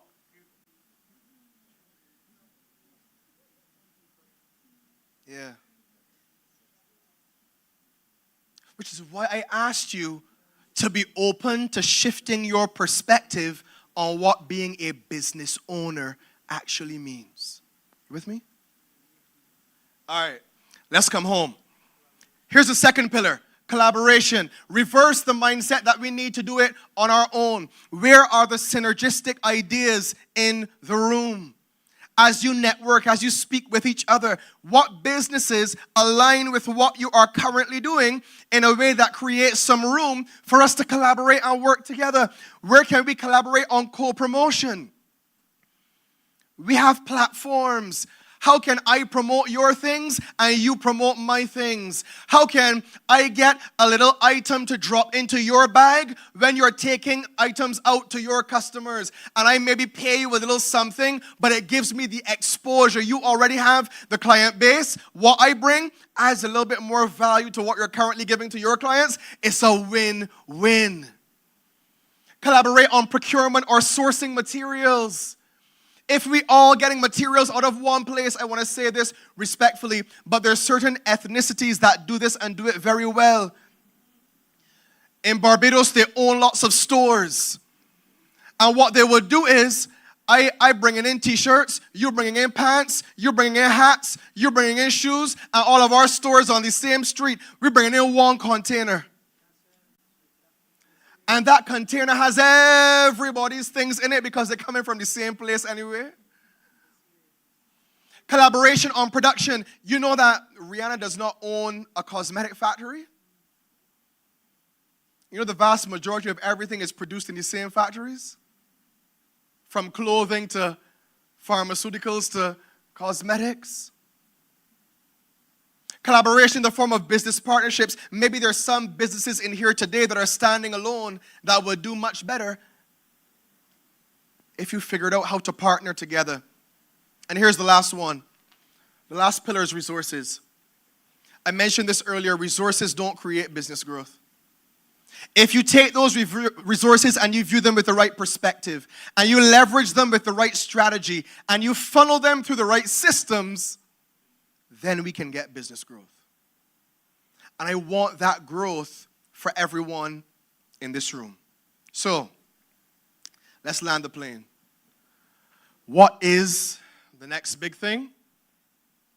Y'all don't go guess, I'll answer it for you. The next big thing for your business is you figuring out how to position your business to be the next big thing.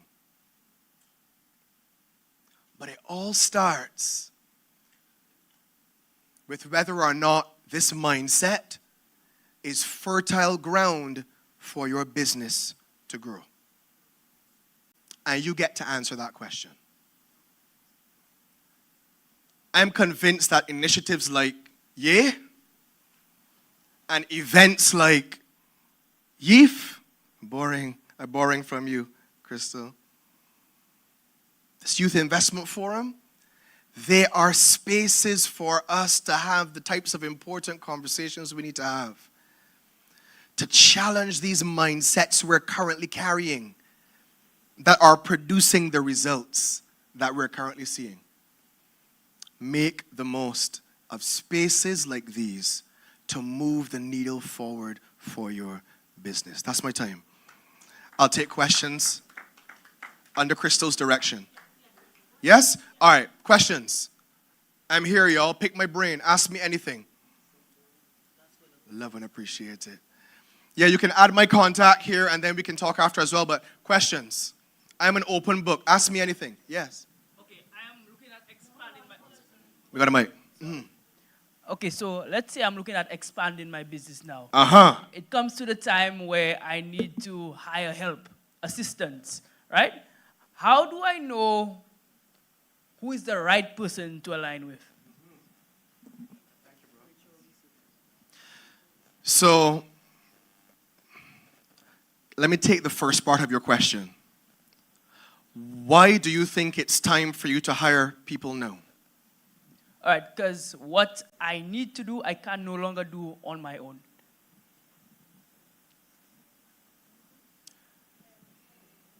I get what you're saying, you know. The deeper question I want to ask before you take on the responsibility of hiring people to expand a business is, are you clear on what the opportunity cost is of you being involved in things that are not uniquely valuable for your business? Let me give you an example. So if I need to hire someone to do my social media and promotion, for example, because it is not the uniquely valuable thing that I bring to my business. I'm the person who does the product, I'm the person who speaks at the events, then fine. It's fine for me then to determine that's something that I could reasonably bring someone on to do because it helps to take care of something, opportunity cost, that allows me to focus on the thing that really is the main thing for me and this business. What I mostly find is that people hire because they're tired. Hiring because you are tired is a recipe for disaster. Because you will take on responsibilities out of desperation and not out of design.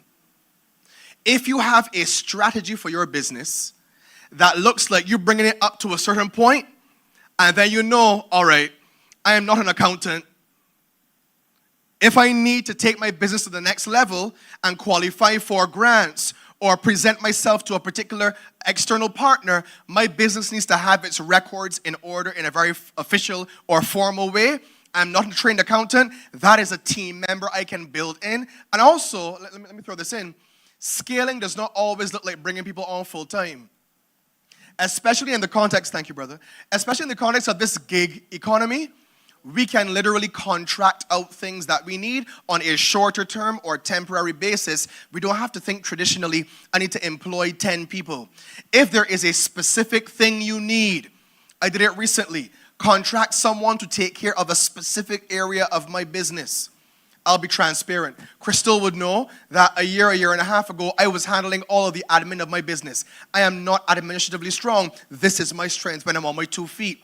I've now been able to contract somebody to deal with the admin of my business, engaging with clients, invoicing, managing bookings, dealing with fees, all of those. I don't have to deal with all that now. I can focus on being this person present here where I need to be. Equally, while I am here, my business is still running. You follow me? People can still reach out and ask questions and make bookings and all those kind of things in my absence. So bringing people on board, you got to look at it strategically. The last thing I would say is, if you are hiring, hire for attitude and train for skill. You can't train for attitude. If they're a bad apple, all they're finna do is spoil all the other fruits. Hire for attitude and train for skill.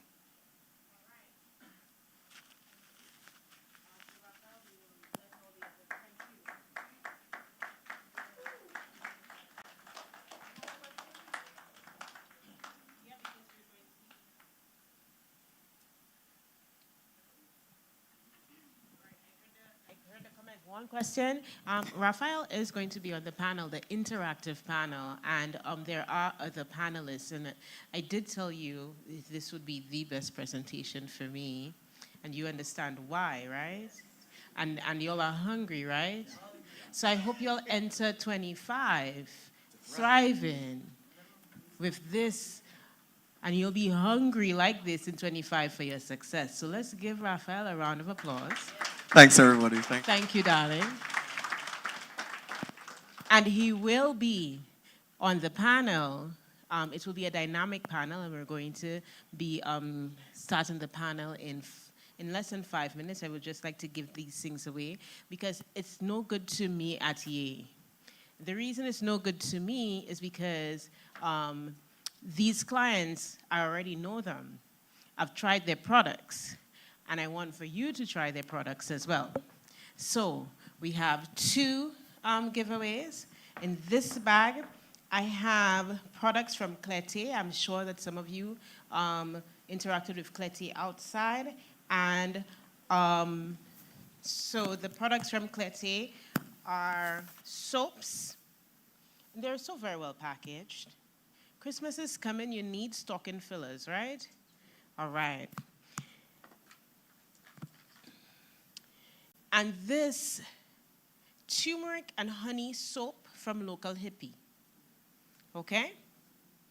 All right. You need stocking fillers, and some of you might just want the turmeric and honey soap because, yeah? Okay. So can somebody tell me, especially people who have interacted with the youth economy for a year and a half, going on 2 years, what are the two major functions of our training and development department? Our two major. Yeah, you can't answer, Miss Leah. Olivia, Training and Development Officer? Really? All our Angel Fund recipients in the room say yay. What are the two major functions of our Training and Development Department? Yes, sir?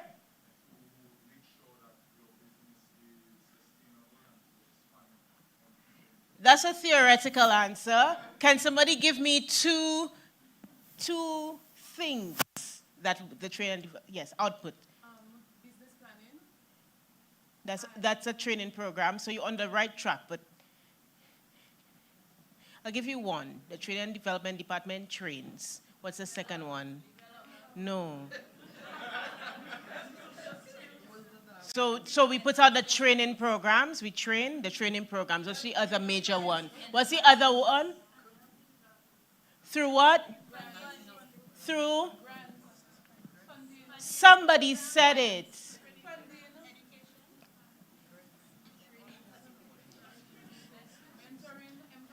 Thank you very much. Let's hear that again. The first one. Mentorship and training. Not so? No? All of the people who just graduated from the mentorship program, stand up. No? Cora? Y'all didn't know? What are the two things that training and development has always troubled you all for? Not for training and mentorship? All right. So here you go. I don't want to say Miss Phillip because I know you're married now, but I'm sorry. Mrs. Emmanuel. Thank you very much, Mrs. Emmanuel. Let's take a photo. Thank you. Oh, Kendrick. Whoa. That's when you have a lot of photographers. Making memories, Raphael. We hold it. We're making more memories. All right. And this product here, Donna, what's the name of your business? Dawn. Sorry? True Wonders. This is from you, right? True Wonders? All right. So we all like these things. I know we like it because nowadays, if a vet doesn't have one of these, I'm at the wrong place. Yeah.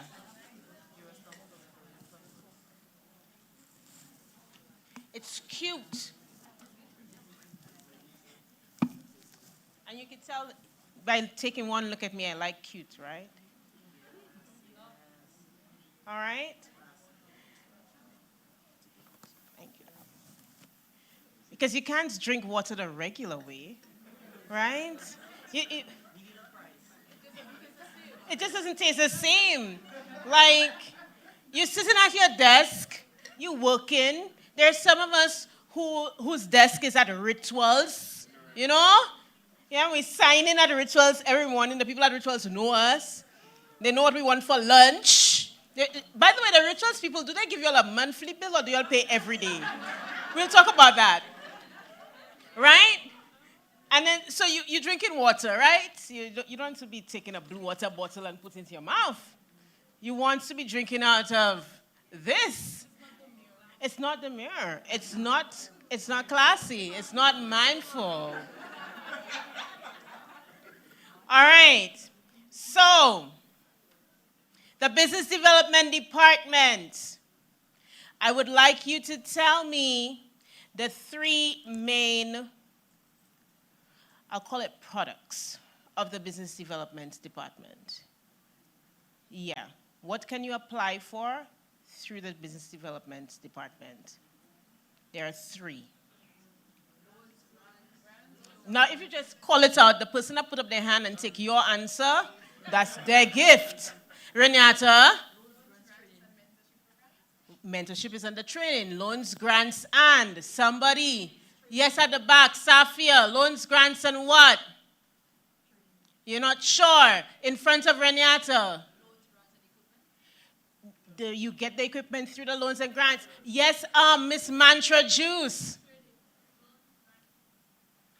That is correct, Miss Mantra. Please come and get. You're very demure, very classy, very mindful, and Oh, you didn't have the third one. So the third one is concessions. You are able to get concessions. And just so that you know how it works, you cannot order the item first and after upui to call. And then you call me, you call accounts, you call the CEO, and then you call every minister number you know to try and get youth economy to get you duty-free concession. When you are ordering the item, you're thinking of ordering the item, even if the item is more than the funding we provide, you can come to us and we will assist you with ordering the item. You can pay us the difference if it's way more than what we provide in terms of funding, and you get your duty-free concessions. Oh, y'all didn't know this? No. But look at you.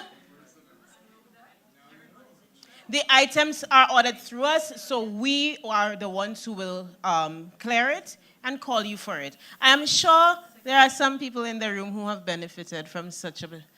Okay. Was it good for you? Thank you very much, ma'am. All right?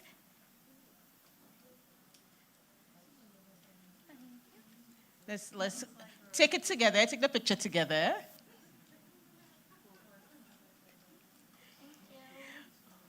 We have to say that Marissa is in her season of winning, because Marissa was called to be an exhibitor for the Youth Investment Forum this year. So in her excitement to accept our invitation, she applied to be part of the audience, not knowing that she didn't really have to apply to be part of the audience. And then when we dipped for the name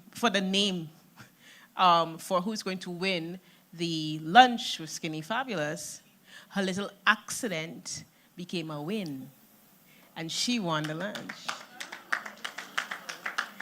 And look, today she winning cutesy things. It's your winning season, Marissa. It's about time you play lotto, right? And we're looking forward to you doing what in 25? Awesome. All right, so let us go into our interactive panel, and I will hand over to Albiz.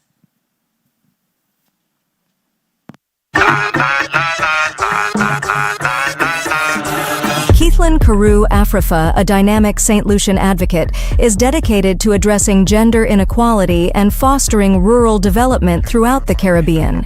She is the driving force behind Helen's Daughters, Inc., a nonprofit organization making significant strides in St. Lucia, St. Kitts and Nevis, and St. Vincent and the Grenadines.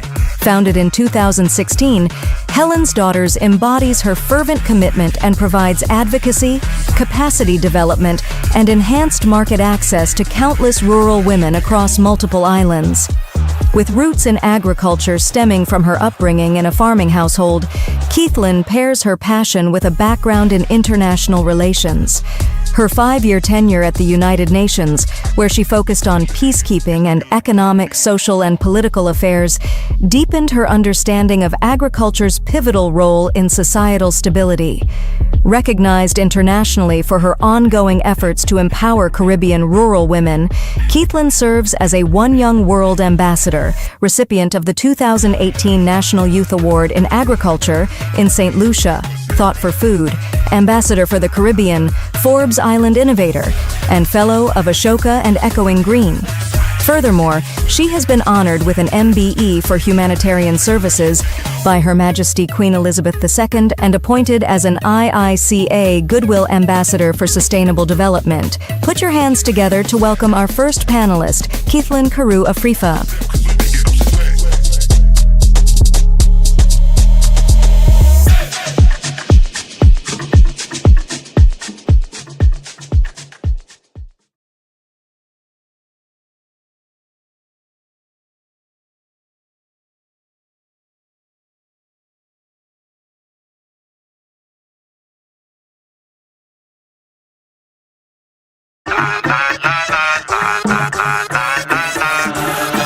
Jade Jean is an attorney at law and notary royal practicing in St. Lucia since 2016. He is currently an associate attorney at TM Antoine Partners, a boutique law practice. He practices mostly in corporate and commercial law, as well as across a spectrum ranging from non-contentious matters of all types to employment law and civil litigation. Jade has served as legal officer for Invest St. Lucia and the National Utilities Regulatory Commission. He was also a judicial research assistant at the Eastern Caribbean Supreme Court headquarters and spearheaded the research efforts for the ECSC's first ever guidelines for criminal sentencing. Jade's legal career was preceded by a specialist training role at a regional telecommunications provider. Jade is an avid fitness enthusiast and a closeted creative who enjoys reading, photography, immersing himself in music across genres, as well as cooking, which he regards as the ultimate therapy and expression of art. Let's welcome Jade Jean to the discussion.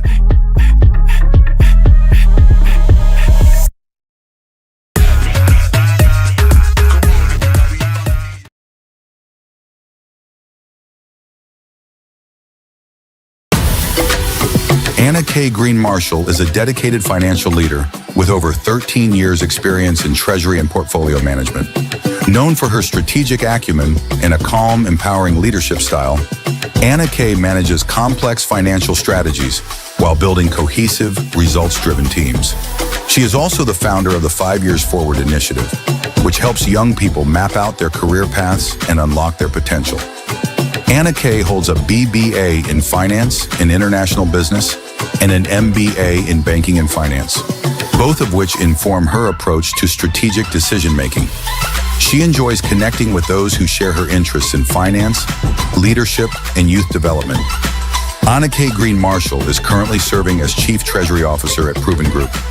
Ladies and gentlemen, let's welcome our third panelist, Anna K. Green Marshall.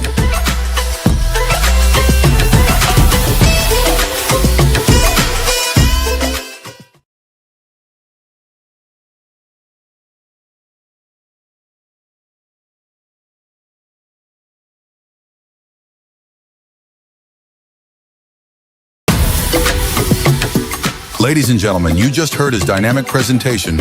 Now let's welcome him back to the stage to join this esteemed panel, Raphael Saul.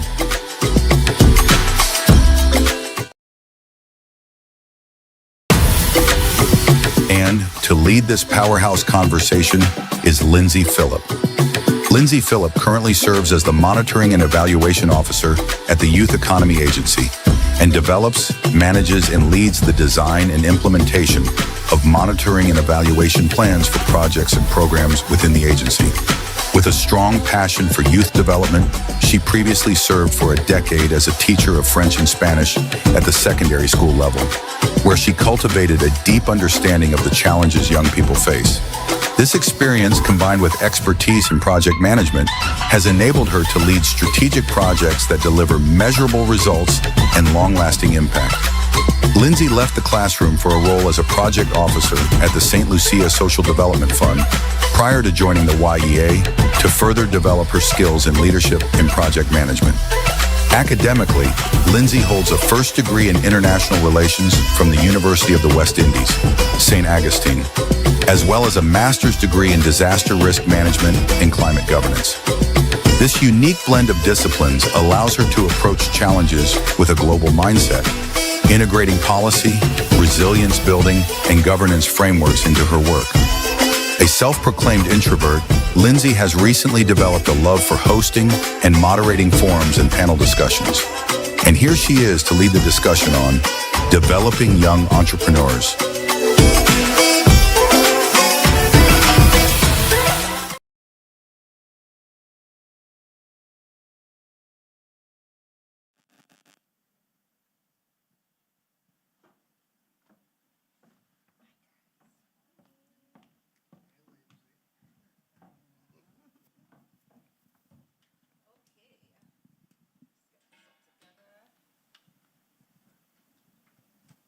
Good afternoon. How are we doing today? Are we feeling inspired? What did we think about the presentations earlier? Awesome. I'm just going to give you a chance. Just shout the name of the person who really inspired you today. Just shout that name. Wow. Wow. I'm happy. I'm hearing a lot of names. I heard Raphael, I heard Skinny, I heard Natalie. I'm very happy to hear that. So welcome once again, guys. And as we're winding down the day's proceedings, I hope that we have a very interactive discussion. We look forward to having your input. We have a very distinguished panel here with us today. You all heard those bios, right? That's an impressive bunch. Very, very impressive. So I'm hoping that our conversation doesn't bore you a bit, but we will give you a chance to ask questions towards the end. So we have a few things that we'd like to discuss, and then we will give you a chance. So if you have any questions, like Raphael told you earlier, we gave you those lovely books with blank pages in the back. Please take them down so you don't forget.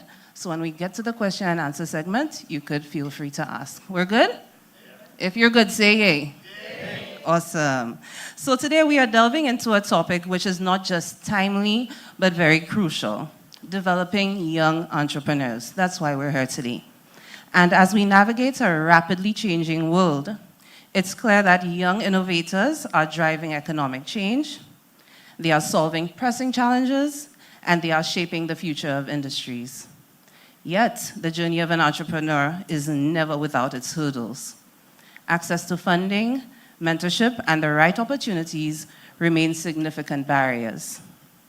Our goal today is to explore how we can create an environment that nurtures these young creatives, these young visionaries, equipping them with the tools, the skills, and most importantly, the support systems that they need to thrive.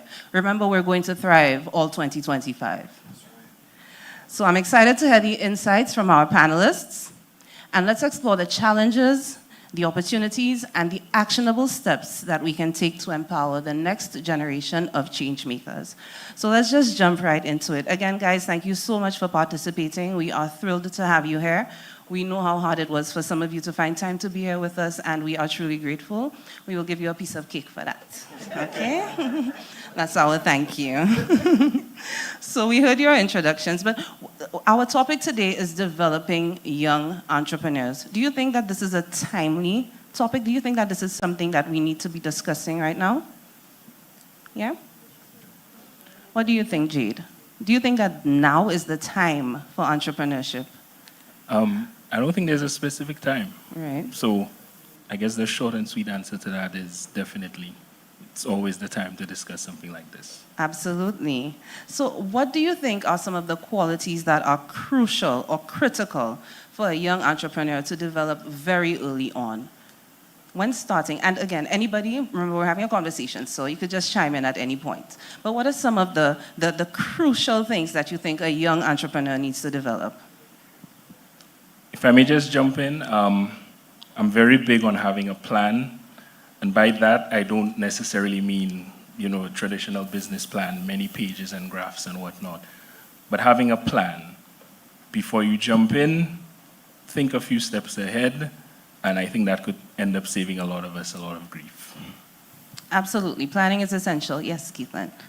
If I could just add, I think for me, you have to realize when you become an entrepreneur that there's no days off and there's no 9 to 5. When you're an entrepreneur, it's constant. You try to balance time with family and friends and so forth, but a business is your baby. And I just wanted to clarify something because I heard some inconsistencies with nonprofits and social enterprises. And running a nonprofit and a social enterprise doesn't mean that you're taking a vow of poverty. I think, I'm serious. I love that. I think in the Caribbean we have this mindset because of the cases and the models that we've seen that it's charity. And what we're trying to do at Helen's Daughters is to attract philanthropy, which is long-term sustainable funding, and that's what really makes a change. And Raphael really, he resonated with me because even when you're running a nonprofit, especially one that focuses on a sector that is looked down on, agriculture, we're trying to professionalize that. And essentially you have to have the mindset of a businessman or woman even when you're running a nonprofit. So for us, our funders are our investors. Like Raphael pulled up Rihanna, for example. That's one of her foundation is one of our investors. And wow, wow. And That's amazing. Essentially, what you have to look at it, whether it is a for-profit, whether it's hybrid, whether it's a non-profit social enterprise, is at the end of the day, for us, profitability in our version of that is impact. Rihanna would not give us money if we were not actually doing the work. And also as Caribbean people too, sometimes we think one-off. I get $10,000, I'm going to do this short term. And I love what Jade said, where it's you have a plan. For me, my plan with Helen's Daughters was St. Lucia at first, but I realized that the potential is endless, so we expanded to 2 other countries. So it's about also thinking long-term, no days off, and recognizing that as an entrepreneur, you have to decide whether you want the mentality of a 9 to 5 and weekends and holidays, or if you have the drive to do it at 1 to 3 a.m. in the morning, Saturdays, Sundays, and so forth. Thank you so much, Keithlyn, and she is absolutely correct. I love your outlook. Thank you so much.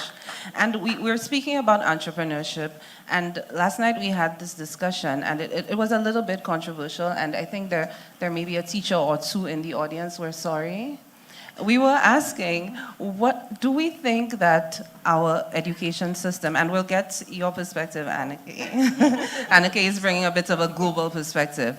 What do we think of our current education system? Is it fostering that entrepreneurship mindset that our young people need to have? Wow, wow, guys, don't shout. Wow. What do we think? Right. So good evening, everyone.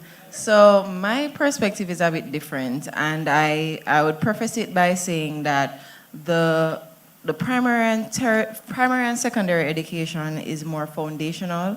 I believe that we have to kind of understand what those schools are for. It's to set the foundation for you to be able to learn the skills that you build on top of that. I think that adds some context to it. But for me, in my school life, I was so exposed to entrepreneurship at various levels. Could you please let us know where your school life was? So I'm from Jamaica. I did all of my schooling in Jamaica.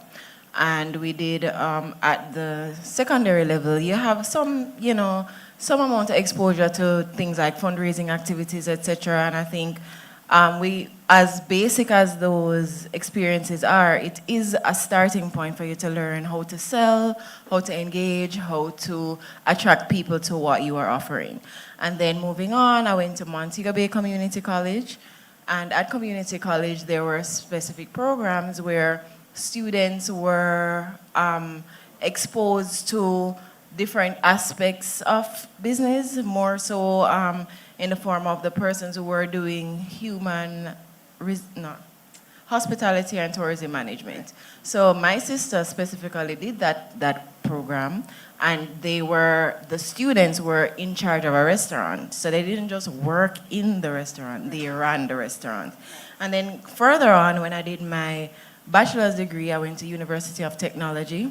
I did the business program, and each major, so in business you have a major in marketing, accounting, finance, etc.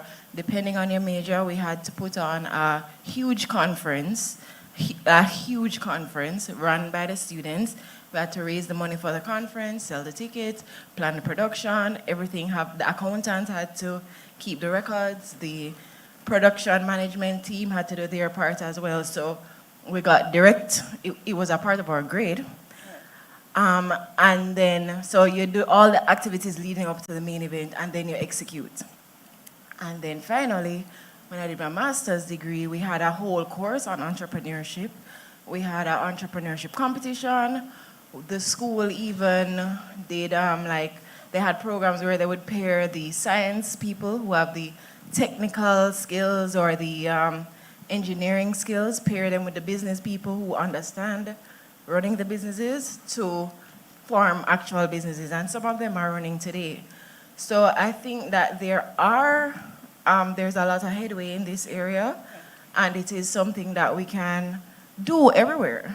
It is something that we can introduce, and I see progress being made in that regard. Okay, thank you, Annika. Can I get this in the St. Lucian context, though? Not you, Raphael. You haven't gotten your passport yet. Not yet. No, it's coming. Yeah. What do you think, Keithlin? Are we fostering that entrepreneurial mindset? You want the diplomatic response? No, we're speaking the truth here. We want the truth. Yes. In schools? In schools. In schools, in my time, absolutely not. I agree. However, I will say, though, that St. Lucia, there's entrepreneurs all around us. For me, I was inspired by Helen's Daughters because my grandmother was an entrepreneur. I just didn't know the word for it. Right. She was a farmer and market vendor. And interestingly enough, the other persons who were teachers and so forth in my household, she was the one that had the steadiest cash flow. Imagine that. I mean, I'm just saying. Right. So even though I think we have a lot to do in our schools to change, especially I think we have this thing of repetition of reading a book and repeating exactly what that book says on the exam. We're not trying to really create critical thinkers. Right. And even in context of things like COVID and climate change, you need to be lithe, you need to be agile and flexible and right. Come up with solutions. I think in real life, seeing all of you, you probably have a personal experience that forced you to become an entrepreneur. So I think the School of Hard Knocks has forced us in the Caribbean to be entrepreneurs, but I think the school curriculum needs to catch up to it in St. Lucia. I definitely agree with you. I always say that. Thank you so much. Thank you, Keithlin. I always say that I feel like at the secondary school level, particularly, we're churning out good employees as opposed to business owners. We're not trying to get them to be entrepreneurs. So we definitely need to do some work in that. Wow, so many people are nodding. Miss, I'm sorry. I'm very sorry, Miss, okay? But we'll speak about it in the next segment. So what do we think about mentorship? How important is mentorship to a young entrepreneur? Do you guys have mentors? Yeah, let's hear about that. What is your experience with that, Raphael? Yeah, I definitely have benefited significantly from mentorship. I'd say that we have to make ourselves ready mentees. A mentorship relationship is not like an uncle or an auntie or a parent just trying to like coddle you and tell you all the nice things that you want to hear. A mentorship relationship is centered around your growth and development. I would like you to say that a bit louder because we have a few of our mentees in the room and some of them did not understand the assignment. So, yes, we have a great degree of care for our mentees and we are very interested in their development. It is because of that interest we cannot take a very soft and passive approach. The people who have mentored me are people who, first of all, are ahead of me.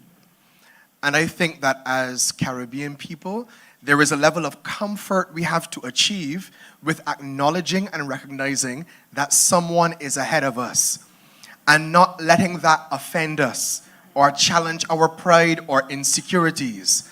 I can acknowledge that my sister here is better than me in this particular area, and I can sit with her and say, can you give me 1 hour a week? Can you give me 2 hours a month to help me improve in this specific area where I clearly see you are ahead of me? Mentorship relationships also don't have to be static, and they don't necessarily always have to be formal.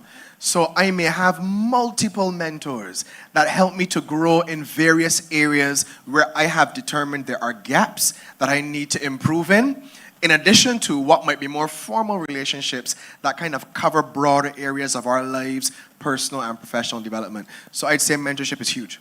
Oh, and I wanted to add something to Raphael, because I've had a mentor and I've also been a mentor. And I would want to say that your mentorship relationship, you get as much out of it as you put in. Because whoever you are seeking to get benefit from, they must be successful in their own right, and success means you don't have a lot of time. And so the time that the person is putting into you is a sacrifice from whatever they have going on. And so in the situation where, I used to have to track down my mentor, try to book time, whenever I make the time with that person, make sure I'm ready, I have my questions, I did my follow-up, etc. And then on the flip side, when I was a mentor and I had a mentee who was not that interested, then it's not for the mentor, And so at that point, your mentor might just check out and you miss out on an opportunity. Because I remember Raphael in his speech was talking about hiring for attitude. The attitude goes a long way. So in the mentor relationship, you can get out as much as you also put into the relationship. Can I say something real quick? Sure. I remember asking for and getting an opportunity to have lunch with a mentor of mine. I was so excited, y'all. Let's say the lunch reservation was 12. I turned up at the restaurant at 11:30. I could have opened the place and sat there, got a message from him at 5 minutes to 12 telling me he got kept back in a meeting. He did not arrive until almost 2 o'clock. And I sat there in that restaurant drinking a little juice, just biding my time. And about halfway through, I want to share this with you to be transparent. There's something in me that says, but who you really feel he is, though? Like, for real, like, Why are you keeping me you got waiting? me? You got Raphael Saul waiting for 2 hours? And then he walked in. And I'm not saying this is a qualification for success. Don't misunderstand what I'm saying. He walked in and he's wearing a Patek Philippe. Ooh, wow. For those of you who know watches. If not, Google it. And that watch, because I know watches well, that watch is like $200,000 or $300,000. So I'm like, well, bro, you could have come at 5. I finna wait. Whatever you got to say, I want to know. And it was a phenomenal lunch. It was just like mind-blowing after mind-blowing after mind-blowing.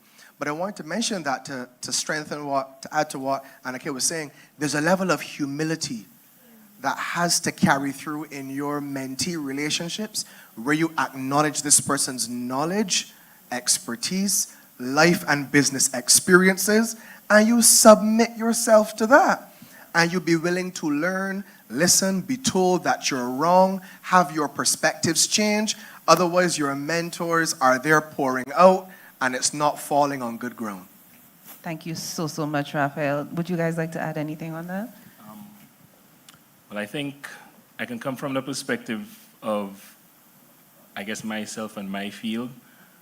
From a professional level, I think the legal field it has mentorship kind of baked into it, because there's kind of like the old bar and the young bar. You go to court and, for example, you're trying to carry a divorce application through, and sometimes the very person on the other side is who kind of gave you the tips on how you kind of lead this and that to the judge. And at the end of the day, someone might think like that doesn't make sense, because most people have this me versus you mindset with the legal field, but that does exist, but sometimes not to the extent that you think. And for that aspect of it, it shows you that, as has been said, you have to kind of be open to the idea of even approaching the enemy and say, listen, how do I carry this through? You get a quick little WhatsApp, you read it, and boom, you've done your first divorce. So I think, yeah. I think with that said, yeah, I know, right? I made it sound a bit, but that's just the reality. That is the reality. That is the reality. But yeah, I think that's the point made. Thank you. Thank you, Jade. Thank you so much. So earlier, Raphael spoke about outsourcing a portion of his business to somebody outside so that he can be more efficient and more effective in what it is that he does. Social media, we know, plays a very pivotal role in our society. And we can use it for good, we can use it for bad. And not just social media, but technology, AI. How can young business people, young entrepreneurs leverage social media? We spend a lot of time doom scrolling and doing all sorts of things that we should not be doing on social media. How can they leverage it to meet their business needs? So I'll say for me, before Helen's Daughters, I didn't have any kind of social media. And I was forced to get a Facebook page because if you have a business page, you need a personal one. Right. And naturally, I am a very introverted person, even though people may think I'm extroverted. Because I realized that when we started, it was more so on advocacy. We didn't have the money for radio, we didn't have the money for TV. Right. It's the newest technology, and it's relatively much more, to this day, even though costs have gone up, it's much cheaper than traditional media. Absolutely. And also the countries that you can reach, and the beauty of social media is that you can also tailor your audiences and the analytics that you get back as well. Don't just boost a post and just let it run. You actually can see maybe more women are seeing your posts or more men, the age range, literally to the town that you are attracting more of. So you're literally getting not just the boosted posts, but you're getting reports back. I would say invest in it. I mean, for me as well, depending on what field you're in also, personal branding can be important as well. I didn't realize that I'd have to be in the spotlight so often. So my personal page, I'm not really a fan of social media, but I maintain certain posts because I know that it's a responsibility to get the message out. Right. And that for me to have sort of an audience aligned with Helen's Daughters, I need to sort of keep active.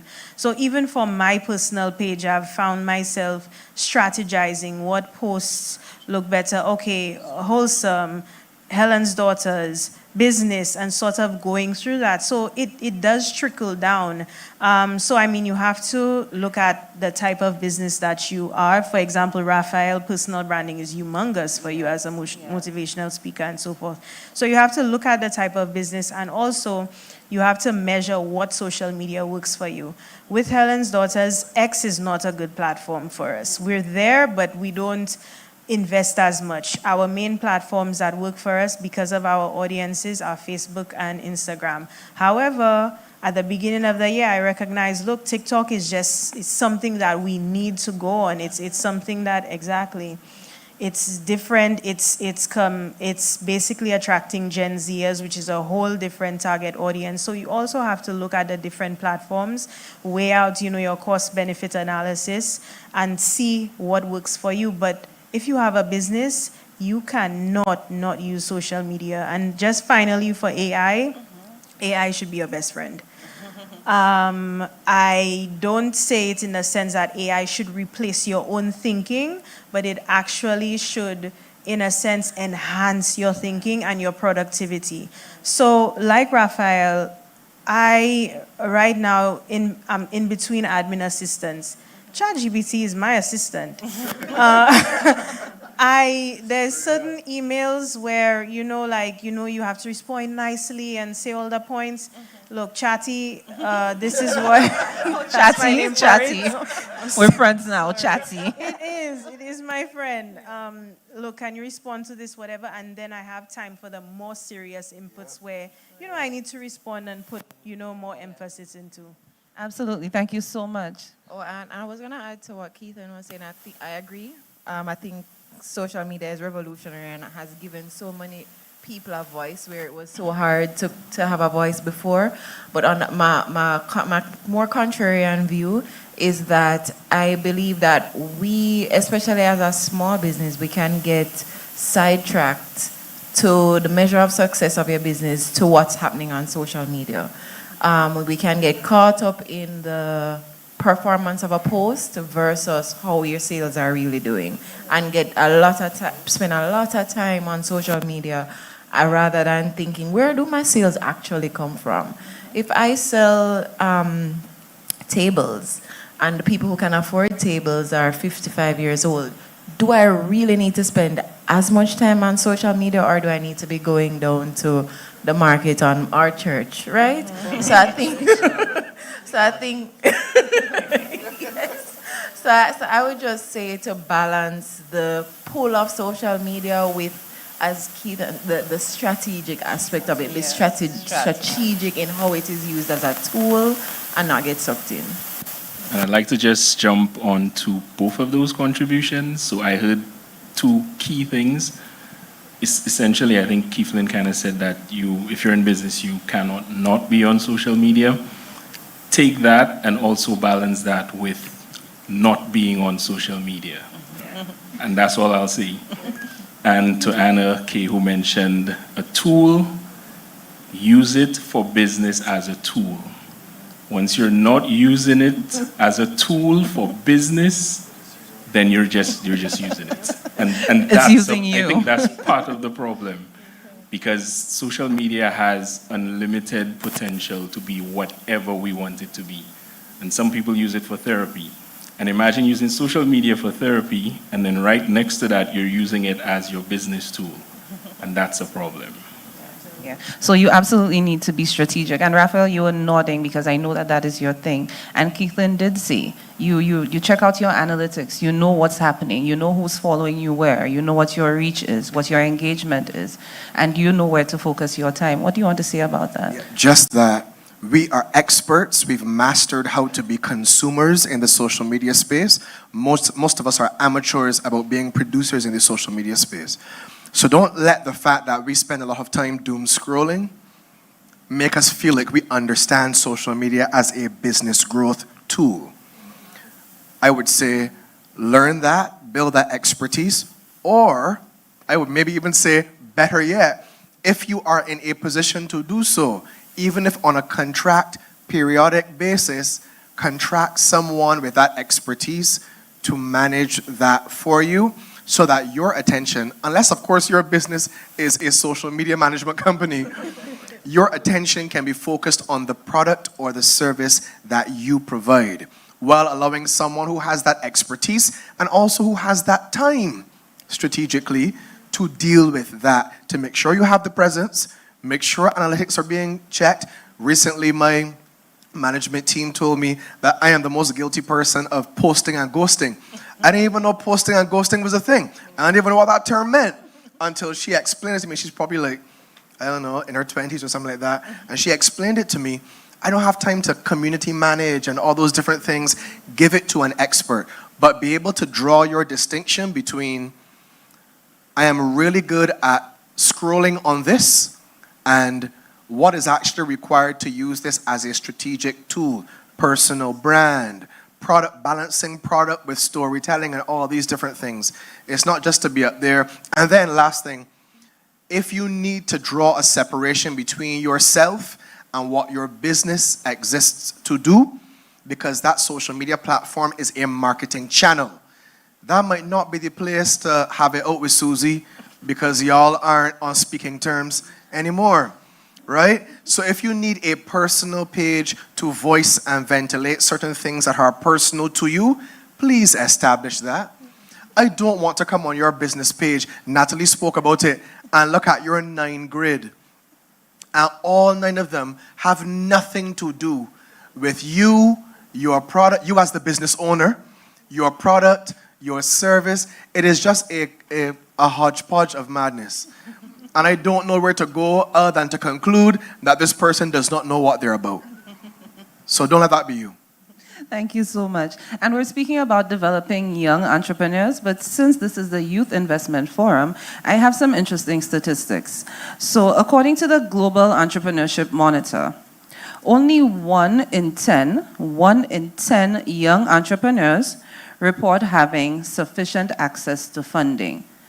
Also, less than 10% of global investment goes to entrepreneurs under 35.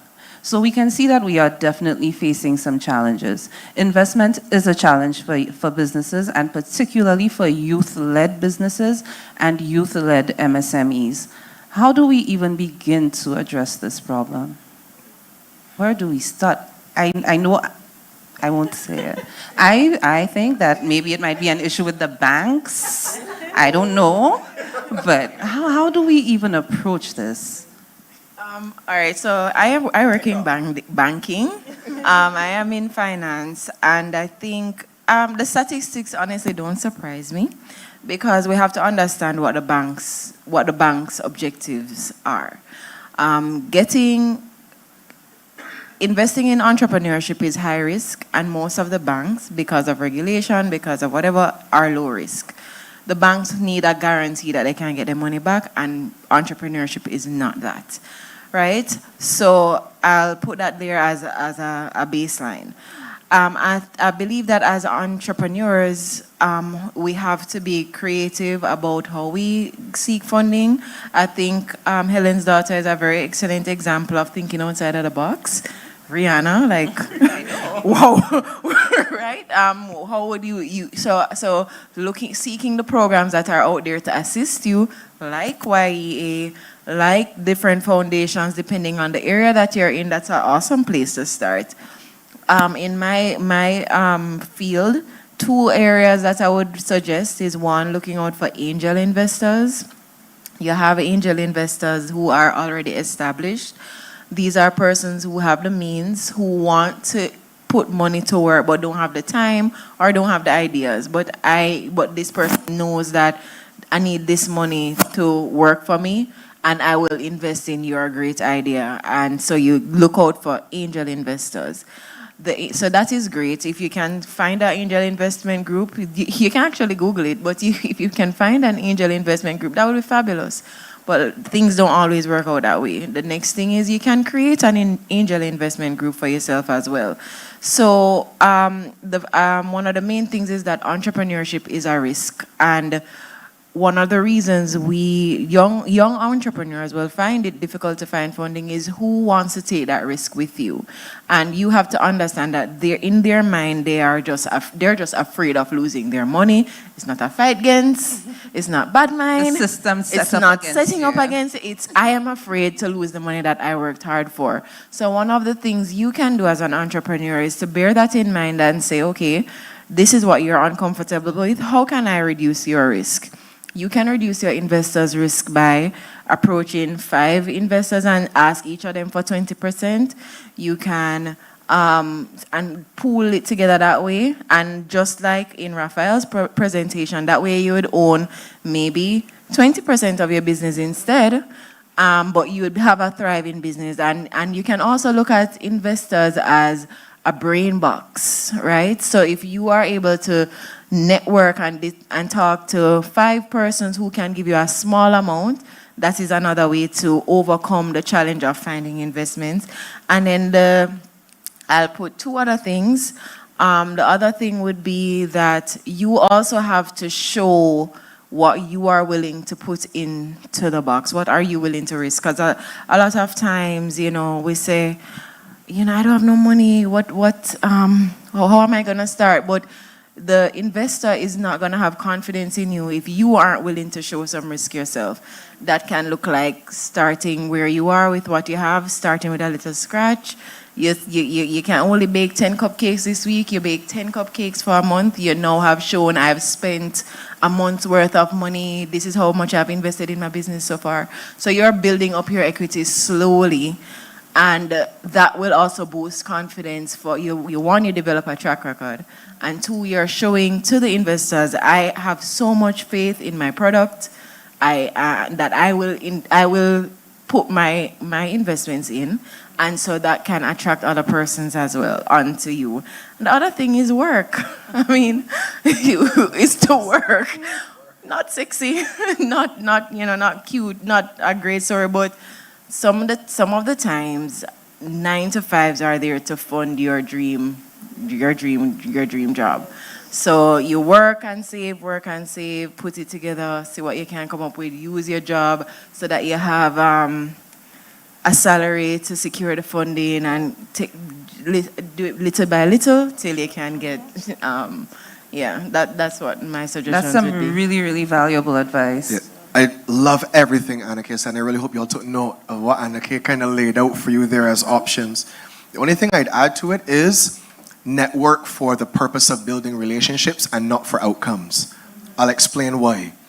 I have a client, he's from the US. He makes around $250,000 a year. He's employed though, that's his salary.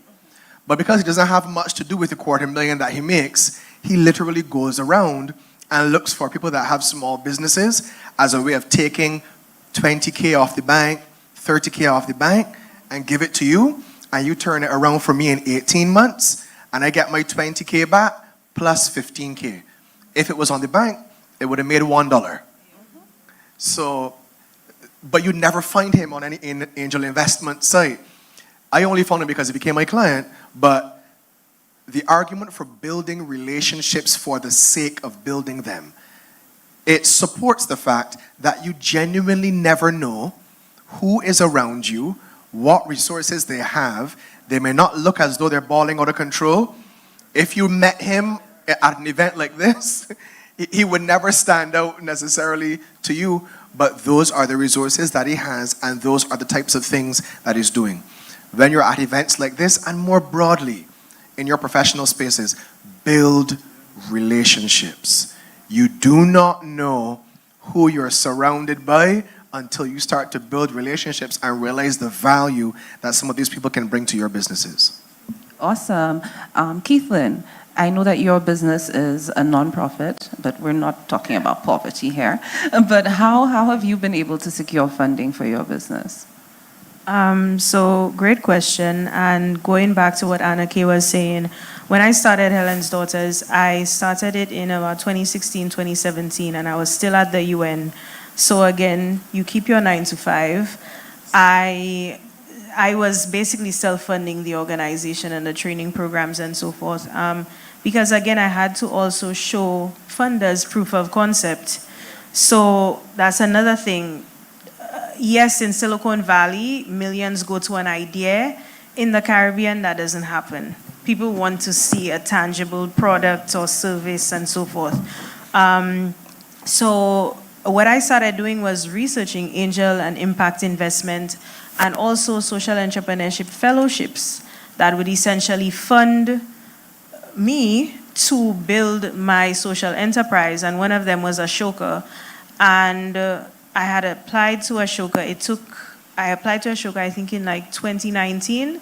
I only heard back in 2021. And the minute I heard back and I knew that that was secure, I left my job and I had that stability.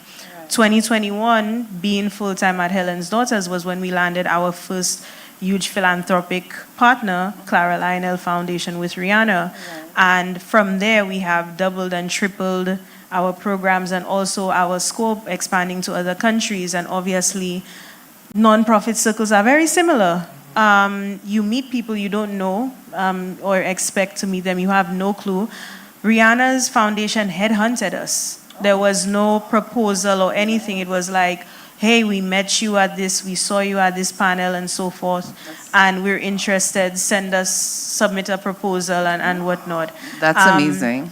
Yeah, and even, for example, in our field too, sometimes people do pop buys. CLF, there was someone who actually went to a program of ours. We had no clue. So again, show up your very best, because you never know who's looking, you never know who's in the room as well. And similar to what Raphael and Anna Kay have been saying, for us it's a mix of headhunting, obviously now to strategizing who, because again, we're not looking for charity, but looking for partners that actually respect and trust us, and also want to see and are in a sense invested in the Caribbean. Right. So it was a mix of personal, knowing again that nonprofits are not a vow of poverty. I did have student loans and all these things. Right. So personally, the fellowships were able to self-finance me going full-time into Helen's Daughters, and then attracting those funders and continuing allowed me then to wean myself away from fellowships and having now a team that I can actually pay and pay comfortable salaries as well. I really love that story. And we are going to be fielding questions from the audience. Now we can start taking questions while we still discuss. Natalie, I see that you had a question. One second.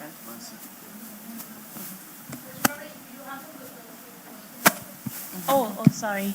So I just wanted to add, when we speak towards angel investors, just from our own mindset, when we think, okay, we're giving away maybe 30% or 50% of our company, the one thing that you still have to remember is that you are still managing your company, right? So you're still going to earn a salary from that company. You still have control over the management of your company. So a lot of times we just focus on, oh, we're giving away our business, but you have to look at what are you giving away to be able to get. And management of your company is your idea. You still have the benefit of the vision. And the investors, most times, what they really want is a return on their investment. So they're not wanting to come in and now it's their business, so they want to take over. So just again, just your mindset in knowing what it is. And as I said in my presentation, always have a good lawyer, a good accountant, so they can further explain that process to you. Yes, and people like Jade would be essential in that regard. You're not getting into a contract where you're not sure what you're getting out of it. You have your lawyer go through it. Let's iron out all of the details so you know exactly what you're giving up and what you're getting in exchange. There was another hand up. Yes, good afternoon. I wanted to know from the panel, when taking investments, do you all recommend a return on investment or a return on time? When you say return on time, do you mean do it as a loan where you have a specific time to pay off, or are you saying like I'm not clear on the question. Well, basically a percentage of proceedings. So you would give your investor an amount every month opposed to paying them like a big lump sum with interest. Well, I think that will depend on the type of business that you have and also the terms that you negotiate. Because say you're doing a real estate project, right?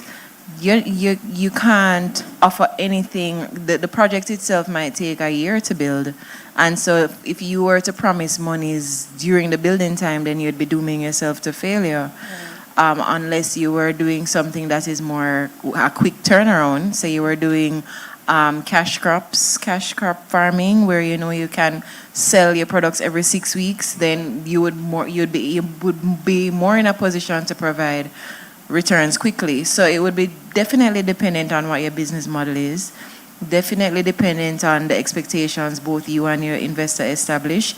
And then I would say in most cases, it's usually better for you, the person receiving the investment, to give a longer time before you start paying back. So if you can go longer, because you're giving yourself more breathing room, more time for your business to expand, and then you're able to comfortably grow your business, the longer you have to take to pay back or provide returns. And remember, the business model can be of such where the investment can be of such where you don't have to pay back the principal at any time at all. It can be because they own a part of the business, they just get dividends from the profits. So the amount that the investor gets is directly proportionate to what the business is making. So it's good to have an investor that is a partner that understands how the business works. So if it is a percentage of profit, they know that if the business don't make no profit, they're not getting anything either. And that's a great kind of kind of investor to have, versus if you get a loan from somebody, then that is different. So you would need to work those details out and bring Jade with you, bring a lawyer with you to work it out and protect yourself. If Jade would be willing to invest in the business that way. You could have that conversation with The him question after. is, I just wanna Jade ask some- invest in the business? Can he? I can invest some time and some discussion. For sure, we can do that. We can work on that, yeah. so very One much. sec. I just want to add something really quick to what Annika was saying. To your question, Yes, sir. because investment structures and approaches can be so diverse, you may have someone that comes and offers to you, for example, I don't want the money returned as a lump sum. I'm not giving to you as a loan, but I want royalties per sale. Suppose your product or service is something that turns over very, very frequently. And they're saying, look, I'm going to sponsor you or invest in you with the equipment, but every photo shoot that you do, I get a 10%, or I get $10 off every photo shoot you do. You don't want that to be in perpetuity, but they might say, I'll do that until I have recovered my investment plus 20% or something like that. So being aware that the structures you can enter into are very diverse, lining it up with what Annika said, the type of business you have and your knowledge of it, it helps you to come together and reach at a middle ground solution that meets their needs as an investor and gets you the support that you need. Awesome. Thank you. Yes, we'll come to the front first. I think her hand was up first, yeah, in the black shirt. She's been very, very diligently taking her notes. I love that for her. So I just wanted to add one thing to the social media marketing and marketing in general, and then I'll ask my question to Kiflin. So you were explaining that if the person's in their 50s and probably they're selling something, you might have to go to traditional means. But that might not be your target audience, because my mom's not going to go and search for TV, but I might be the one to buy it because it's concerning me. So your target audience is not my mom. You're trying to entice their children and the people who will buy it for them. So in marketing, you have to be strategic.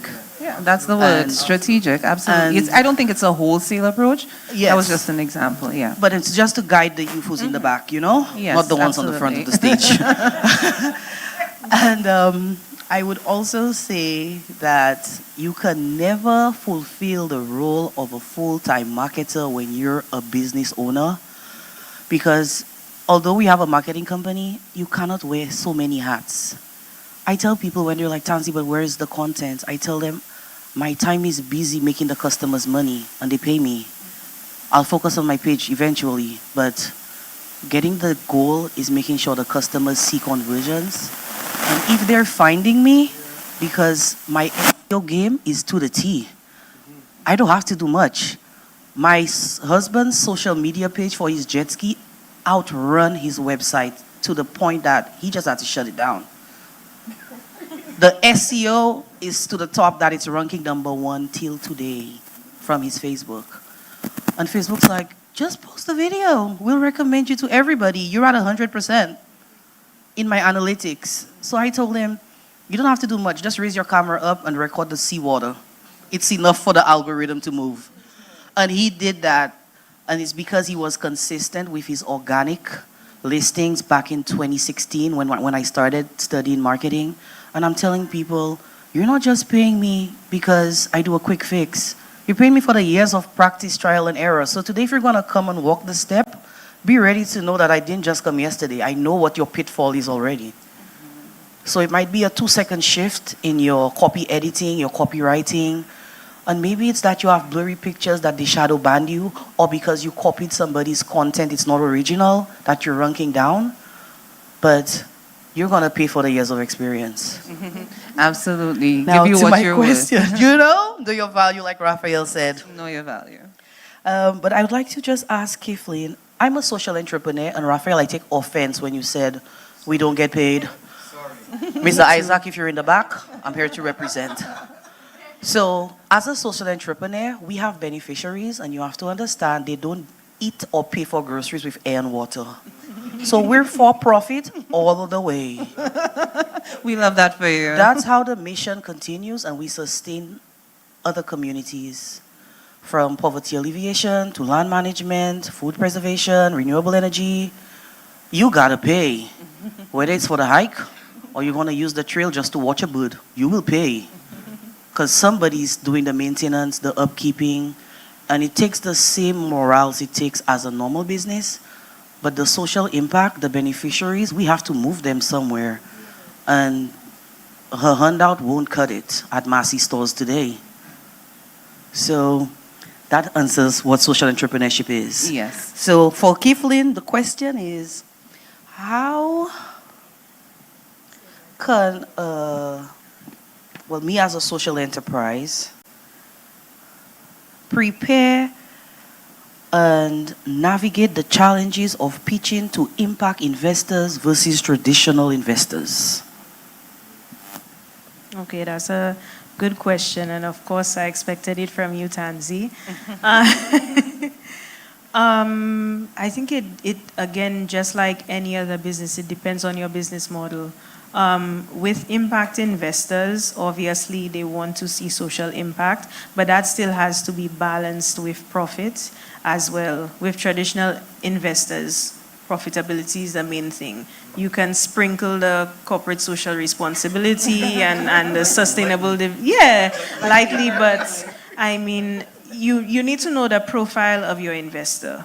If you know it's someone, for example, during COVID, that was also some money that we had gotten, what's his name, from the former CEO of Twitter. Can't remember his name, but during COVID, he had given like $200 million.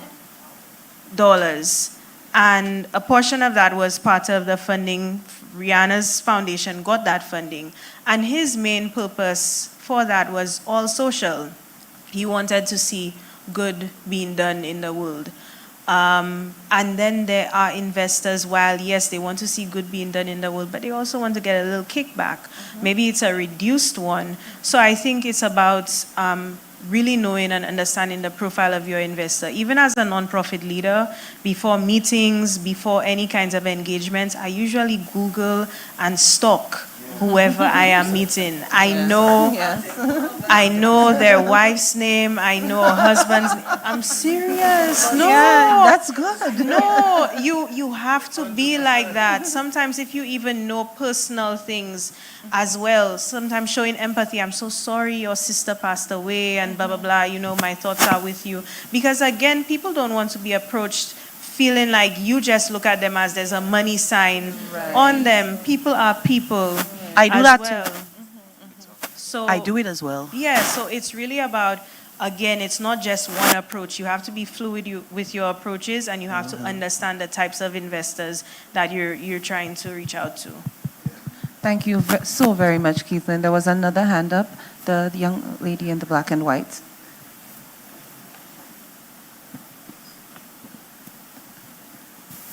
Okay, good afternoon to all. Good afternoon. Good afternoon, panels. You have done a great job so far, and we love to hear that. But my question is, was there a point where you were on the verge of literally giving up? And if so, who or what caused you to push forward? Because we have a lot of young people in St. Lucia that are at that point right now. That is an excellent question. Thank you so very much. And we're excited to hear your answers. Entrepreneurship is hard. People fail. There are so many pitfalls. There are so many valleys. How do you keep going? Okay, I'll try to keep it short and sweet. I think one of the keys within a lot of us that I suppose might be untapped is finding what you need within yourself. It probably sounds a bit cliche, but the fact that you know that you're going to fall on these types of times, and there is a chance that it's going to happen at a time where there's no one else that you can rely on but yourself.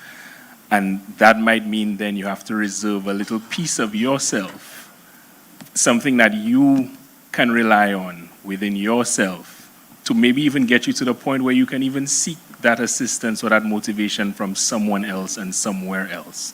So as cliche as it sounds, keep a little piece of yourself for when those hard times come about. Thank you, Jade. What do you think, Ethan? How do you deal with that? If I can just add, so right now, especially on social media, it's the highlight reel. Everything is like perfect and, oh, Helen's Daughters is successful and blah, blah, blah. Between 2017 and 2020, we barely got funding. I was doing this, Stan knows, I was doing this completely self-funded. My then boyfriend, now husband, is like, what the heck is wrong with you? And also, like, my fantasy of leaving the UN, I'm a big person that believes in manifestation, so I used to tell all my friends, my colleagues that, this UN thing is temporary. I'm going to be running an organization in my country and blah, blah, blah. And one of my closest friends at the time, he's like, I really think you need to stop saying that, because it was on the third year at this point. So at this point, I was just looking sad. I, like Jade said, you save a piece of yourself. It's not easy at all. You have to be real with yourself, one. You have to know that this business makes sense and that you will be able to attract investment. So that's the first thing. You have to be really, really honest with yourself. Does this make sense? And then the second thing is that you have to get really, really tough skin. Some people get investment overnight. Some people like me, it takes 3 and 4 years. And when it happens, boy, it's like a gold rush sometimes. It's like it flows in. But I'm a big proponent, like I said, of manifestation. I'm also a very spiritual person, so I do my meditation, my prayers, because I also believe that there is some unspoken, unknown, whatever your belief is. Absolutely. So I think that, I hold on to these tenets. I'll just give you a personal example. And aside from that, how difficult it is getting the funding, when you do get the funding, there's also obstacles as well. Between last year and this year, I lost 5 close family members on the same side, on my mother's side of the family. And I had never experienced grief or loss before. And there was no duplicate of Keithlyn. I had to balance handling that loss and doing the operations of Helen's Daughters. And it's honestly, I can't sugarcoat it. Entrepreneurship is not for everyone. Right. And you have to have a certain form of resilience to get you through those dark times. And for me, my resilience comes from my faith and my spirituality. And also, you need to have a community of supporters, of people that will cheer you on. Like when I was coming back home, my parents, from stories at work, my mother was on the floor crying. My father was talking to people, my friends, to try to encourage me to not return home. Because, in St. Lucia, we tell our children, there's nothing for you here. Yes, And I want to also prove people wrong as well. I know it can be hard, but I still believe there's opportunities here. And it was my grandfather who I lost this year, was the only one that was like, what I eat, she'll eat. Where I sleep, she'll sleep. But let her come home. And you need to have those sort of cheerleaders and hold them close, and that will get you through the tough times.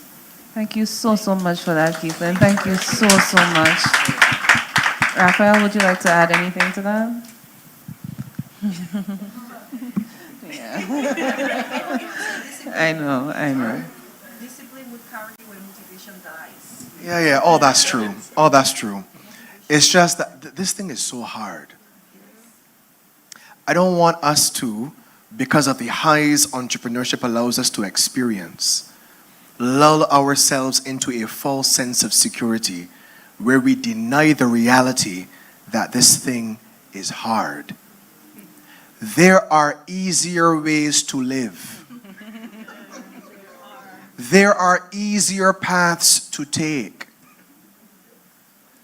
But if you choose this, I want you to remind yourself that you chose this. In those difficult times, my friend, I believe in God. I pray more than I speak. Because when challenges meet me in unexpected ways, there is nothing else that brings me through. Equally, I have been blessed with a tremendous support system. And when my faith fails, when my belief is not where it should be, when my results are not where they should be, I have people who pull me up and motivate me when I don't have anything left to motivate anyone. And without them, I can easily tell you, I would not be here. I would not have achieved any of this because of faith, because of family and friends. Not all family, because some of them in the good. Some friends in the good either. But good family, good friends, a lot of faith, yes, the discipline, yes, the determination to keep going. But I remind myself that I have a deep sense of feeling called to do what I do. And because I feel called to do what I do, I weather the mountains and valleys. And I develop a level of discipline to remain even in victory and in defeat. The thing that often, I'm not going too long. The thing that often makes us feel like we are crashing when we lose is because we allowed success to take us too high. So I practice maintaining even in victory or defeat. When a huge opportunity comes and a big check comes, y'all, I ain't gonna lie, I celebrate. But I don't allow these things to get to my head because I know 3 weeks might come after that when it's as dry as the Sahara Desert.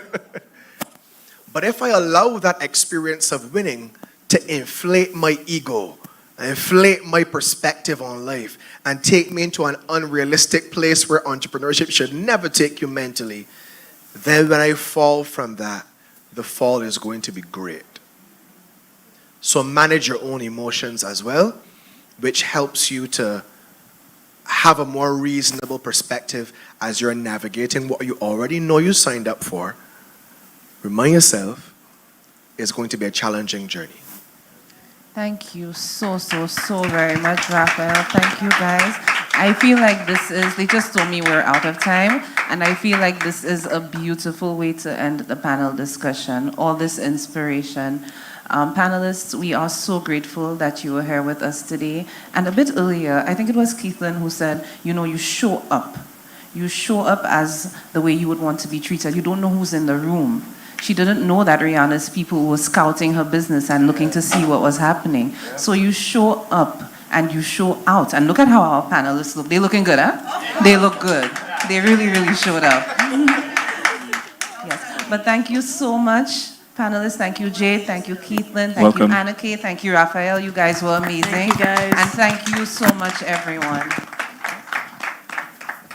Thank you. We are at the end, but you don't want to leave yet because we need to know from you how we did this year.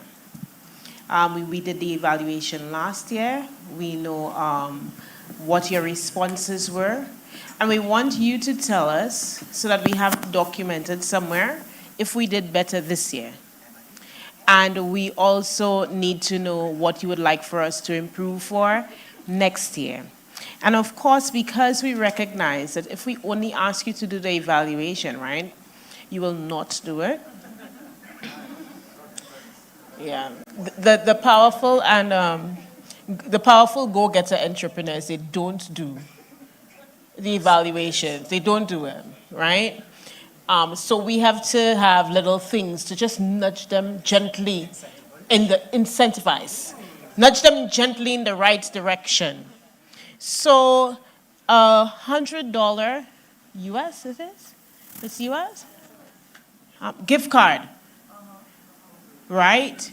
It's up for grabs from Amazon for the Noel. Santa Claus might pass by your home. Might, because I don't know that you're going to win. So that gift card is up for grabs that you have to, A, complete the evaluation, and then we're going to pass around for everybody who has completed the evaluation. Our team is on hand. They're already going around the place. You'll get the QR code so that you'll be able to scan, share the QR code, complete the evaluation, and we're going to do a little dippy-dip.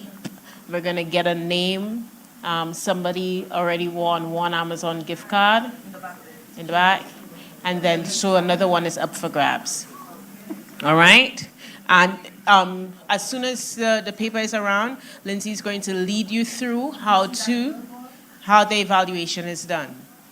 In the meantime, I would like to take this opportunity to thank our partners from the Ministry of Commerce, the SBDC.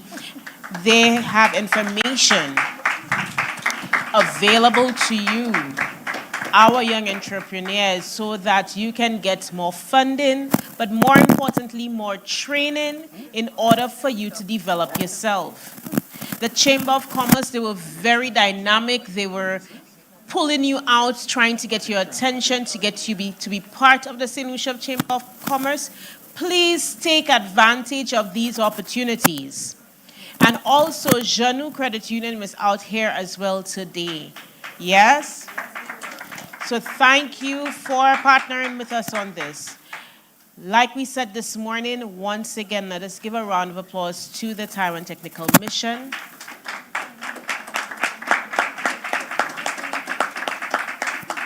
We look nice, eh? Yeah, we look like we could have been outside of St. Lucia. We could be in St. Lucia. We just look nice. We look good. Yeah. And I tuned in a little while on the live stream. Albiz, you are the best. I didn't say that on the mic, did I? Yeah. Thank you very much to Albiz. And thank you to TTM, because without you, we would not have been able to do all of this.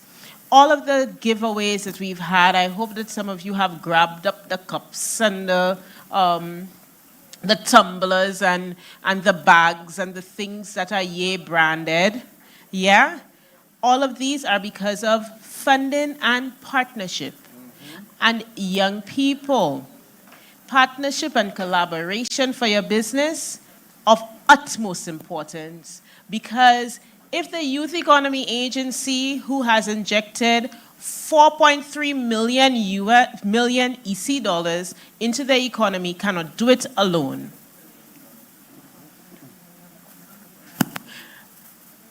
could you imagine you? Can you do it alone? And then I need to say this especially because I want for you to hear and understand how sometimes you could miss opportunities and sometimes you can take advantage of opportunities. Kendrick, could you come forward, please? Forward, Kendrick. Yeah. Kendrick is a young person who is going to be a client of the Youth Economy Agency soon. He's a photographer, has been a photographer for many years, has worked with the Visitor Channel and on many other programs and stations. And Kendrick offered his services for the day for free.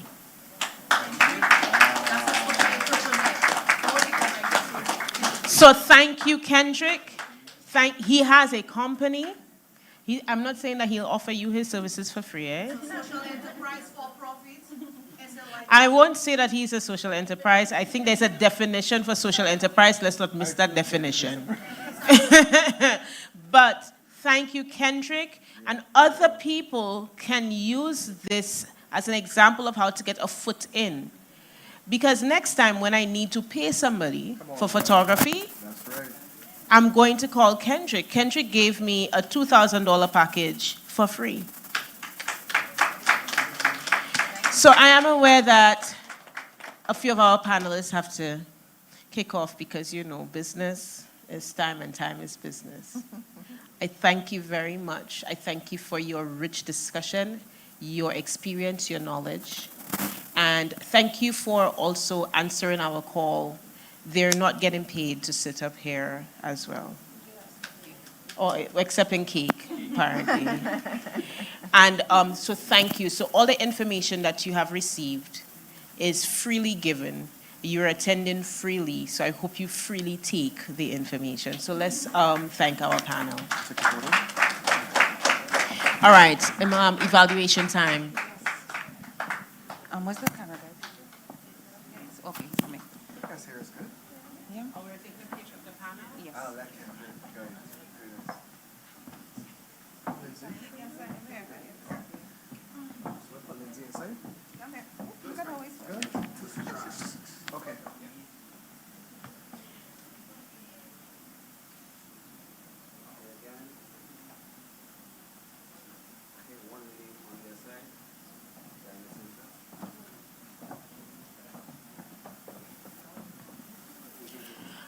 And whilst they do that, let me give away my last goodie.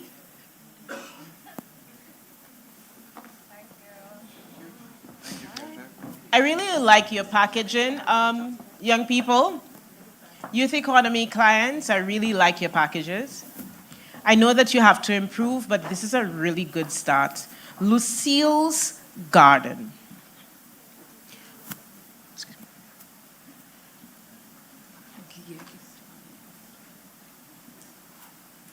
And so from Lucille's Garden,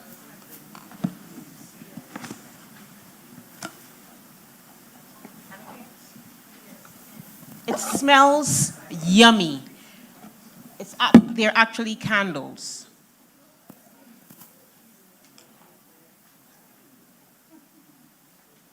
This is one that I like to see the most. It looked like you could eat it, right? All right, from Lucille's Garden. Is the owner of Lucille's Garden in the room? Yes, no? All right.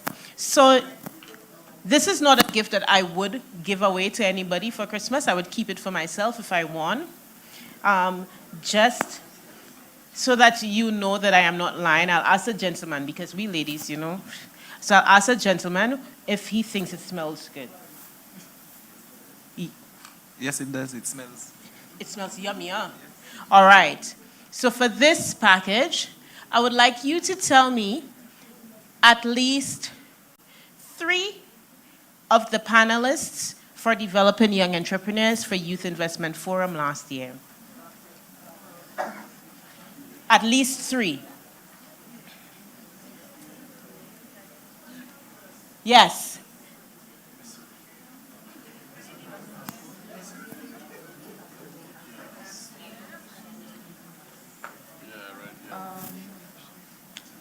So there was this guy from Soufriere who has the adventure business, and then Do you know his name? I can't remember Okay, just go ahead. his name. The next one was I can see him. He's dark skinned. He works with Labor Department. She given accurate descriptions. We will vote on whether or not we should give her a prize. Let her be the third one. And yes, there was this guy from the bank as well. What's his name? I remember the faces. I know where they But you work. don't know any names? But I don't know the names, but I can see them clearly. What? Okay, let's see. The Caribbean Development Bank. He was from the Caribbean Development Bank. So should we give her the prize, guys? No? Yeah, team, should we give her the prize? That one, yeah. Okay, somebody else is excited. Do you know the names, ma'am? Yes? Give it to her? Okay, give her half. I can't separate it in half. Okay, so by show of hands, how many of us should believe that she should get the prize? All right, majority rules, you get the prize. Thank you very much for playing along. Are we ready now, Emily? Awesome. Okay, thank you so very much for completing our exit survey. We absolutely need your feedback so that we can know what areas we excelled in and what areas may need improvement. Last year, we took a lot of your comments into consideration and applied it to this investment forum in an effort to make it better. And this year, we would love to have your recommendations as well. We'd love to hear how you feel about the investment forum and the day's proceedings. So after you have completed the survey, please, the young man in the black t-shirt is going around with a bowl. You just write your name on the slip of paper, and we're going to dip in about a minute or two to select the lucky winner of the Amazon gift card, just in time for Christmas.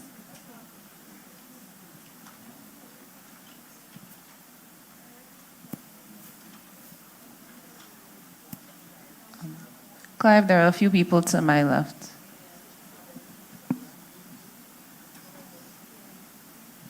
By show of hands, how many of you are still completing the survey? Okay, it's just a couple people, so we'll just give them a minute or two, and then we will dip for the winner.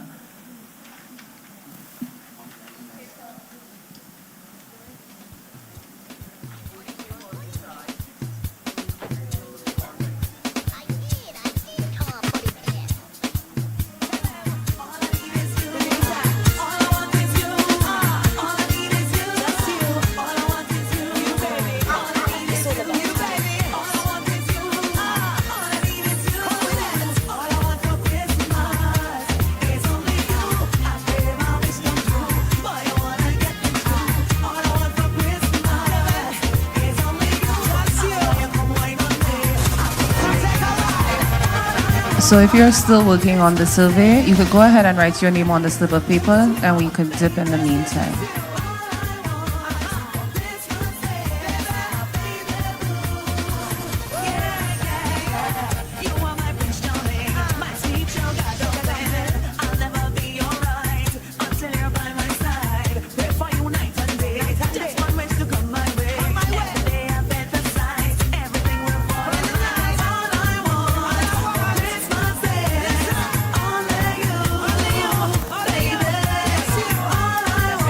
Yes? Is there anyone who hasn't put their name in the bowl as yet? Okay, so just the two in the front and two more over here. Yeah, just leave your hand up so that he can come to you so that we can dip.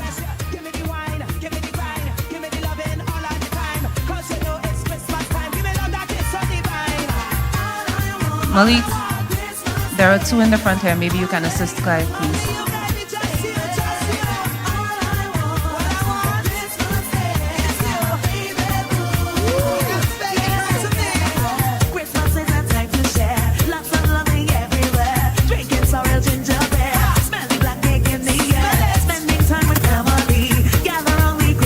Okay, can we go ahead and dip now? Is there anyone who hasn't put their name in the bowl as yet? Just one person.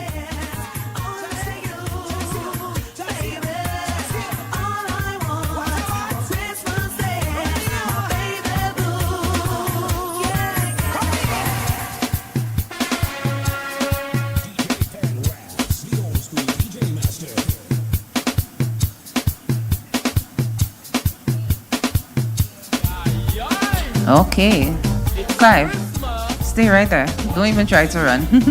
Okay, so we are going to dip for the lucky winner of the $100 Amazon gift card. This draw is being audited by Clive Popo, our accounts clerk. He has already selected the name. What you giving me for Christmas? What you giving me? What you giving me for Christmas? I don't want to butcher the person's name, the first name, but I can read the last name. If your last name is Esnod and your first name starts with A, you are the lucky winner. If you're not in the room, we're giving it to someone else. That's not you. Esnod. She went to the bathroom. Thank you very much. Okay, I just want to invite for the closing remarks our training and development officer, and as she makes her way up to the podium and we come to an end, I would like for the entire room to give a resounding round of applause to Team Youth Economy Agency. Y'all did well, team. It was a good day. Y'all came through. Those of you, and we have some volunteers on the team wearing the team shirt. I must tell you, we had a dynamic team of young and of interns this summer, and I feel like we have absorbed all of them into the agency. So thank you, Team Ye. Olivia, here you go. Good afternoon, ladies and gentlemen. As we bring this inspiring and remarkable Youth Investment Forum to a close, it is a great honor to express my profound gratitude to everyone who made this event not just possible, but impactful. As we all may know, the Youth Economy Agency is the brainchild of our current Prime Minister, the Honorable Philippe J. Pierre. So every opportunity that I personally get to thank him for his vision and his foresight, I take advantage of it. Because if it wasn't for his vision and his foresight, we would not be here today. So thank you, Mr. Prime Minister, for your vision.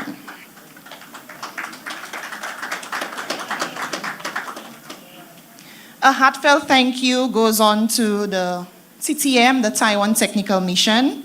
We cannot thank you enough for your unwavering support, not just for this forum, but for your support throughout the years.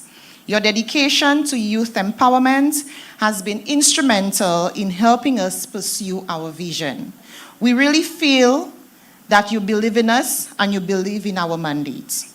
To our sponsors, our partners, such as Janou Credit Union, the St. Lucia Chamber of Commerce, the Small Business Development Center, thank you for investing your time in our young entrepreneurs and for being key allies in the journey towards success.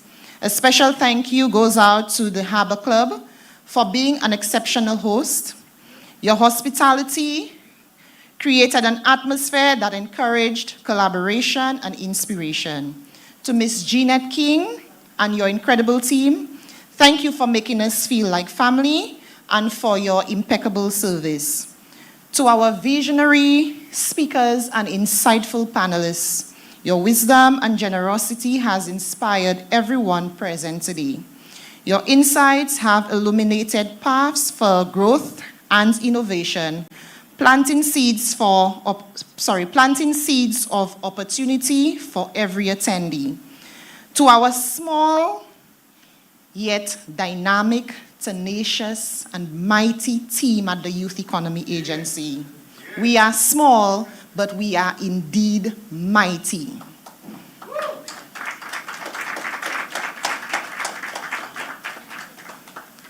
Thank you for your dedication, for your hard work, and your long hours. And I know that our CEO and our COO will not allow that to go unnoticed. You are the backbone of this event, ensuring every detail is executed with grace, professionalism, and excellence. To all these, you always show up for us. Always, I must say, you are like family to us now, and I want to say a special thank you for being patient with us, for always running to our rescue. When we call you now for now, you may quarrel with us, but you still show up. And so for that, we are grateful. Thank you. Finally, to our attendees, our young entrepreneurs, you are the offsprings of this forum.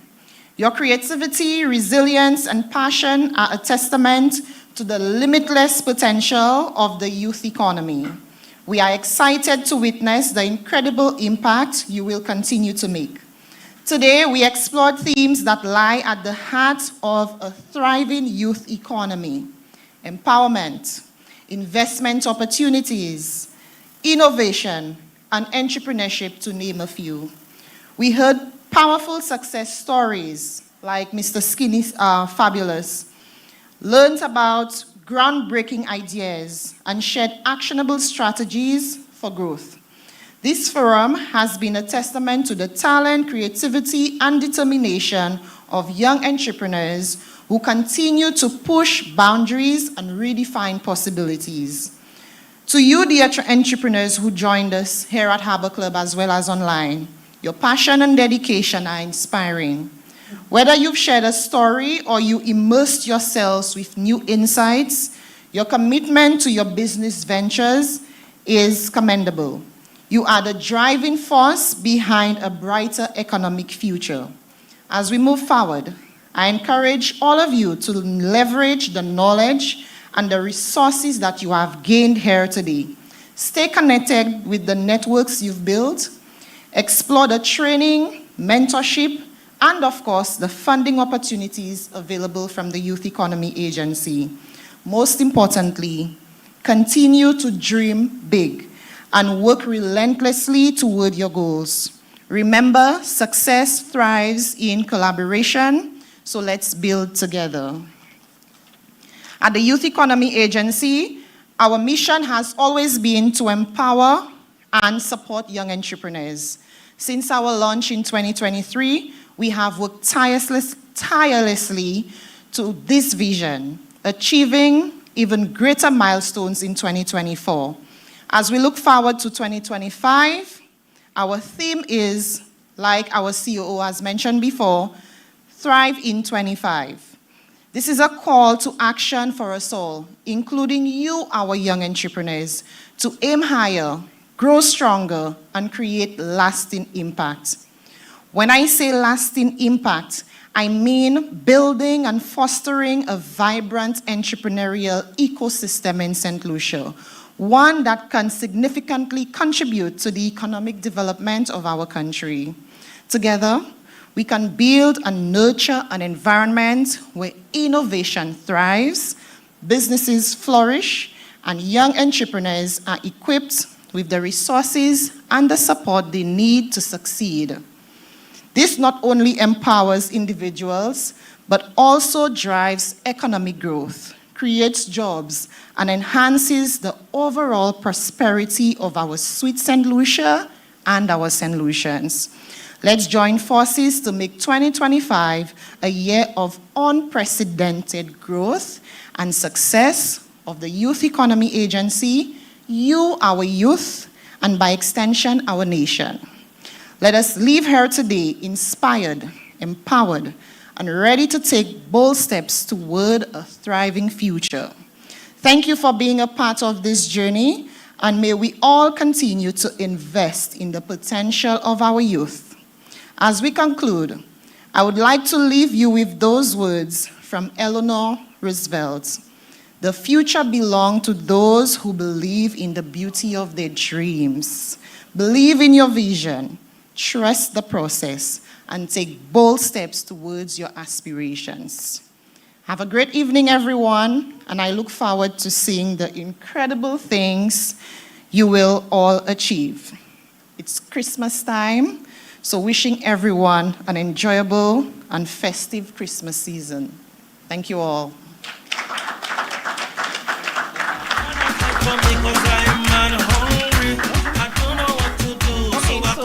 The M&E just gave me a little piece of paper. The winner of the Amazon gift card, Aria Esnad. Is she in the room? Aria Esnad. So Aria Esnad is the winner of our Amazon gift certificate. So let's give it up for Miss Esnad.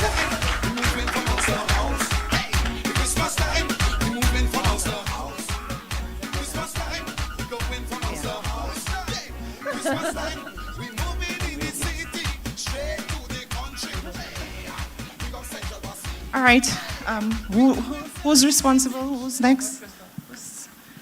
Our COO seems to be otherwise engaged, but that takes us to the end of our investment forum. So thank you, everyone, and safe travels, especially those of you who are headed to the south. Thanks again.